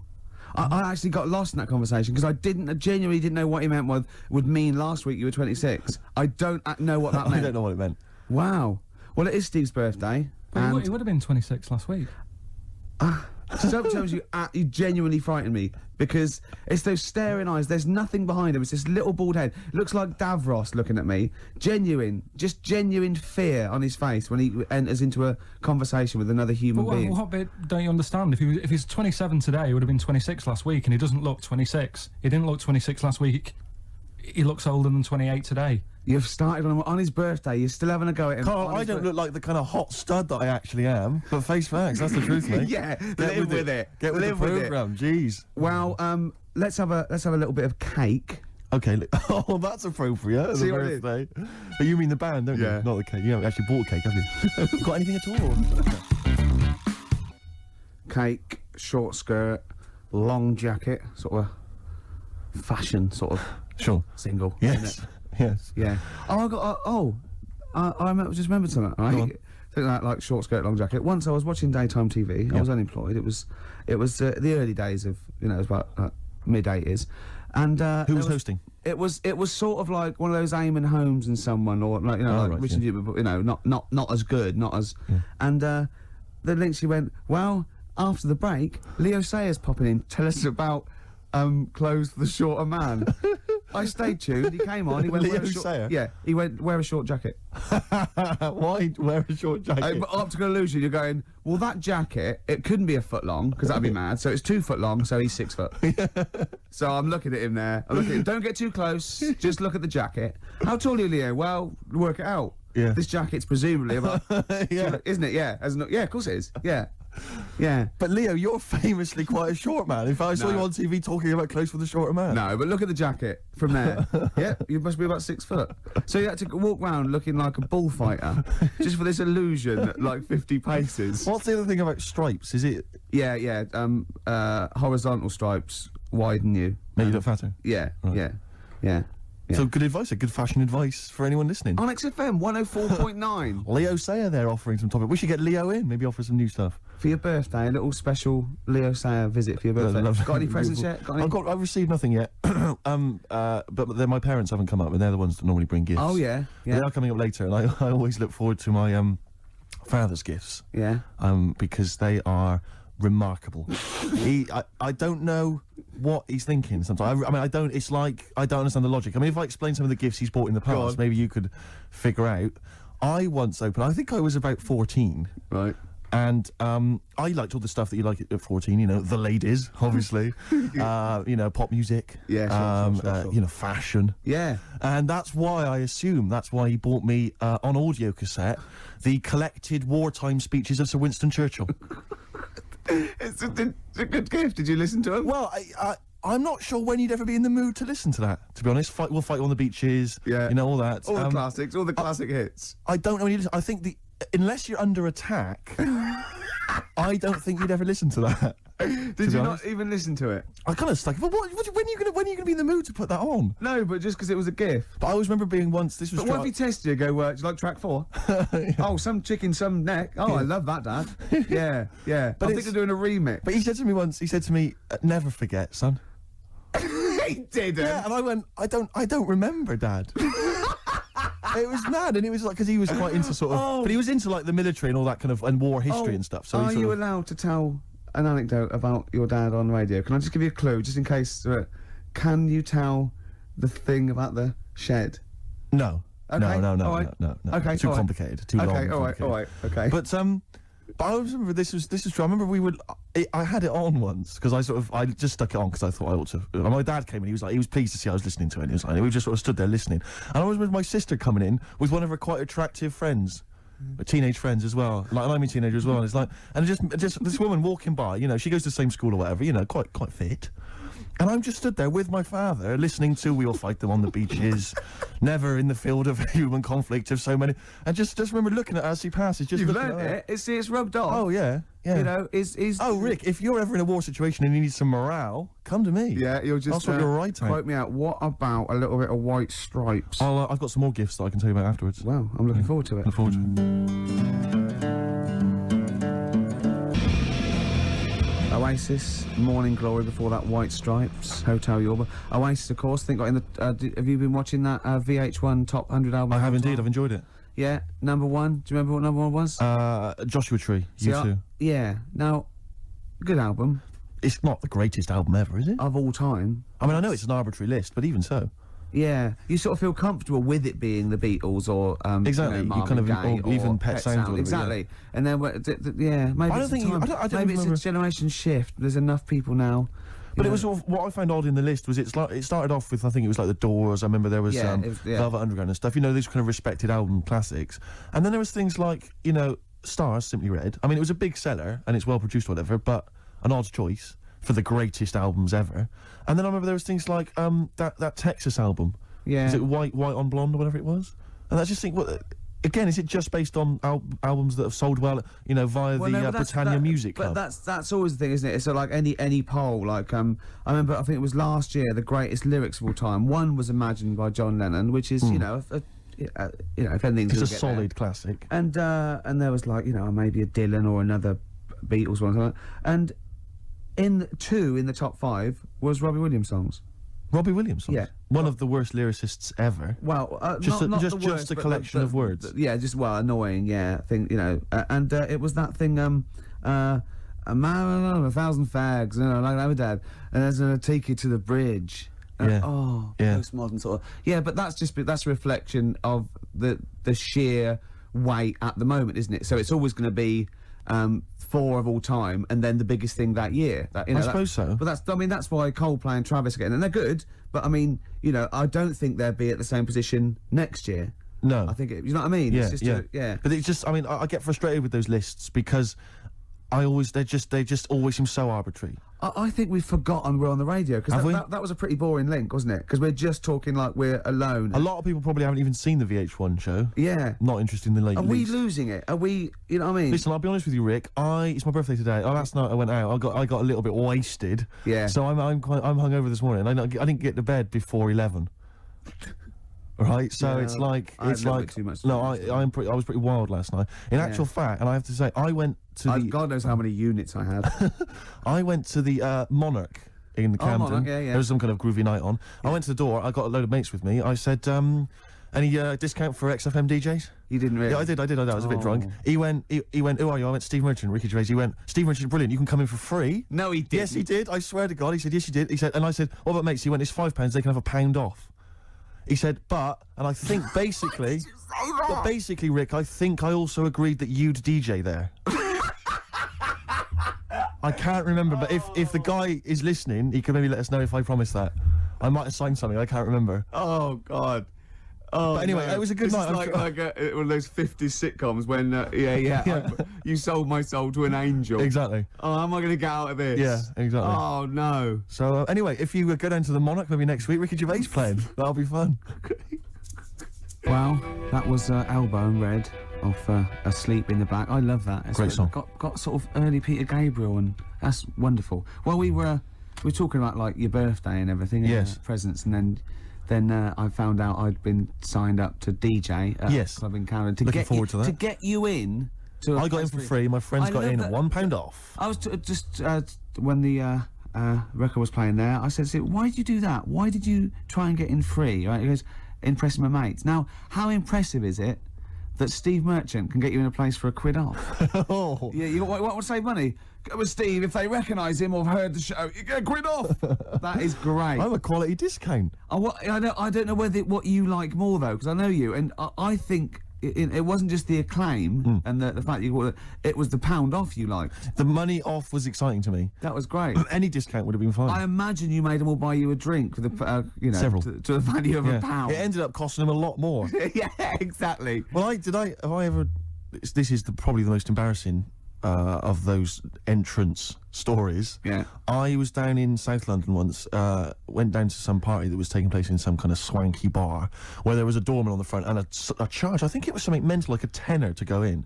It was crazy, it was ludicrous. I don't know what I was doing down there. And I was in the queue. We'll establish what you mean by swanky later, because that could be... It was a posh place. Was it? And so there's a queue outside, and there was one of these doormen who thought it was like kind of Studio 54. He was like sort of, choosing people who could come in. Yeah, you two come in now. And I've been there for ages, obviously. Oh, I was on my own because I got there late. And clogs. Exactly. I've dressed up for this. And there were these 2 girls next to me. I'm thinking, if I'm in a queue, I've told you before, if I'm in a queue and if I'm stuck with 2 girls, I'm thinking, what a great opportunity, use the old merchant charm. Yeah.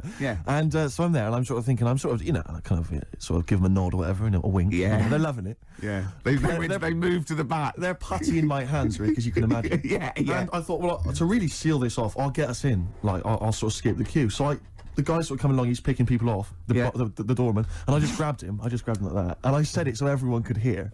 Right? And I thought this was brilliant. I said to him, how much is it? He went, £10. I went, I'll give you 7. That was my bribe. I'll give you 7. That's the whole £3. No, that can't be right. No. He must have said a £5, and I said I'll give you 7. Yeah, that makes more sense, doesn't it? That's giving him a £2 incentive. £2 incentive. That's it. I'll give you 7. You can make up the 10. Exactly. You can, if you let me in, you can put in 3 yourself, mate. That never works, does it? He said to me. I can't be bothered. I'm just gonna have a kip, I think. I'm so tired. Was it percentages that put you off? That frazzled me initially. I mean, it's a funny anecdote when you're giving him £2. Yeah. It's even funnier when you're getting him when to he's put up paying stuff. me as well. Oh, I love it. Right, we're gonna play a record. Then we're really gonna concentrate. XFM 104.9, Ricky Gervais Show. Steve Merchant's also involved. Oh, go to bed. Oh, no.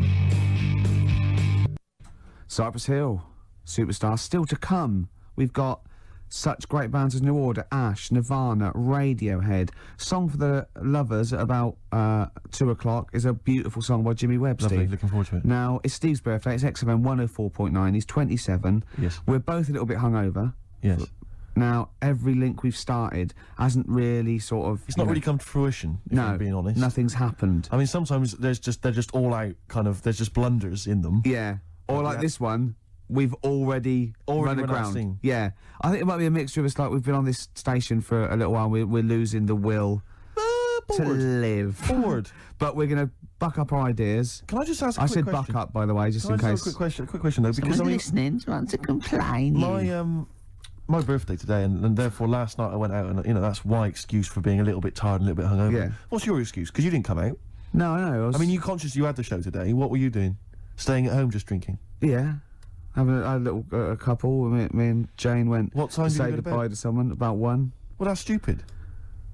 What I'm saying is, no, I mean, it's your name all over the show. You know, I'm a nobody. I got no reputation. Yeah. Although Thankfully. you get a quid off in most clubs in That's true Camden. enough. I think just drop. If anyone out there, if you're sort of like tall, sort of, I'll answer your birthday, but I'm just got to do a description. This is nothing nasty. It's pretty sure. If you're sort of like a lanky sort of geek,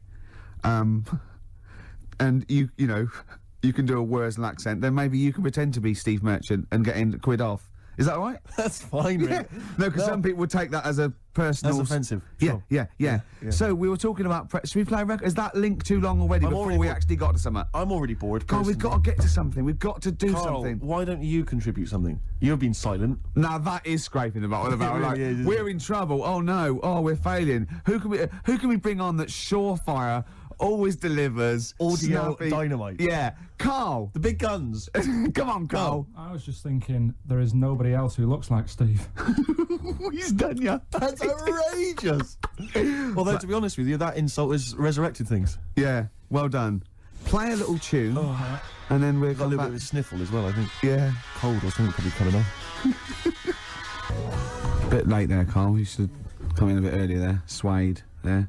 What I like is the complete lack of professionalism on our part. Yeah. It's like we've got a bit of a headache, a little bit Yeah. tired, just, that's it then. You can't fight that. You can't fight that. But, I mean, the thing is, as you well know, Rick, there are certain DJs on this station, you know, drunkards, there's at least 2 I know of who are smackheads. Yeah. And, you know, they still manage, they still manage to do a good job. Even the ones that aren't, that try their best, are rubbish. It's true enough. I'm not saying we're still not the best. Yeah. And it's effortless for us, Rick. I 'cause know, you yeah. We're coming up with dynamite stuff here. Yeah, I You know. and we're not even, you know, fighting on all cylinders. XFM 104.9. Ricky Gervais with me, Stephen Merchant, a little Hi. bit hungover. We all are, but he can't really take it. He's Wait, there is tickets to give away, Rick. I don't know if we should mention that. What? Who is it for? Joe Strummer. Oh yeah. And his band, the Mescaleros, play Brixton Academy, we think, this evening.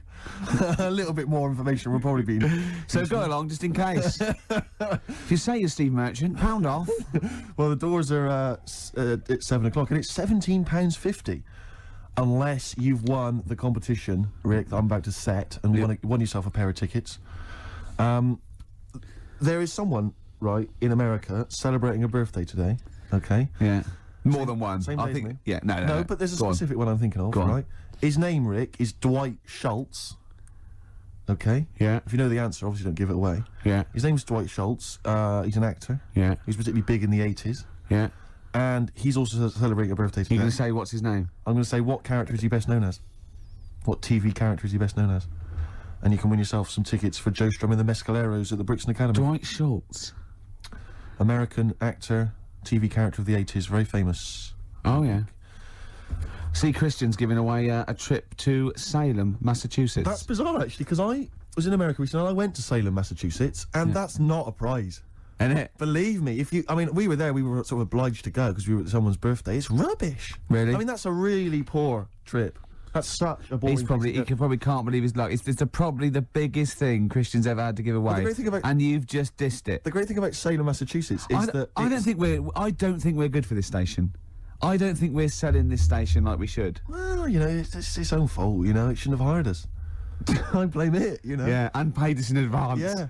They're lucky we turn up. No, I went to Salem, Massachusetts, and this is the place that's famous from like Salem's Lot and the Salem witch hunts, famously.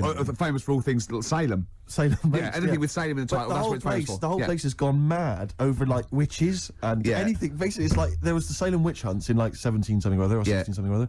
So the whole place now is just full of like people dressed as witches. Yeah. And then it's like any supernatural stuff. So that I went in and it was amazing. It's quite like expensive. Glastonbury tent. It was it's like it's awful. Every single place there, every single shop is kind of horror related. Yeah. And I went to the Boris Karloff World of Terror. Yeah, Right? It's amazing. You went in there, right? I don't know if Boris, the famous horror actor, has actually been involved, but you go in there, you walk in the door, you've got to put these 3D glasses on, right? And it's supposed to be this kind of chilling journey around this kind of like a sort of a crypt, you know. And you put these glasses on, and I couldn't tell. They were so poor, I couldn't tell what was supposed to be a 3D effect and what was actually three-dimensional. Really? In real, so I couldn't tell if like the floor was actually sloped or if it was just appeared to be. Yeah. Whether the wall was actually kind of knobbly or whether it was kind of 3D glasses. It was so much, and it literally took about 45 seconds to get through it. Imagine and you just that. came out blinking into the light again. It was so rubbish. So I just want to throw us over to Karl. So there's Steve Merchant with funny glasses on in this place horror, and he's walking round. Do you think he scared people, Karl? I've set this question out, haven't I? I've loaded the question. I know the answer you're fishing for. Karl, do you just want to have a dig at me? Because it's coming up to 2 o'clock, and you've not really put a lot of effort in today, slagging me I off. don't do it on purpose. No, he doesn't do it on purpose. He's just an honest northerner, and he can't lie. He's like George Washington, but without the wooden teeth. Yeah. Salem. I didn't mean We've to say... lost it again, haven't we? You didn't mean to say Salem. This is such bad That was radio. just this the is word that was in really. the tip of my I mean, tongue. genuinely, this is bad radio. It's awful isn't it? radio. Quick. Oh yeah, my mate went to one of those things in the West End where you walk around and it's aliens and they jump out at you. Right. Right. And he was so scared when the alien jumped out. I mean, he ripped a bit of his face off. And What, the bloke- alien's face off? Yeah, it was foam, and the bloke went, "Don't do that, mate." Brilliant. Well, in the Salem one, I was wandering around, and this was one guy that kept jumping out. Yeah. Because there was about 10 of us, I was at the back. I always missed him jumping out. So when I got round, I missed all the frights. It was Oh no! You'd at least you'd have thought he'd like jump out, then double round and jump out again. For Yeah. the people at the end of the Everyone queue. catch that? Not What really, you doing? We. All right. Okay. Move on. Oh, if you want to win those tickets, 08700 800 1234. Dwight Schultz, who is he better known as? Yeah, Basement Jack said, keeping it real. Where's your head at? Where is your head at? Yeah, I know what they're saying. They're saying, where's your head at? Where is your head at? Yeah, XFM 104.9. Ricky Gervais. Now, just one thing I would say, Rick, is that I've spoken to a few people who've listened to the show, and a lot of people, you know, this is the highlight of their week. It really is. No, a lot of bedbound people, and you know, yeah, and we're not putting the effort in, are we? We're providing nothing. We're trying, but it's just not coming out right. It's just the words aren't coming out. When I say them in my mind, they're brilliant. But it's sort of like getting old. You know, your mind. I still want to run upstairs and things, but I just the lift. I'd like to run upstairs. I just can't anymore. And I felt that today. The comedy's in there. The interesting things and it's all in the head, and it has to go via the mouth. Yeah, that's and it's just not working for me. But it is your birthday. You're 27. Happy birthday. Thanks. We're talking about. Can I tell you one of the best presents I ever had? Without doubt, all I ever wanted was a go-kart. This is true. I was like you know, sort of 5, 6, 7, and I eventually for Christmas, I wasn't sort of spoiled in the sense that I got pocket money, but I always got what I wanted at Christmas eventually, because working class mothers they'd get it out the catalogue and pay for it for the rest of the year. So I always got I'd really as many presents as anyone else, and I got this go-kart. It was a little red go-kart, and it was a pedal one, and I'd run home from school and I'd be in it. And I'd get up and down the garden for hours. I had to come in for my tea, and this was fantastic. And this went on for like weeks and weeks and went through the summer. The next time, it was just it was fantastic go-kart. I'd show off, and then one day I came home and I went. It was always at the back of the shed, sort of up against the shed. And I went in. I couldn't see it, and so I went to the back door. My mum was sort of like washing up with that, and I went, "Where's my go-kart?" I thought it hasn't been nicked. She went, "Your dad swapped it." Your dad swapped it? Yeah. I went, he what? And I was going to be brave, and I went, he what? She went, he swapped it for a wheelbarrow. And I could see she didn't approve of this, and she was thinking, I'm going to tell him, and then I'm going to, have this out. And I went, right. She went, it's your wheelbarrow. And I went to the back of the shed, and there was this wheelbarrow. He swapped it with a bloke called Jimmy Dublin, who he worked with. Jimmy Dublin. Yeah, I don't know. I think he was a respectable member of the community. He was fine. It was his lively. No, I think he was an Irish gentleman, and that's why we called him. That's why I don't know what his real name was. And I think my dad must have been drunk, and he went, I want to get my son a go-kart. And my dad, my kid's got one. He's probably had it for a year. He's probably bored with it. Yeah. And he said, I'll give you this wheelbarrow. And I went to this wheelbarrow, and it was caked in concrete. I could hardly lift it. I just nicked off a building site, obviously.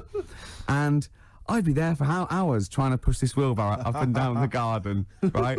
And it was okay, though, because I was going on holiday soon, and I 7 years running, went to Bognor Regis, a place called Riverside, because some woman around the way had a caravan that we got free for a week, and it was great, just wonderful. And I used to go there with my mum and my nan. Oh, party time! Yeah, the age of 7 to sort of no, it was good because when you're a kid and you wake up in a strange place, it sort of seems weird. You wake up at 3 o'clock in the morning hearing your gran pissing in an iron bucket, and We've all been there. You get disorientated. Anyway, and I went on holiday, and I met a little friend who was about my age. We were both sort of like, and he'd hired a go-kart. He had this great go-kart, and he came down to my caravan, and I went, I've got a go-kart. And I remember my mum opening the window of the caravan and going, "Don't lie." That's so evil. And I went, I had a go-kart. I had a go-kart. Wow. Yeah. Did you ever talk to your father about the fact you swapped it? No. You never mentioned it to him? No. You still got that wheelbarrow? I think so. I've grown into it. Yeah. Yeah, I can nearly lift it now. Yeah. And now I'm just too old to run up and down the garden with now it. You get one of your several gardeners who use it all the time. Wow. Oh, dear. Dre there. Dr. Dre. Of course. Bad intentions. Well, it's do you want to give the winners of the competition? The winners, yes. Tickets for Joe Strummer and the Mescaleros playing at Brixton Academy this evening. We have some lucky winners. The question I set was, someone else famous is celebrating a birthday today. Yeah. I don't mean someone else famous like I'm famous and someone else who's You famous. could probably get into the Monarch. Well, pound off at least. Yeah. And I said, which actor, Dwight Schultz. No, I didn't. I said, which character did Started Dwight off Schultz well, play? didn't it? It started off so well. Which character did Dwight Schultz play? What made him famous in the 80s? He's celebrating a birthday today. I don't know how old he is, probably in his 60s. Not in his 60s. The character he played, of course, was Howling Mad Murdoch. Yeah. From the 18... We did accept Murdoch. I was watching an 18-1 UK Gold the other day, because I always like to have something, so that I can talk to Camfield whenever I meet him. Yeah. And the thing about Howling Mad Murdoch is, his madness is one of those convenient kind of madnesses where he's not like kind of depressive, where he's trying to kill himself, or he's just schizophrenic, or he's unreliable. He's just a bit eccentric. Yeah. His madness is largely, I'll do some funny voices. You couldn't have howling slightly off the wall Murdoch, though, could you? It didn't have the edge. But it's rubbish. It's rubbish madness. Or howling wacky Murdoch. Yeah, well, that's what he is. He's wacky. Howling annoying student Murdoch, I think he should have been called. Exactly. Yeah. Anyway, the winners, Karl, I think you took some answers. Tim and Neil. Well done, Tim and Neil. Are they going together, or are they... No, two separate. Lucky people. Yeah. I don't think your heart's in it anymore either, Karl. I was alright today, but Steve's really dragged me down. Well, let's wait a minute, I just need to know why. No, do you know, Yeah. when people are being miserable around you? Yep. I was full of beans when I came in. Yep. Yeah, but you got to remember last week you were really miserable, and that really wound me up. Yeah, because he was having So to do it's stuff. around, Because he'd been let down, and they were worried about the last next week show. you were in a terrible mood. Yeah. Don't look at me like you were. songs. I wasn't going off and lying on the settee, looking ill, talking in that voice. Oh, he's done you again. I said just now, being quite friendly. Yeah, Carl, Steve. Carl, have you ever tried to get into the Monarch for free? Because I'll be honest, mate, it's not going to happen for you. Come out with me, mate. You got a quid off. All right. Oh. When you can get in places in Camden for free. Yeah, I'm alright. Yeah.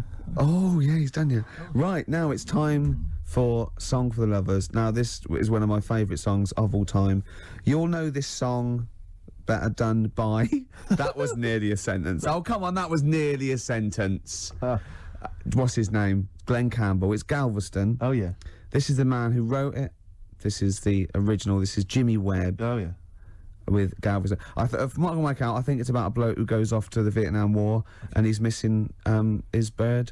And I've brought it down, haven't I? I've brought it down a tone by saying bird. It's a beautiful song. It was irony. Just play it. Galveston. It's beautiful. Jimmy Webb with Galveston. Now, I know you enjoy Love the work of the Webb. Webmeister. A lot of people, of course, be familiar with his sons, the Webb brothers. Yeah, very different. Quite cool, though. I went to see him live, and he was just so cool. Just like doing his songs and telling a little anecdote. It was just, he's fantastic. That's my song for the lovers. Steve, what have you got for well, us? no, I was just going to mention a couple of other gifts that my father got. Well, he got me once. I unwrapped once, having professed no interest ever in this particular artist, about as much interest as Winston Churchill. I once received, lucky me, the making of Thriller.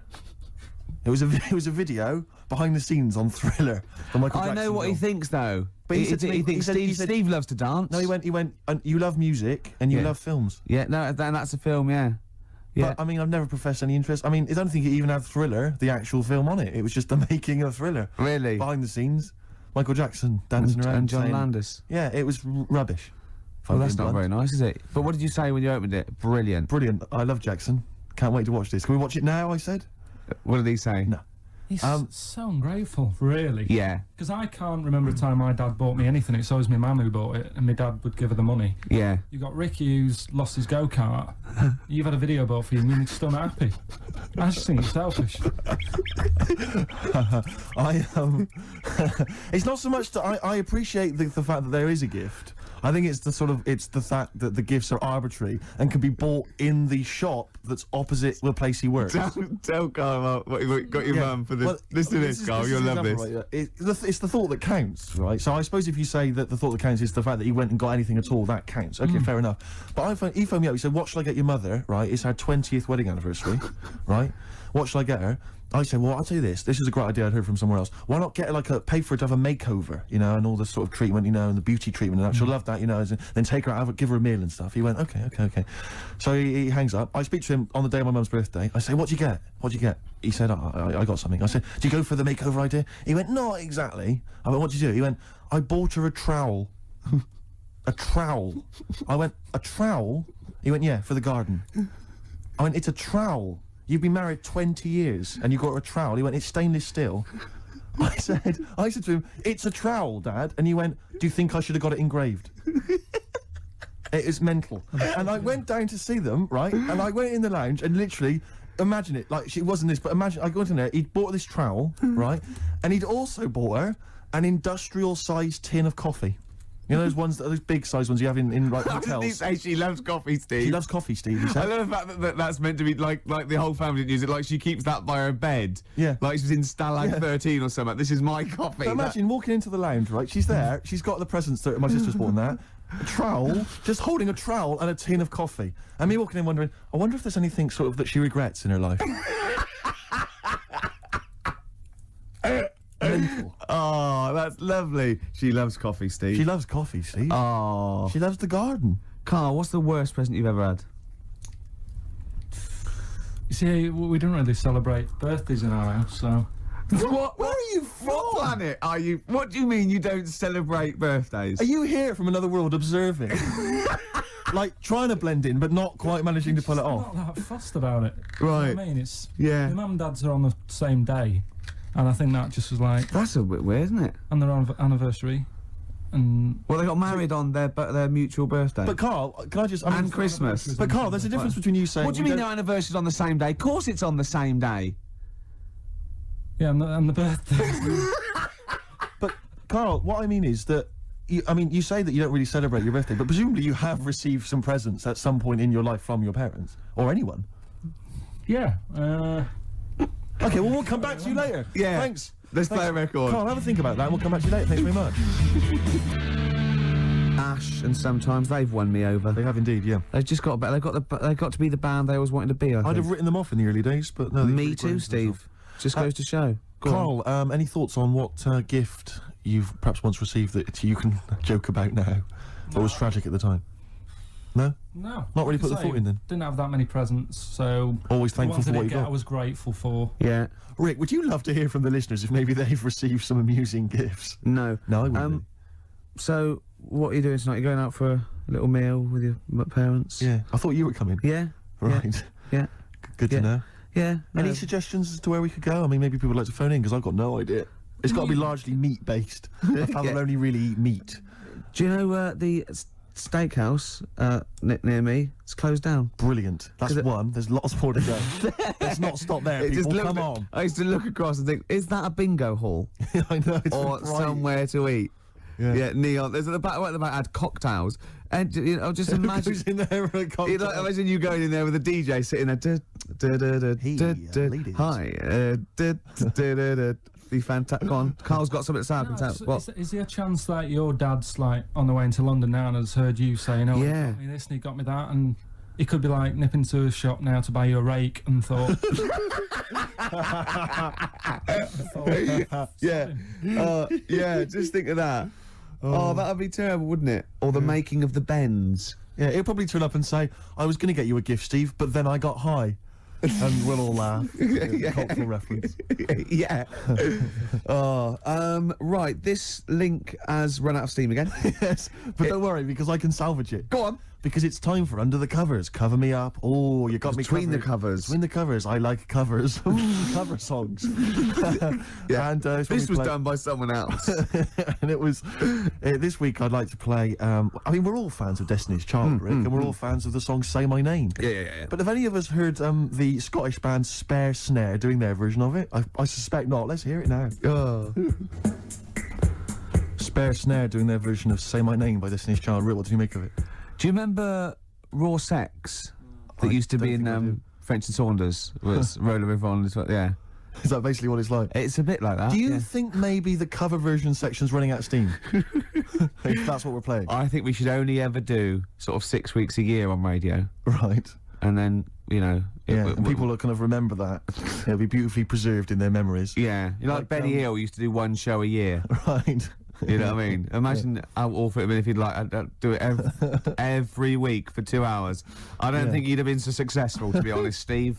I think he'd run out of ideas. Rick, I know that you are tired of coming in every Saturday and doing the show. I know I am, and I suspect many of the listeners are. But maybe we should leave it to the listeners. You know, if they want us off the air, maybe they should just email, fax, phone in. That'd be. I think everything should be like that, though. Vote whether you want to, you know, like a binary sort, like you know, up against someone knocks like winner stays on in pool. Yeah, I hate that winner stays on in pool in pubs. Like, it's just horrible, fascist, isn't it? You want to play with your mates. You don't have to beat a bloke with one tooth who just plays pool all day. Yeah.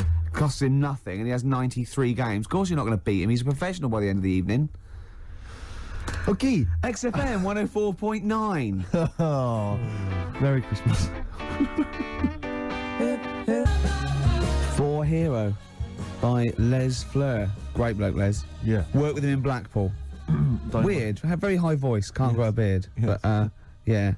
I'm joshing. Probably pronounced Les Fleur, innit? Le Fleur. Yeah. We know all that. Oh, we know that. We know that. We know You that. noticed all those huge posters advertising Christian O'Connell's breakfast show? They're all over the place now. They're mainly on the tube. You wouldn't know, Gervais. No. What with your driver and everything. Imagine if they'd spent the kind of money they must have spent on those advertising our show. I know. And those people were tuning in, and today's show is what they heard. I was actually thinking, right, because we do care in a way. Yeah. We couldn't get over it today, you know. Just to word to the kids, this is what alcohol can do to you. Yeah. It's a sobering lesson. Yeah, it is. Yeah. But I thought, what if this was our first ever attempt at radio? Think how gutted we'd be. We'd go, we're not What right. worries me is it's like, I don't know, it's like in my sort of hangover state, it's like I've kind of woken from a dream, and I've sort of thought to myself, all the stuff we're saying today is what we normally say week in, week out, and we think is brilliant. And it's today we've done it, and it's rubbish, and it's like we've seen the truth. Oh, yeah, it might be. See, so an alcohol can It's just not as interesting or entertaining as we thought. See, yours could be BSE as well, though, because I know There's you're a lot worried of that about that. kicking in, I think. Yeah, because you just ate beef, didn't you, for the first 15 years? Largely just beef, yeah. Beef and milk. Yeah. Mainly uncooked. It was just, you know, they just wheel a cow Often in. from the cow. Yeah, just suckle it from the cow. Now we get complaints about that. We will indeed. I always wondered if Bruno Brooks ever got complaints, actually. When he once played Rage Against the Machine, Killing in the Name of, yeah, and he must have dozed off or something because he didn't realise all the swearing, you know, F you, I won't do what you tell me, and he just left it playing. He probably wasn't. And listening. it was the UK top 40, and it was just, you know. He probably, of course, he probably did get complaints. Where is he now? Good point. Doing internet radio, which is of course where we'll be next week. Yeah, if we buck our ideas up. Quick question. Go on. I just realised who Karl looks like. Moby. He does. Not the first person to say Yeah, that. suddenly just dawned on me then. Yeah, So if people are Moby's one of those listening- people that I think's fantastic. Every time I see him, everything he says I agree with. He's lovely, and I just can't get into his music. It's bad. It's like I feel that it's like a mate. You can't say, oh, I give it up, because I think he's fantastic, and I want to go. Why don't you do something else? For more I bored interesting myself. views- I bored myself then. If you've This got a pop star that you'd like Ricky Gervais to pass comment on, why not get in touch? Yeah, that's Rick, what are your views Go on on. Rick Witter from Shed 7? Rick Witter, I like their effort. Okay. I think he's quite got a nice hair. What about Chakademus and Pliers? What was their hit? Tease me, tease me, tease me. Anyway, more of that next time, I'm sure. Oh, that's it. Are we straight to the song for the ladies now? or Yeah, have we song got- for those. Yeah, Should we just get it over with? Yeah, let's knock this on the head. Song for the ladies this week, one of the best tracks on Hour of the Bewilderbeast by Badly Drawn Boy. It's, of course, Magic in the Air for all the ladies. Bye. Sorry about that. We're gonna really be good Gonna next sing week. happy birthday, or? Happy birthday to you. But no, we're gonna start work on next week's show. Really, from then on, it'll be year 0. Yeah.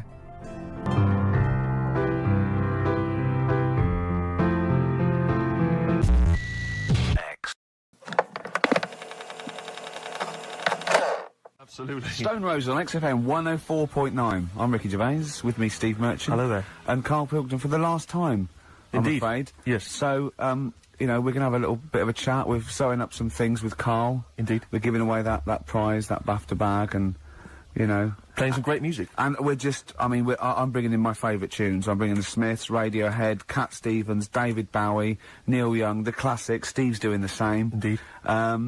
Well, Karl, the last time for, apparently, someone's got it a bit wrong. We're not actually away for 6 weeks. We're away for about, we'll be back in, August, won't we? Bloody hell. Yeah. No, don't swear. Yeah, that's outrageous.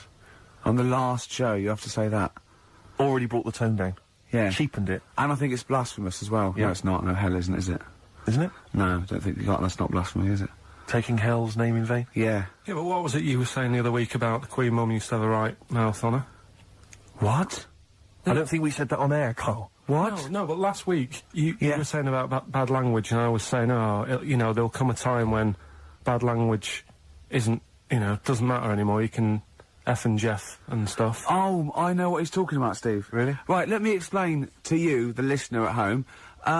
Karl was worried about swearing, and as a joke, off air, it was last week, we were saying that in the 1940s and 50s, the Queen Mum used to say things like, and we were quoting things she'd said, like, but putting F's and C's in there, and you believed us.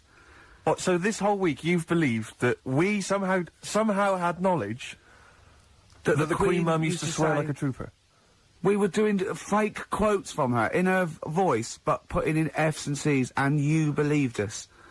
I mean, I didn't even think, I thought you were going along with a joke, but it obviously made an impact. Carl, we've said this, you've got to question and query everything. You can't take things at face value, certainly not if they come out of the mouths of Ricky Gervais. Yeah. Alright. Yeah, sorry about that, Karl. It was a little trick. Is there any other things now that, as Is you there look back anything over we've the said that time you've been we've thinking played about with that us? I can tell you now that was a lie? Anything you've maybe queried or questioned, you've thought, that doesn't seem right? That maybe Ricky's told you? Something might come to me Okay. later on, but... Okay. Well, what about, Karl, I mean, we love you, right, obviously, we know that. We've got great affection for you. We look forward to this. I'm going to miss you, really, and I'll tell you what, you've got a heart of gold. Now, wait till you see what the record is, Steve, and you'll see what I've done. Is it Heart of Gold? Yeah. Brilliant. Brilliant. Alright, that's why he's a bronze award winner at the Sonys. I don't get up for bronze. I don't get out of bed for bronze. No, that's a waste of our time. Pilkington over there on XFM 104.9. Winner of a bronze award At the Sony Radio Awards. The Radio Oscars. So Man Phil alive. Jupiter said. That's what he called them on Liquid News. I'll tell you this, Rick, I'm not used to being on a table with losers at an award ceremony. No, I don't. I'm glad. I didn't want to come in to do the final show. No. You know, I went straight over and sat with Pete and Jeff, didn't I? Yeah. I went And over Radio to the, 4. I went over with Paul Gambaccini. I went I over to said- BBC World Service. Yeah. You know, it's a lot funkier. A lot cooler. Won an award. Yeah, won an they award. swept the boards. Yeah. I don't. Bronze is nowhere. What was the mood? What was the mood here? Silver's. What was the mood here?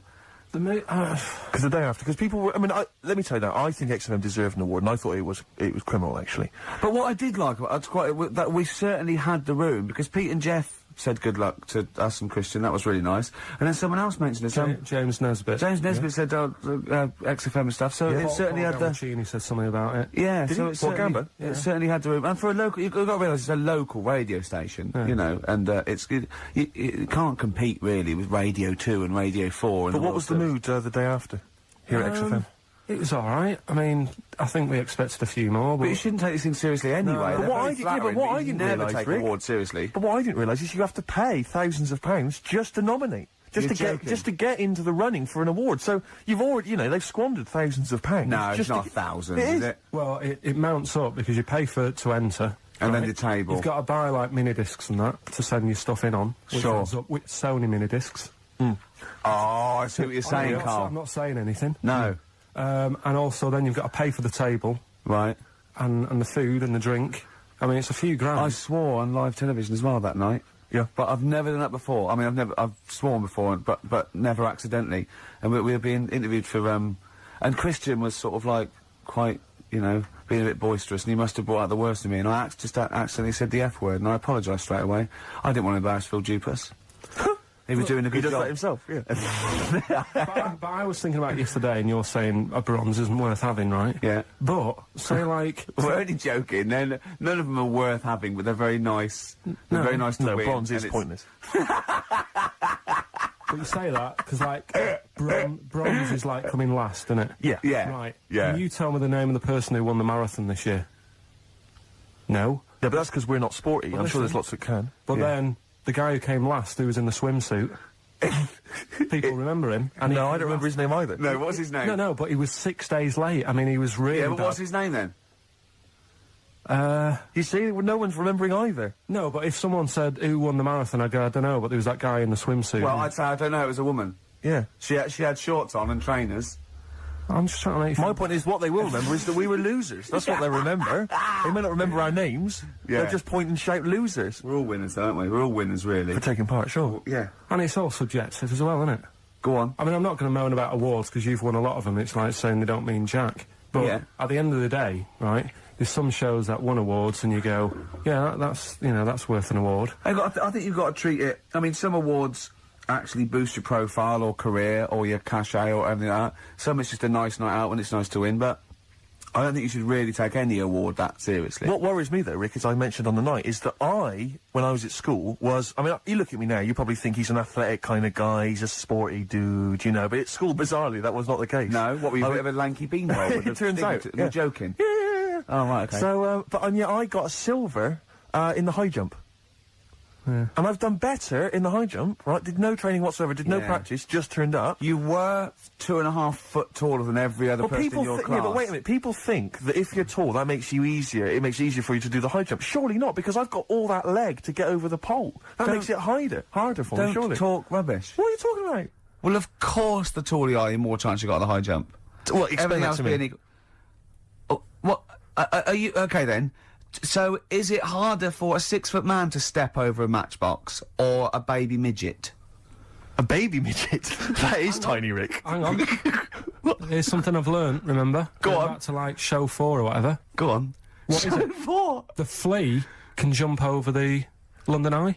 No! No, it can jump the equivalent of, if it was a 6-foot man, it can jump about 6 inches high. A flea cannot jump over the London Eye. Yes, it can. Yeah, it can. And tell your kids that. Karl. Oh, remember. Oh, a flea can jump over the London Eye, and an ant can lift 3 Volvos. But you're talking about fitness people and that. Remember when we were in the pub, right? Yeah. And your mate Johnny was in there. Yeah. I think it was. Yeah. And he was talking about that guy who got done, right? Because he entered a wheelchair race. Yeah. And there was nothing wrong with him. His legs were all right. Yeah. Now, he got done because he shouldn't have been involved in it. Yeah. But don't you think that really he's really good for doing that? Because he's not normally in a wheelchair. Sure. So he's not used to how they move about. Yeah. His arms aren't as strong as the other fellas who are always in the wheelchair. Sure. He had his mate pushing him. That was the problem. Yeah, it was motorised. I'd give him a gold plus. Just, you know, you're taking a bloke who's not used to doing something, he does it the first time and beats the people who are at it. What all the about time. that It's woman, brilliant. though, that was disqualified in the shooting, because she was in a wheelchair, and she was just in the normal, able-bodied Olympics, it was just she entered, right? But she wasn't allowed to rest her elbow on the arm of her chair, because that was something disadvantage. She was in a wheelchair, and she's shooting, but she was getting unfair advantage, and they said, you cannot put your elbow on the arm of your Sneaky, wheelchair. aren't they? No, they are. You gotta be careful. You gotta be careful. Do you want to play Some of them aren't even disabled, it turns out. Hold on, though. We're talking about athletes, aren't we? What record should we play next? I'd love to hear that single that was out a couple of months back by Athlete. Let's have Athlete. Man alive. West Side by Athlete, a track that I know you and I have enjoyed. Yeah, it's one of our favourite new over the last tracks of 6 the or year, 7 that months. one. Yeah, Absolutely. very good. More of our favourite tracks to come on XFM 104.9. You know, I With was me, Ricky mentioning Gervais, and you, Steve Merchant, and Karl Pilkington. sure, go on. You know, I was mentioning Shoot. the high jump. That Yeah. high jump. Do you know the reason I didn't get the gold? It's faintly embarrassing because the guy it was just neck and neck, me and another guy. In fact, he was slightly shorter than I was, and I was using the traditional Fosby flop. Is it the Fosby flop? Fosby flop. And he was using a method which I can only describe as the Superman, where he was running at the bar and diving headfirst over it. I've never seen this technique before. It's illegal, that's Absolutely why. incredible. Is it not Yeah. allowed? The Fosby flop only works because his shoulder and that are going over before his head. Right. That's they got around the rule. You weren't allowed to Right. dive over because it was too Obviously, easy. no one monitoring that. Yeah, no. Just the no. games teachers having a quick fag. Yeah, yeah. Um, What was his name again? Yeah. The fag. I think his name was Mr. Woodbine.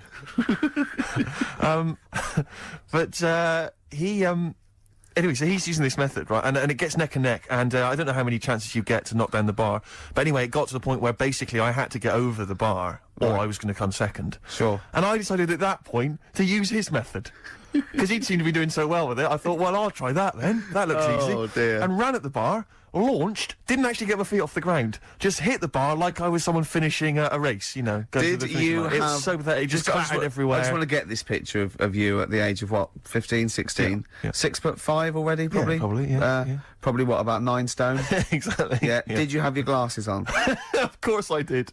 You must have looked pretty And probably, sexy. Probably a small bum fluff tash Yeah, yeah. as well. That must have been good. That was was a it good true looking- once, when you were about 16, you decided to wear a dicky bow to school? Yeah. That Yeah. must have been great. That was during my PG Woodhouse phase.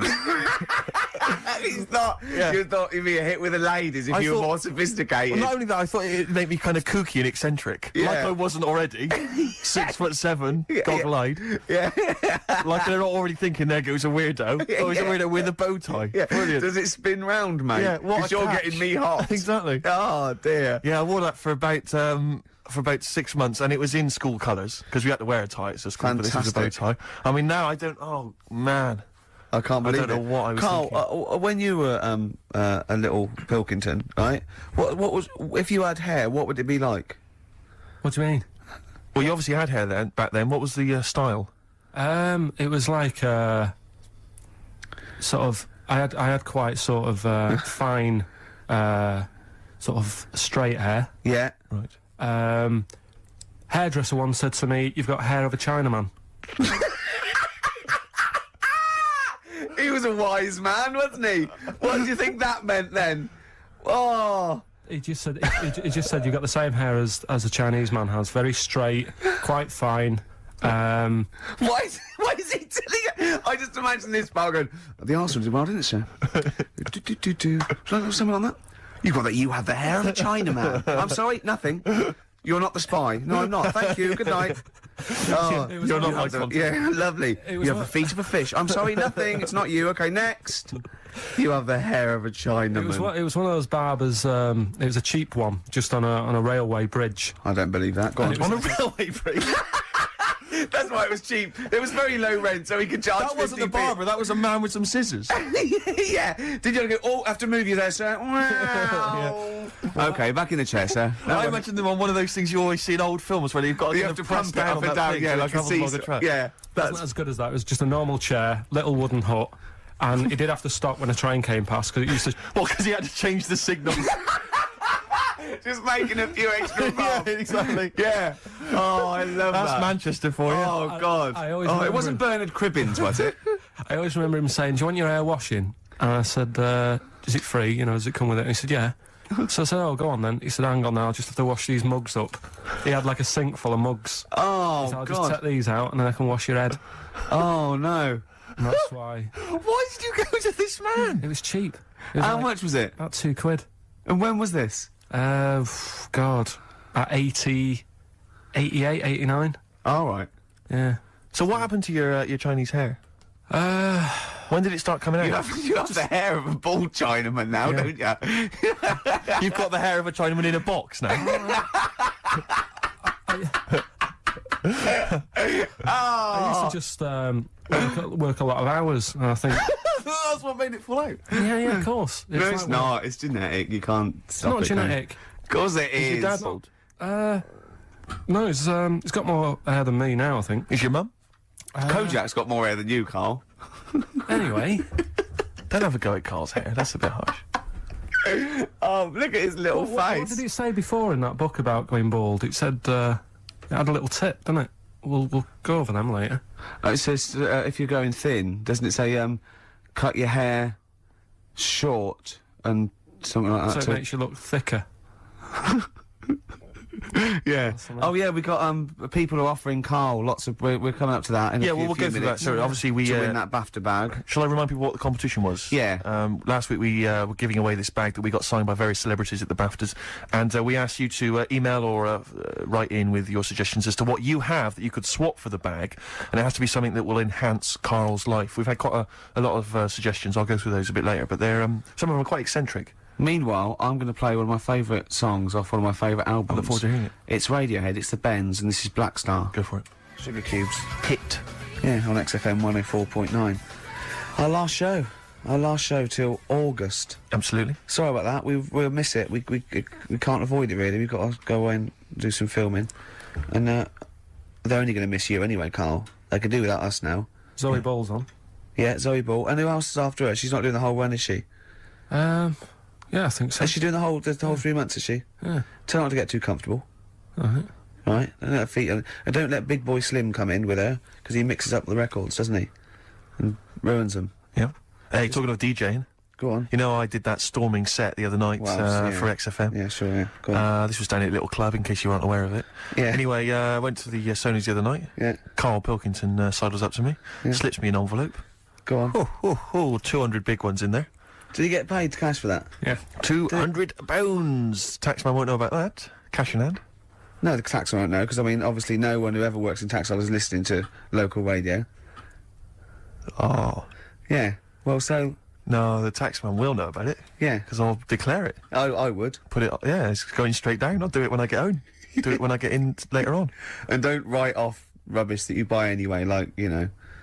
No, Yeah. I won't. No. I'll do it all above board officially. Fill it all in correctly. And so I'll send it now, I'll send it tomorrow so that you get it early. So it's not too busy for you, sir. Oh, never mind. Oh, yeah. Also, did you see Liquid News last night? No. What is Liquid News? I don't really watch It's the Liquid thing News. on Choice, right? And it's sort of celebrity news, yeah? And Julian Clary was on, and they were talking about the Sony Awards the night before, which we went to, and they said something like a relatively unknown had won the Entertainment Award that we were up for, and Christian and Chris Moyles and Jonathan Ross said beating off bigger people. Not he was beating off bigger people. They weren't suggesting he was... Was Julian Clary beating off at the Yeah. And it said, so the people who didn't win resorted to silliness. And it cut, right? I don't know where the camera was. It must have been miles away, because it wasn't us. Cut to me making a little hat for you out of a Budweiser box, a little Dalek thing, and then forcing it on your head, and you sort of struggling. Do you remember that? I do remember it. Yeah. They're always watching. They were filming us? They were filming it, yeah. Scary. So, yeah. That's really scary, because some of the things we were doing... Because I was tying scarves around your head, wasn't I? We were touching Karl in an intimate way. We were gaying him up. Gaying him weren't we, up. to make him feel all uncomfortable and everything. Because he doesn't like that sort of thing, do you? Can't stand it. We're going to be giving you a cuddle about 5 to 3, seriously. Yeah. We are going to... On the way out... And I've got roaming hands. Yeah. Do you know them girls who came up from the radio academy and sort of said, oh, so you're Karl then? Right, Yeah. yeah. A couple of fans went up to Karl. Just on the way out, I said to him again, I said, look, I'm not gay. Because they were convinced I was. That's because if you remember a couple of weeks ago, we teased Karl that he had to go as Steve's partner to the BAFTAs, and they really meant partners. You know, after the show, when he was walking home, he was going to go buy his suit. I actually said, they will ask you. He went, well, what if they say, and as we walk in, Steve Merchant and his boyfriend, Karl, well, they won't say that as you walk in, they might overdub it on the television, so he's going, well, what about my mates in Manchester? And he said, I'm not going. The risk of someone in Manchester thinking that he was going out with you, mind you, it was probably All right, going, calm wow, down, if he was Rick, going I see where you're going with that. if you were going to be gay, you wouldn't choose Steve, would you? No. Who would you choose if you were gay?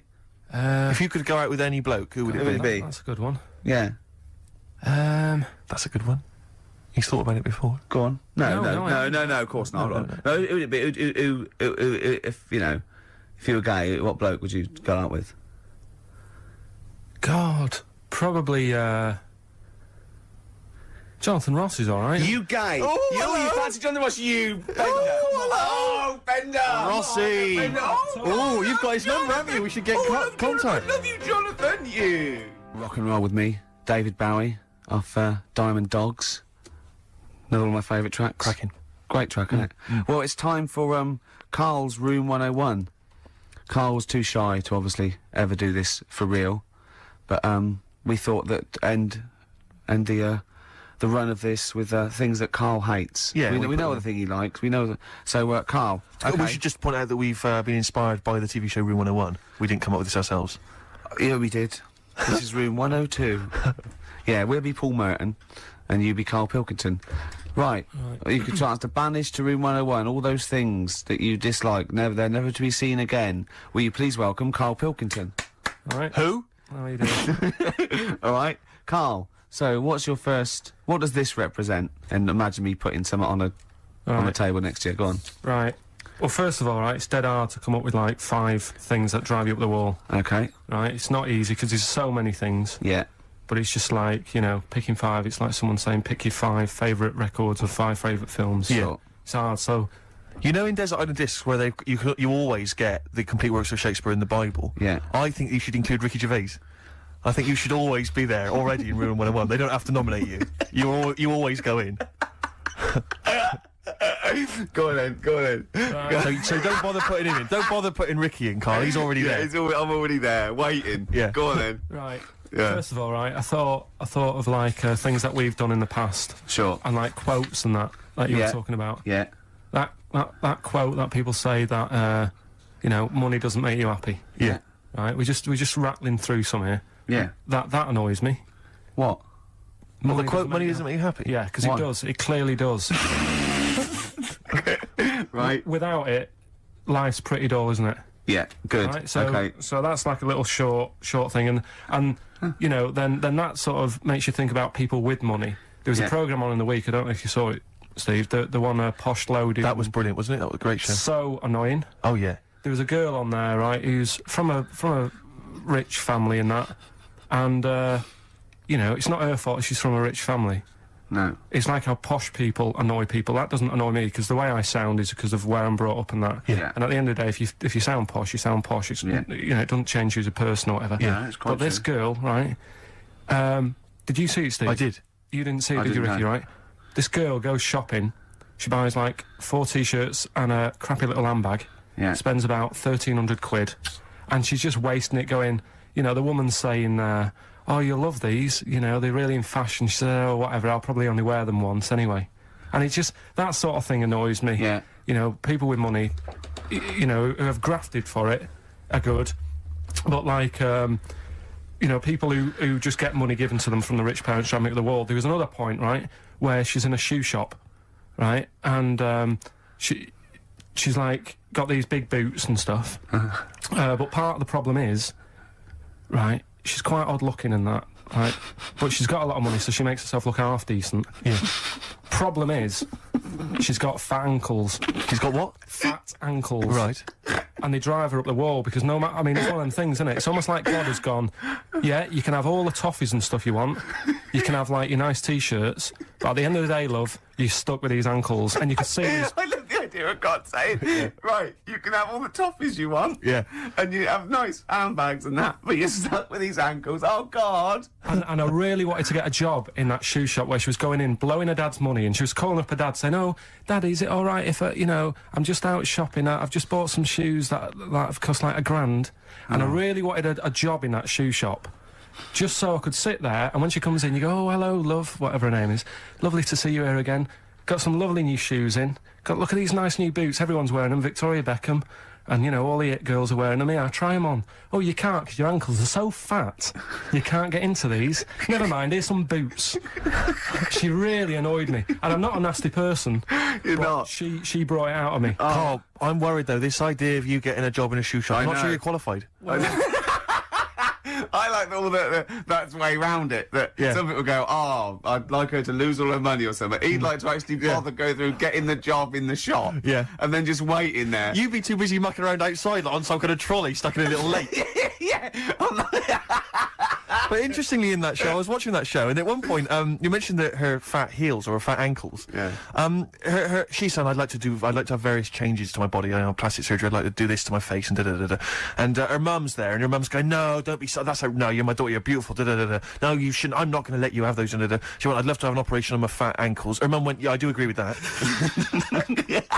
What kind of a mother does that? Oh, how bad can fat ankles be? I know. What were these ankles like? Well, tell us, Rick. You must know. No, do you know what I mean? They were like, if you said to a little kid, say a 4-year-old kid, draw a person, they'd draw her legs. Do you know where there's no sort of thin bit and then it comes out a bit for your knees? Oh, yeah, goes and they're down to just ankles. It was just like 2 logs. People go and say, "I like your new flares." What do you mean flares? They're leggings.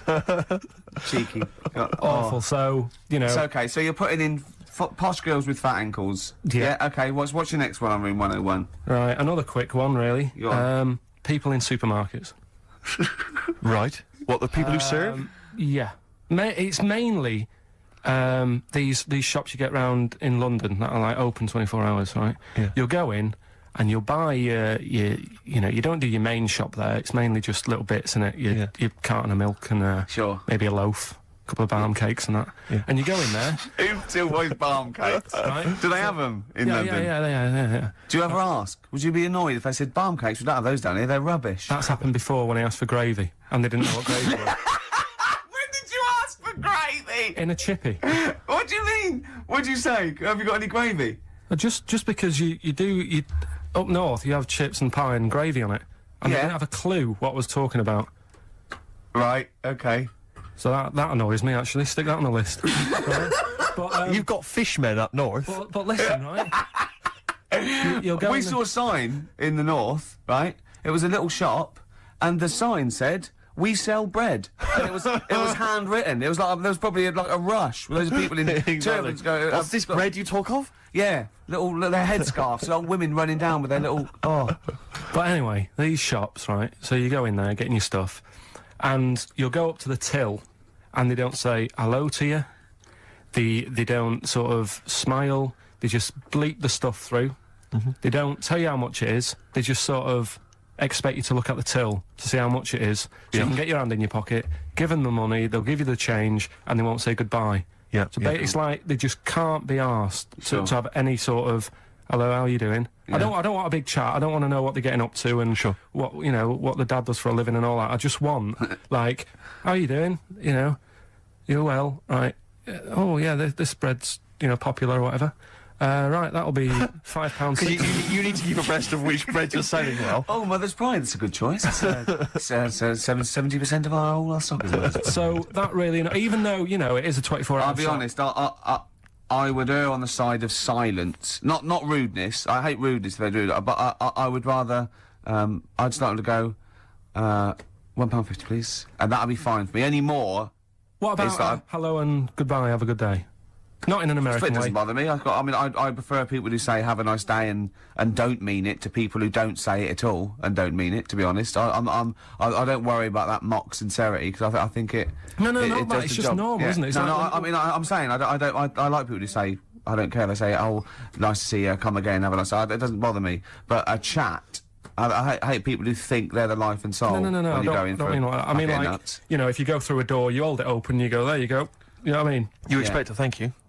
Yeah, that's all. Yeah, and also when do you come in at like a narrow walkway and you're both walking there, and I stop, we'll get out of the way, and they tut, like I should have. I want to go. Hold on, look, we're both in the same boat here. Yeah. Why is it me? That annoys me. Where people think tutting when they're in the wrong. They own the street, or if two people aren't looking where they're going, it's one person's fault. That really annoys me. Yeah.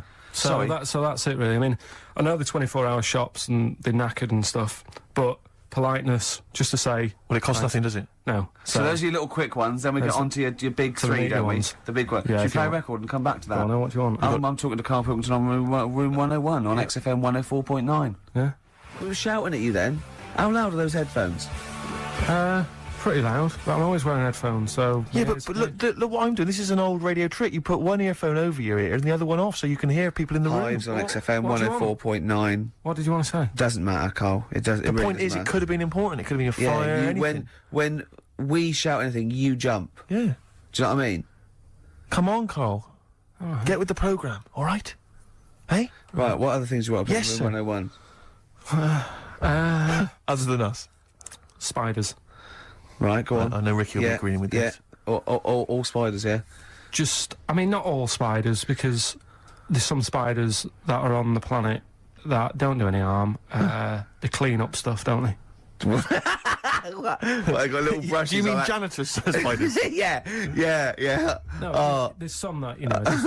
Hong Kong leggy. Just get on with stuff, but I'm talking about the spiders that are deadly.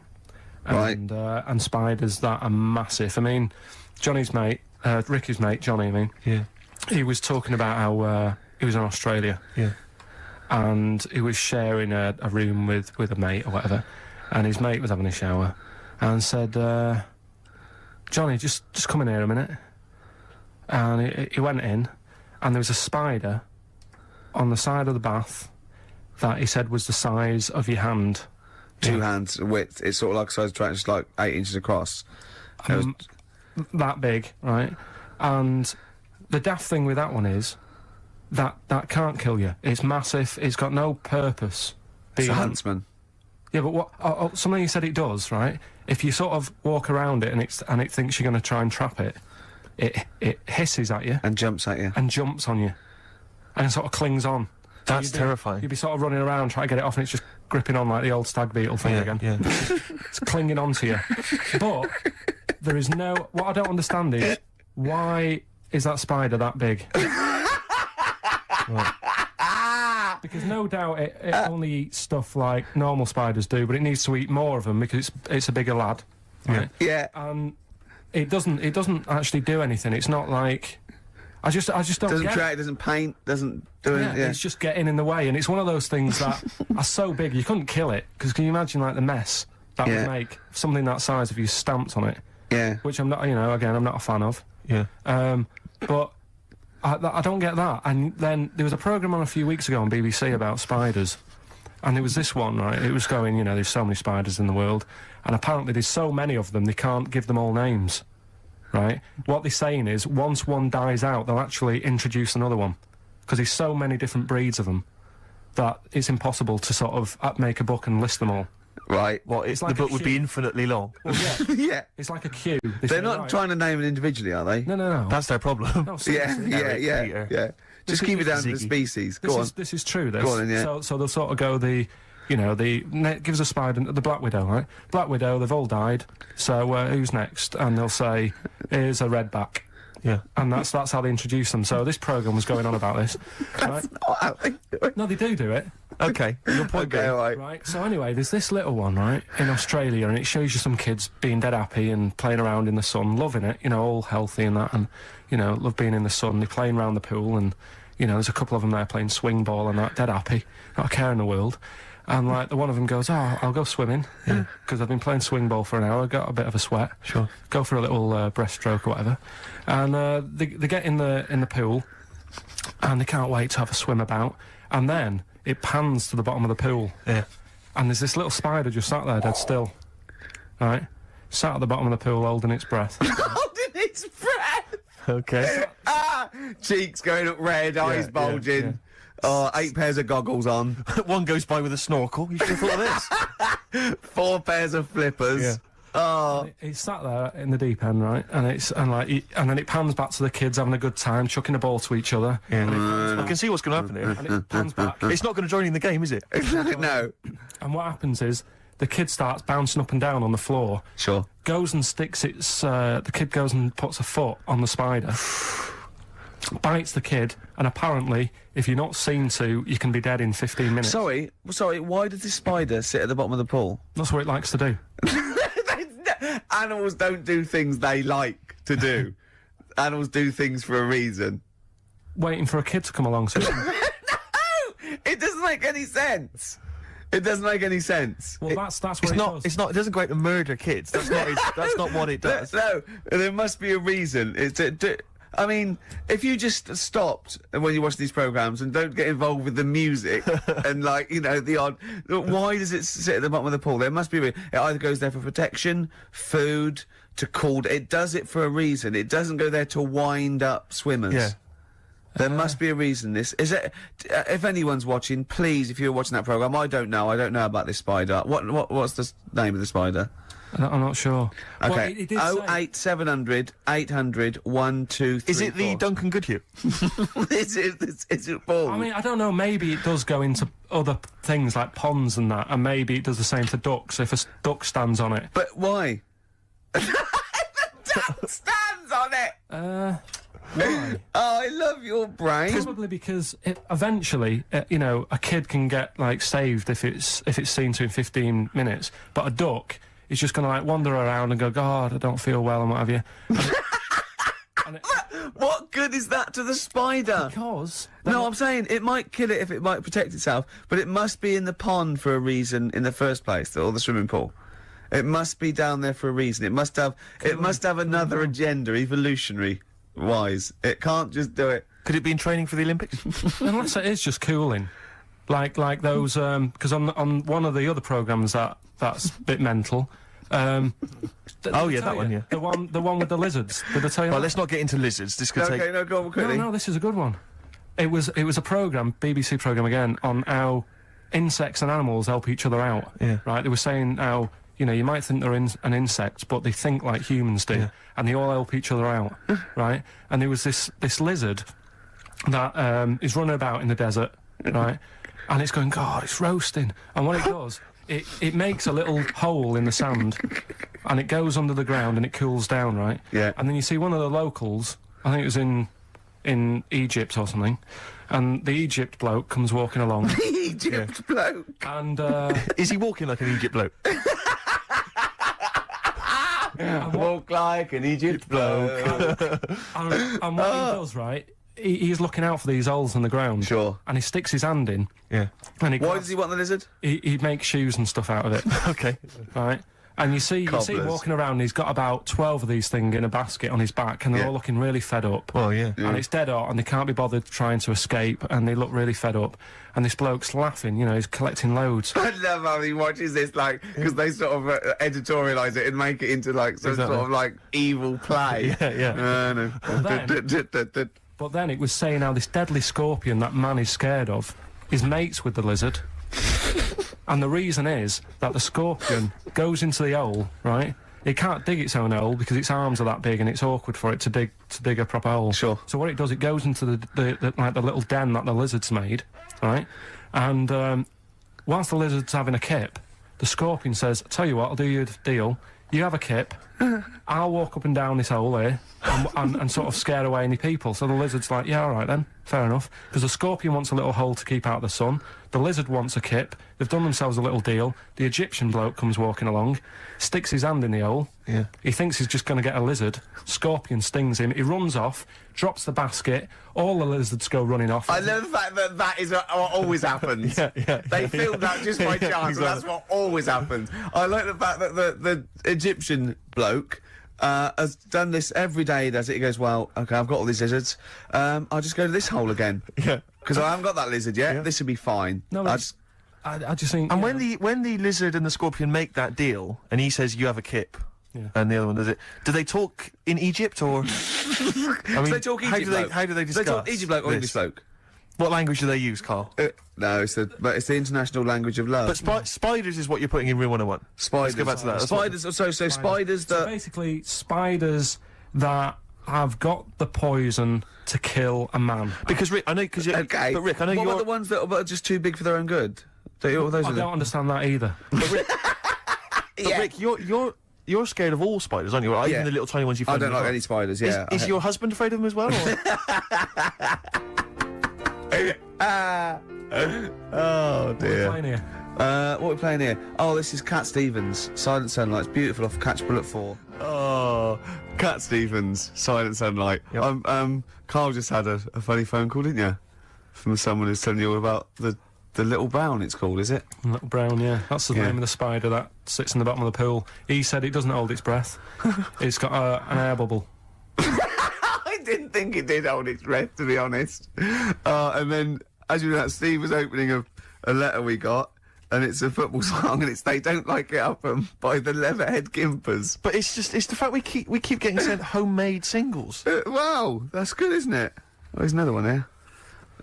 They're both football anthems, though. We don't. Well, do we show any interest in football? Are we? Well, yeah, the World Cup we do, don't we? You're right, Rick. Yeah. Yeah. I've got a bet on as well. Have you? Chelsea to win 2-1. What today? Yeah. And I've got Chelsea to win 2-1, but Henry to score first. And that's something like 30-1 or something. Best So, luck. Yeah. Best luck. Cheers. Brilliant.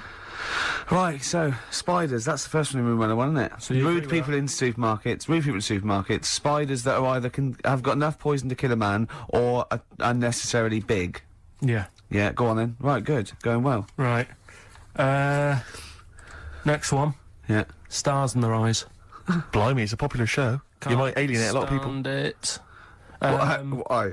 Just, I think, if you've got a talent, right, there's loads of shows now that you can go on and make a killing. Yeah. Like Pop Idol. Yeah. What was the other one? Pop Stars. Yeah. That sort of thing. So, people who will go on Stars in Their Eyes, they want to sort of be famous. Yeah. They want to be a singer. What I don't understand is why go on that show where you do all the hard work, got to do all the graft, Yeah. and yet, even if they win it, you never see him again. The guy who won last year, Christy Berg. Ian Moore. Ian Moore. Before last. But I was now with his own stuff. Yeah, but, alright. How did it sell? I bet that sold well. Exactly. Don't get it. What I like is when someone doing Edith Piaf like wins a heat, and Matthew goes, "Well, I don't think you'll be going back to the cleaning job, will you?" Yeah, yes, you will. Monday, Almost certainly. Monday. She'll be back there Monday. Just, yeah, and just the way, you know, in like the final last week where the guy who was Elvis won, and they're all I thought he in would there. though. I thought he was very good. No, he was good, but will we see him again? Do you know what I mean? What is his job? I don't know. He'll be carrying on doing that. There's going to be no change to his life whatsoever. He's very good at what he does, but he's wasting his time on Stars in Their Eyes. So I don't understand exactly what your issue is. You clearly like the show because you watched the final last week. He thinks you agree that people are talented. You think it's a waste of talent to go on Stars in Their Eyes because it's not a vehicle to be famous, whereas something like Pop Idol, Yeah. Pop Stars, even Yeah. Big Brother. Do you know what I mean? Go Yeah. on that. Sit in a room all day, have a month off work. because they're all big stars now, aren't they? No, but what I'm saying is, it's less work to sit in the Big Brother house. Now and again, just sing a song, and people go, "Oh, isn't he a good singer?" You come out after having a month's rest or whatever it is you're having there. Yeah. You come out, and there's loads of record companies like waiting for you to come out and give you a deal. And what happens then when And you get then- a deal? When you cut a record, what happens to that record then? Then it's either sells or it doesn't. And actually, what happened to it? It didn't sell. No, none of them did. But what I'm saying is, that is a lot easier to do than all the graft that you have to do on Stars in Their Eyes and the pressure. What would you rather do? Buy Craig's Christmas record Yeah. or Ian Moore's classics? Probably Craig, just because the guy on Stars in Their Eyes really thought he was better than Christy Berg. When he was singing, and I think I'm better than Christy Berg. No, he was singing, and Christy Berg came walking on. Did he cry? And he didn't stop and go, "Oh, I can't believe it, my big fan." He was sort of carrying on, like, "Don't interrupt me, I'll have a word with you in a bit." You think he should show the man he's actually making a little bit of living off? Yeah. Emulating. A bit of respect. A bit more respect. And the most annoying thing... I imagine them arguing, resting each other's floor, saying, I'm Christa Berg. No, I'm Christa Berg. Like two ventriloquist dummies. Just having a fight in the dressing room afterwards. But the most annoying thing of all with Stars in Their Eyes, people who go on and do people like... say, like, I think last year, someone went on and did Lamal. Now, if you want to... Because the whole idea is with Stars in Their Eyes, you get work off the back of that show by, like, companies, don't you, say, who will we book? Yeah. You could get the real Lamal for about 30 quid. So why have an imitator? Well, it seems to me, though, Carl, the problem is that show's been running so long that all the big names have already been done, so it's going to end up having to be, isn't it, Lamal or some old kind of 50s singer you've never heard of? Isn't that the problem? I remember when... I mean, it's just Eddie Reader was on there. You've had Eddie Reader. But it's just a karaoke contest. It's just... I think you're assuming that everyone on there wants to get, a recording contract. They do, Steve. Okay. In that bit at the back where they say, and the votes are coming in, let's have a look at the tension now that's going on. And they sat there and they really think they are Elvis. And they are Luther Vandross. Sat there, and, like, if they were all sat there having a laugh... Woke up this morning, looked at your picture just to get me started. Filth. If they were all sat there, sort of thinking, oh, God, this is a bit of a laugh, innit? But they're not. You can see that they all really want it. And it's like... So what I'm saying is, who are you putting in Room 101? Are you putting in the people who are just there to have a bit of fun? Everyone involved in that show. Including Kelly? Yeah. He's a talented guy. You don't care? No. He's going in as well. He's in there first, and then everyone else, everyone who enters it, the people who go and sit in the audience... Everything. But what would you do Saturday night? You'd love the show. You watch it every week. It was just on when I was getting ready to go out, and there's nothing else on at that time. Sure. And it was the final on Saturday night as well. Yeah, you got to watch the final, haven't you? Live final. The final. Yeah. Well, who would you do if you went on the show? Moby. I'd probably do... Ooh. It's not that you look like them, though, is it? No, It's who you sound like. because they wouldn't let me on as Tracy Chapman. I was furious. That's annoying. Because I sound just like her, but they said... No. Bowie. You do Bowie? Yeah. Can I hear your impression? No. Well, come on. No, because you just said if you could go on and what have you. I'm saying that. Well, it's got to be someone you can do. I mean, obviously I'd go on as Will Smith because I can do the rapping. Yeah. I can't do it. I'm not a good singer. I've never really been into singing. I've never done a live singing thing before. Haven't you? No. Not even But if there was a talent show, if there was a talent show on, what did you do? I did Walk Like an Egyptian by the Bangles and I mimed, dressed up as a woman. How old were you? It was when I was still going to school, so it was like... Well, I hope so. 12. And what... Sorry, what was the... Why did you do that? What did you mime to, and why were you dressed as a woman? Where's the logic in this, is what I'm saying, Carl? What sort of act was this? I think I was meant to get hold of some, like, Egyptian outfit. Couldn't. So I looked in my mum's wardrobe, and I had a dress. Dress in a fez, carrying some lizards, that'd do it, wouldn't it? I had some boots and a wig on. And how did you dance? Look, he looks confused. He's confused by his own act. He's suddenly confused. The best bit was it was like a proper talent show. Do you know where you cover it all? Yeah. So I did like the dancing and the miming, and then I also did a bit of magic, right? Where I had like a cloth, right, and I had it over my hand like that, and the crowd were like, "Oh God, what's he gonna do?"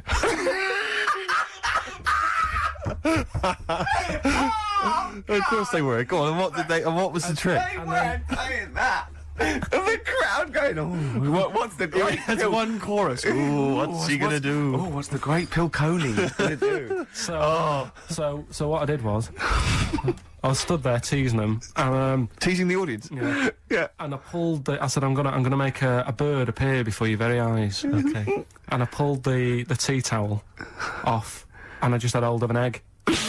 And I said, oh, it isn't born yet. They loved it. He's so proud of that! Look at his face! Did you come up with that yourself? Yeah. Did you have any help at all? No. So you did Walk Like an Egyptian and Dress as a Woman, then you did the egg trick. And then I was also playing like a janitor. Because when the next person was singing, I'd come on and all the electric went off. And I came on going, oh, God, has anyone got 50p for the meter? Oh, you're quite a little showman, weren't you? And then, like, you know, the Did you win? audience chucked us some money. Yeah. And, Are you sure you weren't actually employed as the janitor? No, did you win?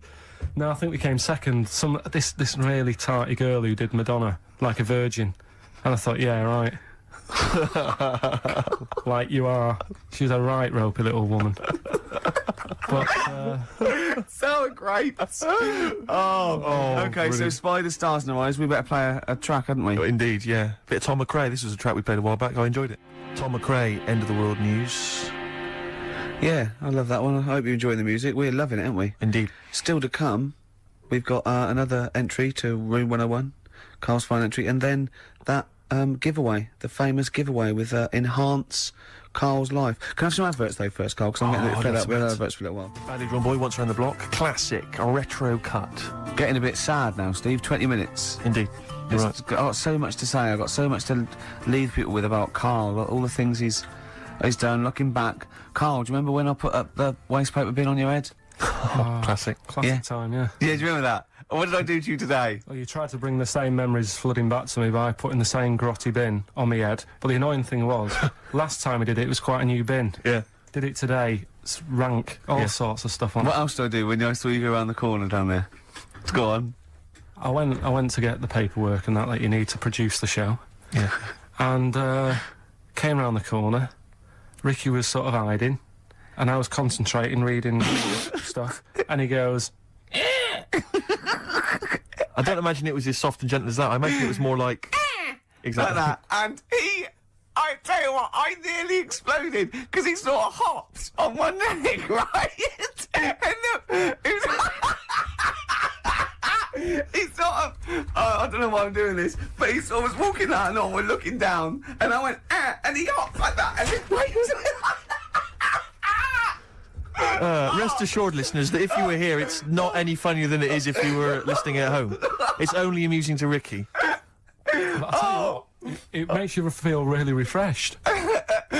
He was going on and having a heart attack like that, and I was nearly having a heart attack laughing. And he went, "I feel good now." He said, "I can see why people skydive." He said that would be good for people that were ill. Oh, Carl. They've made me feel fresh. How am I gonna live without Carl for 14 weeks? Oh, you'll find other people to irritate. Oh dear. Okay, so right, well, we got his final entry in Room 101, but we've also had so many emails and letters about this competition. People trying to bribe you with things. They've been great. Can you read a few of them all? Absolutely, yeah. Well, obviously, this is people are trying to win this bag that we got signed at the BAFTAs. We got Graham Norton, Angus Daty, Alan Davis, Jamie Theakston, Paul Whitehouse, Baxendale, Helen, Steve Filmich and McFadden, Peter Davison, Simon Pegg, Steve Wright, all different people signing the big bag. Do you know what I think, though? I don't think people want that. I think they want to contribute to Carl's existence. Well, this is I really genuinely think that Carl was sort of... You've you know, you've only been there. How long have we been doing this now with you? Sort of like, you know, in the area. 3 months? Yes. I think you've touched people's lives, Carl. I don't think I've ever met... Well, I haven't met you, but... I think your soul comes across as like a cross between... I'd put it's like a cross between a cat... And Rain Man.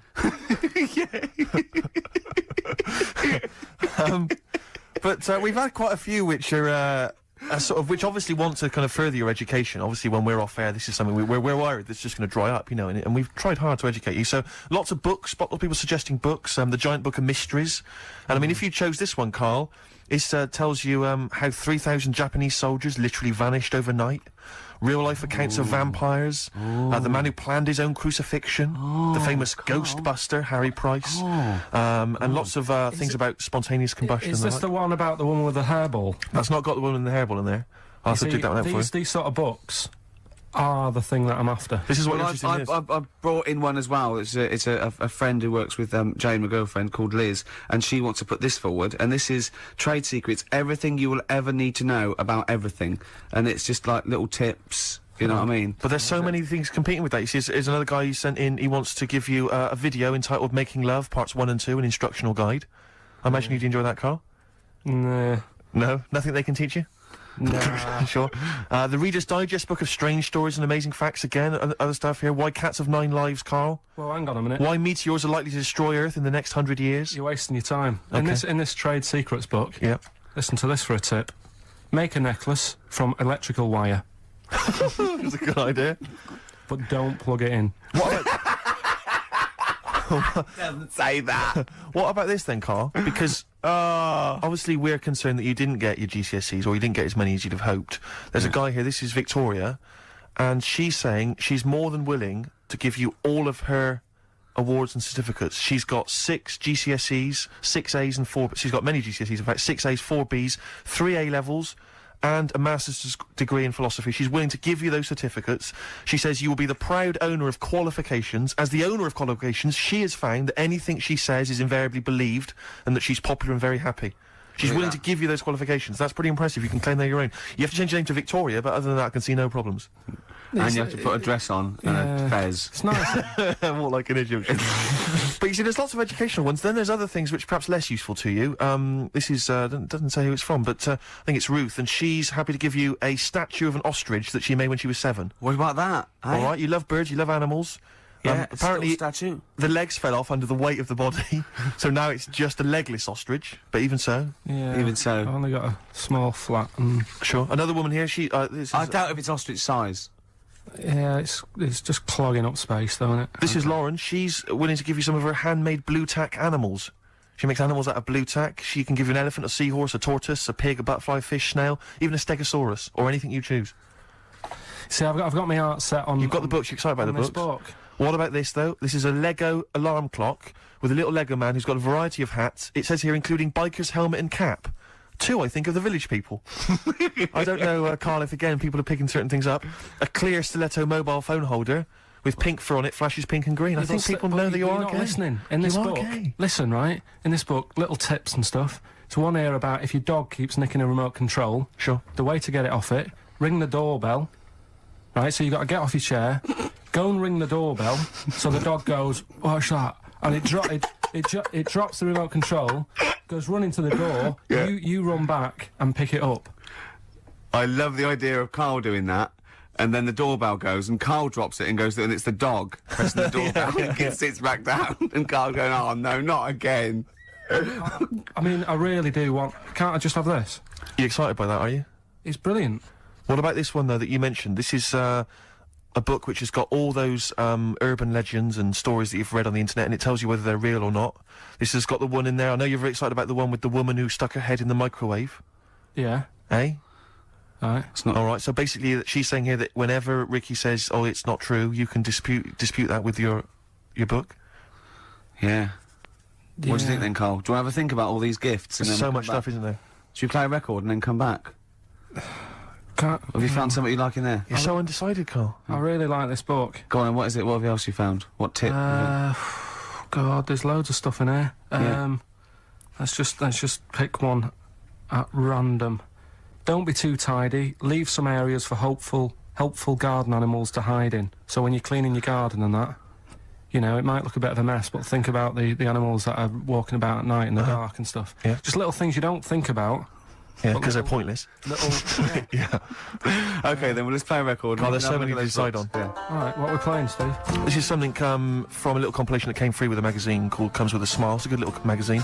And this is by Matt Pond, PA. It's called Night's End. I suppose there's a little bit of New Country, which we don't play often, but there's some nice tracks floating about, nice. and that's Very Matt nice. Pond, PA, Night's Well, End. I'm getting very sad now. 10 minutes to go, and so much to cram in. Now, thing is, Karl's fallen in love with that book, but I feel a bit bad letting a friend sort of win when all these lovely people, these regular listeners, so I don't think you can have that. But I'll tell you what, I'll borrow that, or I'll buy it for you, so you can have that anyway. What have you That's found safe, in there? you're going home with that. What have you... Avoid washing up by boiling the bag food. See, I can see why you'd love that. Exactly. Is there anything out? What other things have you caught your eye though? Put that book down. Yeah, go on. Well, one of our regular listeners who actually wants the bag and wants to be part of your life. Come on. Well, Richard emailed in, right? And he's got a book which is similar to the one I like there. Yeah. Which has got like 180 stories in it. I mean, most of them are like true, I think. Do you know? I was telling you that story about the woman who put her head in the oven to dry her hair. Yeah. Because she liked the way. And she boiled her brain. Yeah, she stuck it in a microwave. Avoid washing your hair by boiling the brain bags. So she put her head in the microwave? Yeah. And boiled her brains? And boiled her brains. Sure. She thought she'd get the same result as she did from the oven, but it all went wrong and that. And What do you mean? She used to dry hair in the oven, and she just like went modern. Apparently, it's like what punks used to do. You get a different sort of heat off an oven than you do off a hairdryer, right? Sure. So she thought, well, I'll do it in half the time. Use a microwave. Sure. She was busy. I She don't was late. understand how you can get your head in a microwave. It only works when the door closes. Yeah, but you jam the little thing, don't you? Well, don't say that, Don't say that. Don't tell. I don't think it's possible, but don't. Of course it is. Yeah, But well, anyway, don't. but do that. he remembers that story and said, I've got a book full of stuff like that. And he sort of sums up a little story that's in the book about this girl who, she had long hair, right? And she used to always mess around with it. And she's sucking on it. Do you know, like how girls do with the long hair? They sort of mess around with it and stuff. Yeah. And she's sucking on it all the time. And she was doing this from the age of, like, 10. And then, I don't know, she's probably about 30-odd. And she's doing this all the time. Guessing. And she goes, oh, God, my belly's hurting today, mum. And she goes, oh, what's wrong with you? She says, I don't know. You're 30? Yeah. So she goes to the doctors, and the doctors do an X-ray, and nothing's coming up. And it's like, I don't know what's wrong with you. You know, you're just being a bit moany about nothing. She's like, no, honestly. He's a very intolerant doctor. Yeah. She said, this is... Piss off. This is really hurting. I don't know what's up with it. So anyway, they found out some sort of system of looking at what was going on. Yeah. And apparently, X-rays? No, it wasn't X-ray, because X-ray didn't show it up. Okay. It was something else. So, anyway, it's only gone and turned into, like, she's been sucking her hair for so many years Sure. that little bits had come off. And Sure. she's got a giant air ball in her belly. Wow. Right? Yeah. Which was, like, huge, the size of a rat or something like that, right? The size of a... It's so interesting what he chose. The size of a rat. No. Well, the funny thing is, when they eventually got it out, Yeah. the mum was like, you know, oh, God, it was terrible. And that's what she actually said. It looked like a dead rat. Oh. Right. And it was in her belly, and that's, like, what was causing all the pain. Sure. And apparently, your belly acids don't kill hairs because they're so fine it can't handle it. Yes. Right. So you go for that book, are you? That's the one I want, Who's the yeah. winner then? Who's the winner of the lovely BAFTA What's his bag? name there? Richard Scholar, is it, or something? Yeah, Richard, Scular or Scowler Yeah. or something. So he's the winner. So check it out. You're going to get that book coming to you. I'll borrow this book for you. I need an email within, like, 5 working days to sort of... So what's your email? It's karl.pilkington at xfm.co.uk. Okay, lovely. I want an email from this guy, and I won't be sending the bag out until I receive the goods. Okay, right, good. enough. Well, we've only got a few minutes. I want to play Suede, and I want to end with the Smiths track. So let's play this. What is it? Suede, Stay Together. Lovely track. That's nearly it, Carl. Right, what's your last room 101? Oh, God. It was, holidays. Holidays. You want to put holidays in room 101? People who are sort of annoying on holiday. Oh, yeah. Do you know when you go away? Oh, yeah. It's sort of touched on this before. Is this going to be the Scouse guy? Yeah. Go on. Oh, it's so long now. I mean, it was a holiday when we went to Tunisia. And the Scouser pissed you off. Surprise, surprise. Yeah. Yeah. But the annoying thing was, you know, when you go on it was a cheap holiday, and, like, the lesson here is, you know, if you want a good holiday, you gotta, like, spend some money. Yeah. And we didn't on this one. We spent about, I don't know, 400 quid for 2 of us for, like, a month or something ridiculous. And we got there, and, you know, you get to the hotel and you go, we have made a mistake. You know, it's a ropey hotel. You know, you can tell, like, the blinds and stuff as you walk in, they're all dirty and stuff. You think, well, let's make the most of it. You know, let's not get down about it. It's a holiday. It's for a rest. And you try and make the most of it. And we had to meet. Do you know, like, you have one of those things where you get to your destination and the rep says, right, you know, go and unpack your bags and that. Go and sort yourself out in the room. And tomorrow morning we'll meet up at 10 o'clock. And I'll go through, you know, the best sort of place to go for camel rides and, you know, the best deals I can get you. That sort of thing. Can anyone here walk like an Egyptian? So she says, right, tomorrow morning, meet 10 o'clock in the discotheque. So we get up and we have breakfast, and it wasn't a good breakfast. The kitchen was, like, bit horrible. The food wasn't good. And it was run by sort of midgets. What do you mean it was run? Not there's anything wrong with that. There was little fellas running around, and the annoying thing was one of them sort of started to fancy my girlfriend. How did he manifest his affection for No, her? you're not saying there's anything wrong with midgets, though, are you? Just No, saying no, it was not at strange all. that there was Yeah, a but half- even midgets shouldn't be cutting on Karl Pilkington's No, territory. I know, no. But it's also that thing of, you know, they've got little fingers, and it Oh, sort of God, I'm ruined... so sorry. No, I'm not. It is a bit of a phobia of mine. Okay. Do you know what I mean? They are nice people and that. Sure. Oh, God. But the annoying thing is... So what was he doing then? How did he... I don't understand how he was chatting up your girlfriend. Was he crawling under the table so you couldn't see? He just kept... Whispering to her from underneath there.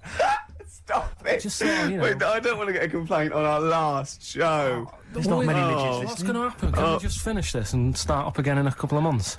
Oh, yeah. So if you want to know more about the midget theme restaurants, then we'll talk you in 3 months. Yeah. It's just. It's just. No, that's fair enough, actually. Oh, You're yeah, absolutely no, right, sorry Karl. about That's your this. producer's head Listen, on. we'll see you in about a really, it's been a pleasure, truly, and thank you for everyone that wrote letters. Have you really? I've got you both a present, right? Oh. I got Ricky, do you know, like, we've done fables and stuff? Right? Yeah. This is like Mr. Ben. Oh. This is brilliant. Yeah. Right, and it's like little fables that Mr. Ben goes on. Oh, fantastic. So I want you to learn something from that for when you come back. Okay, brilliant. That's lovely, I'll tell you Karl. one of the stories I read this morning. It's brilliant. In fact, when you've done with it, give it me. Yeah. Because I haven't finished reading that. Okay. Thank you, Karl. And for Steve, a little chat-up lines. A little book of chat-up lines. That's fantastic. That's great, Karl. Well, we'll see you in 3 months. But carry on emailing Karl. Cherish Karl Pilkington. He sits in a little room by himself, so keep him in touch. And we'll see you in August. We're going to leave you with something that we all love. This is There Is a Light That Never Goes Out by the Smiths. Very apt, I think. Goodbye. See you later.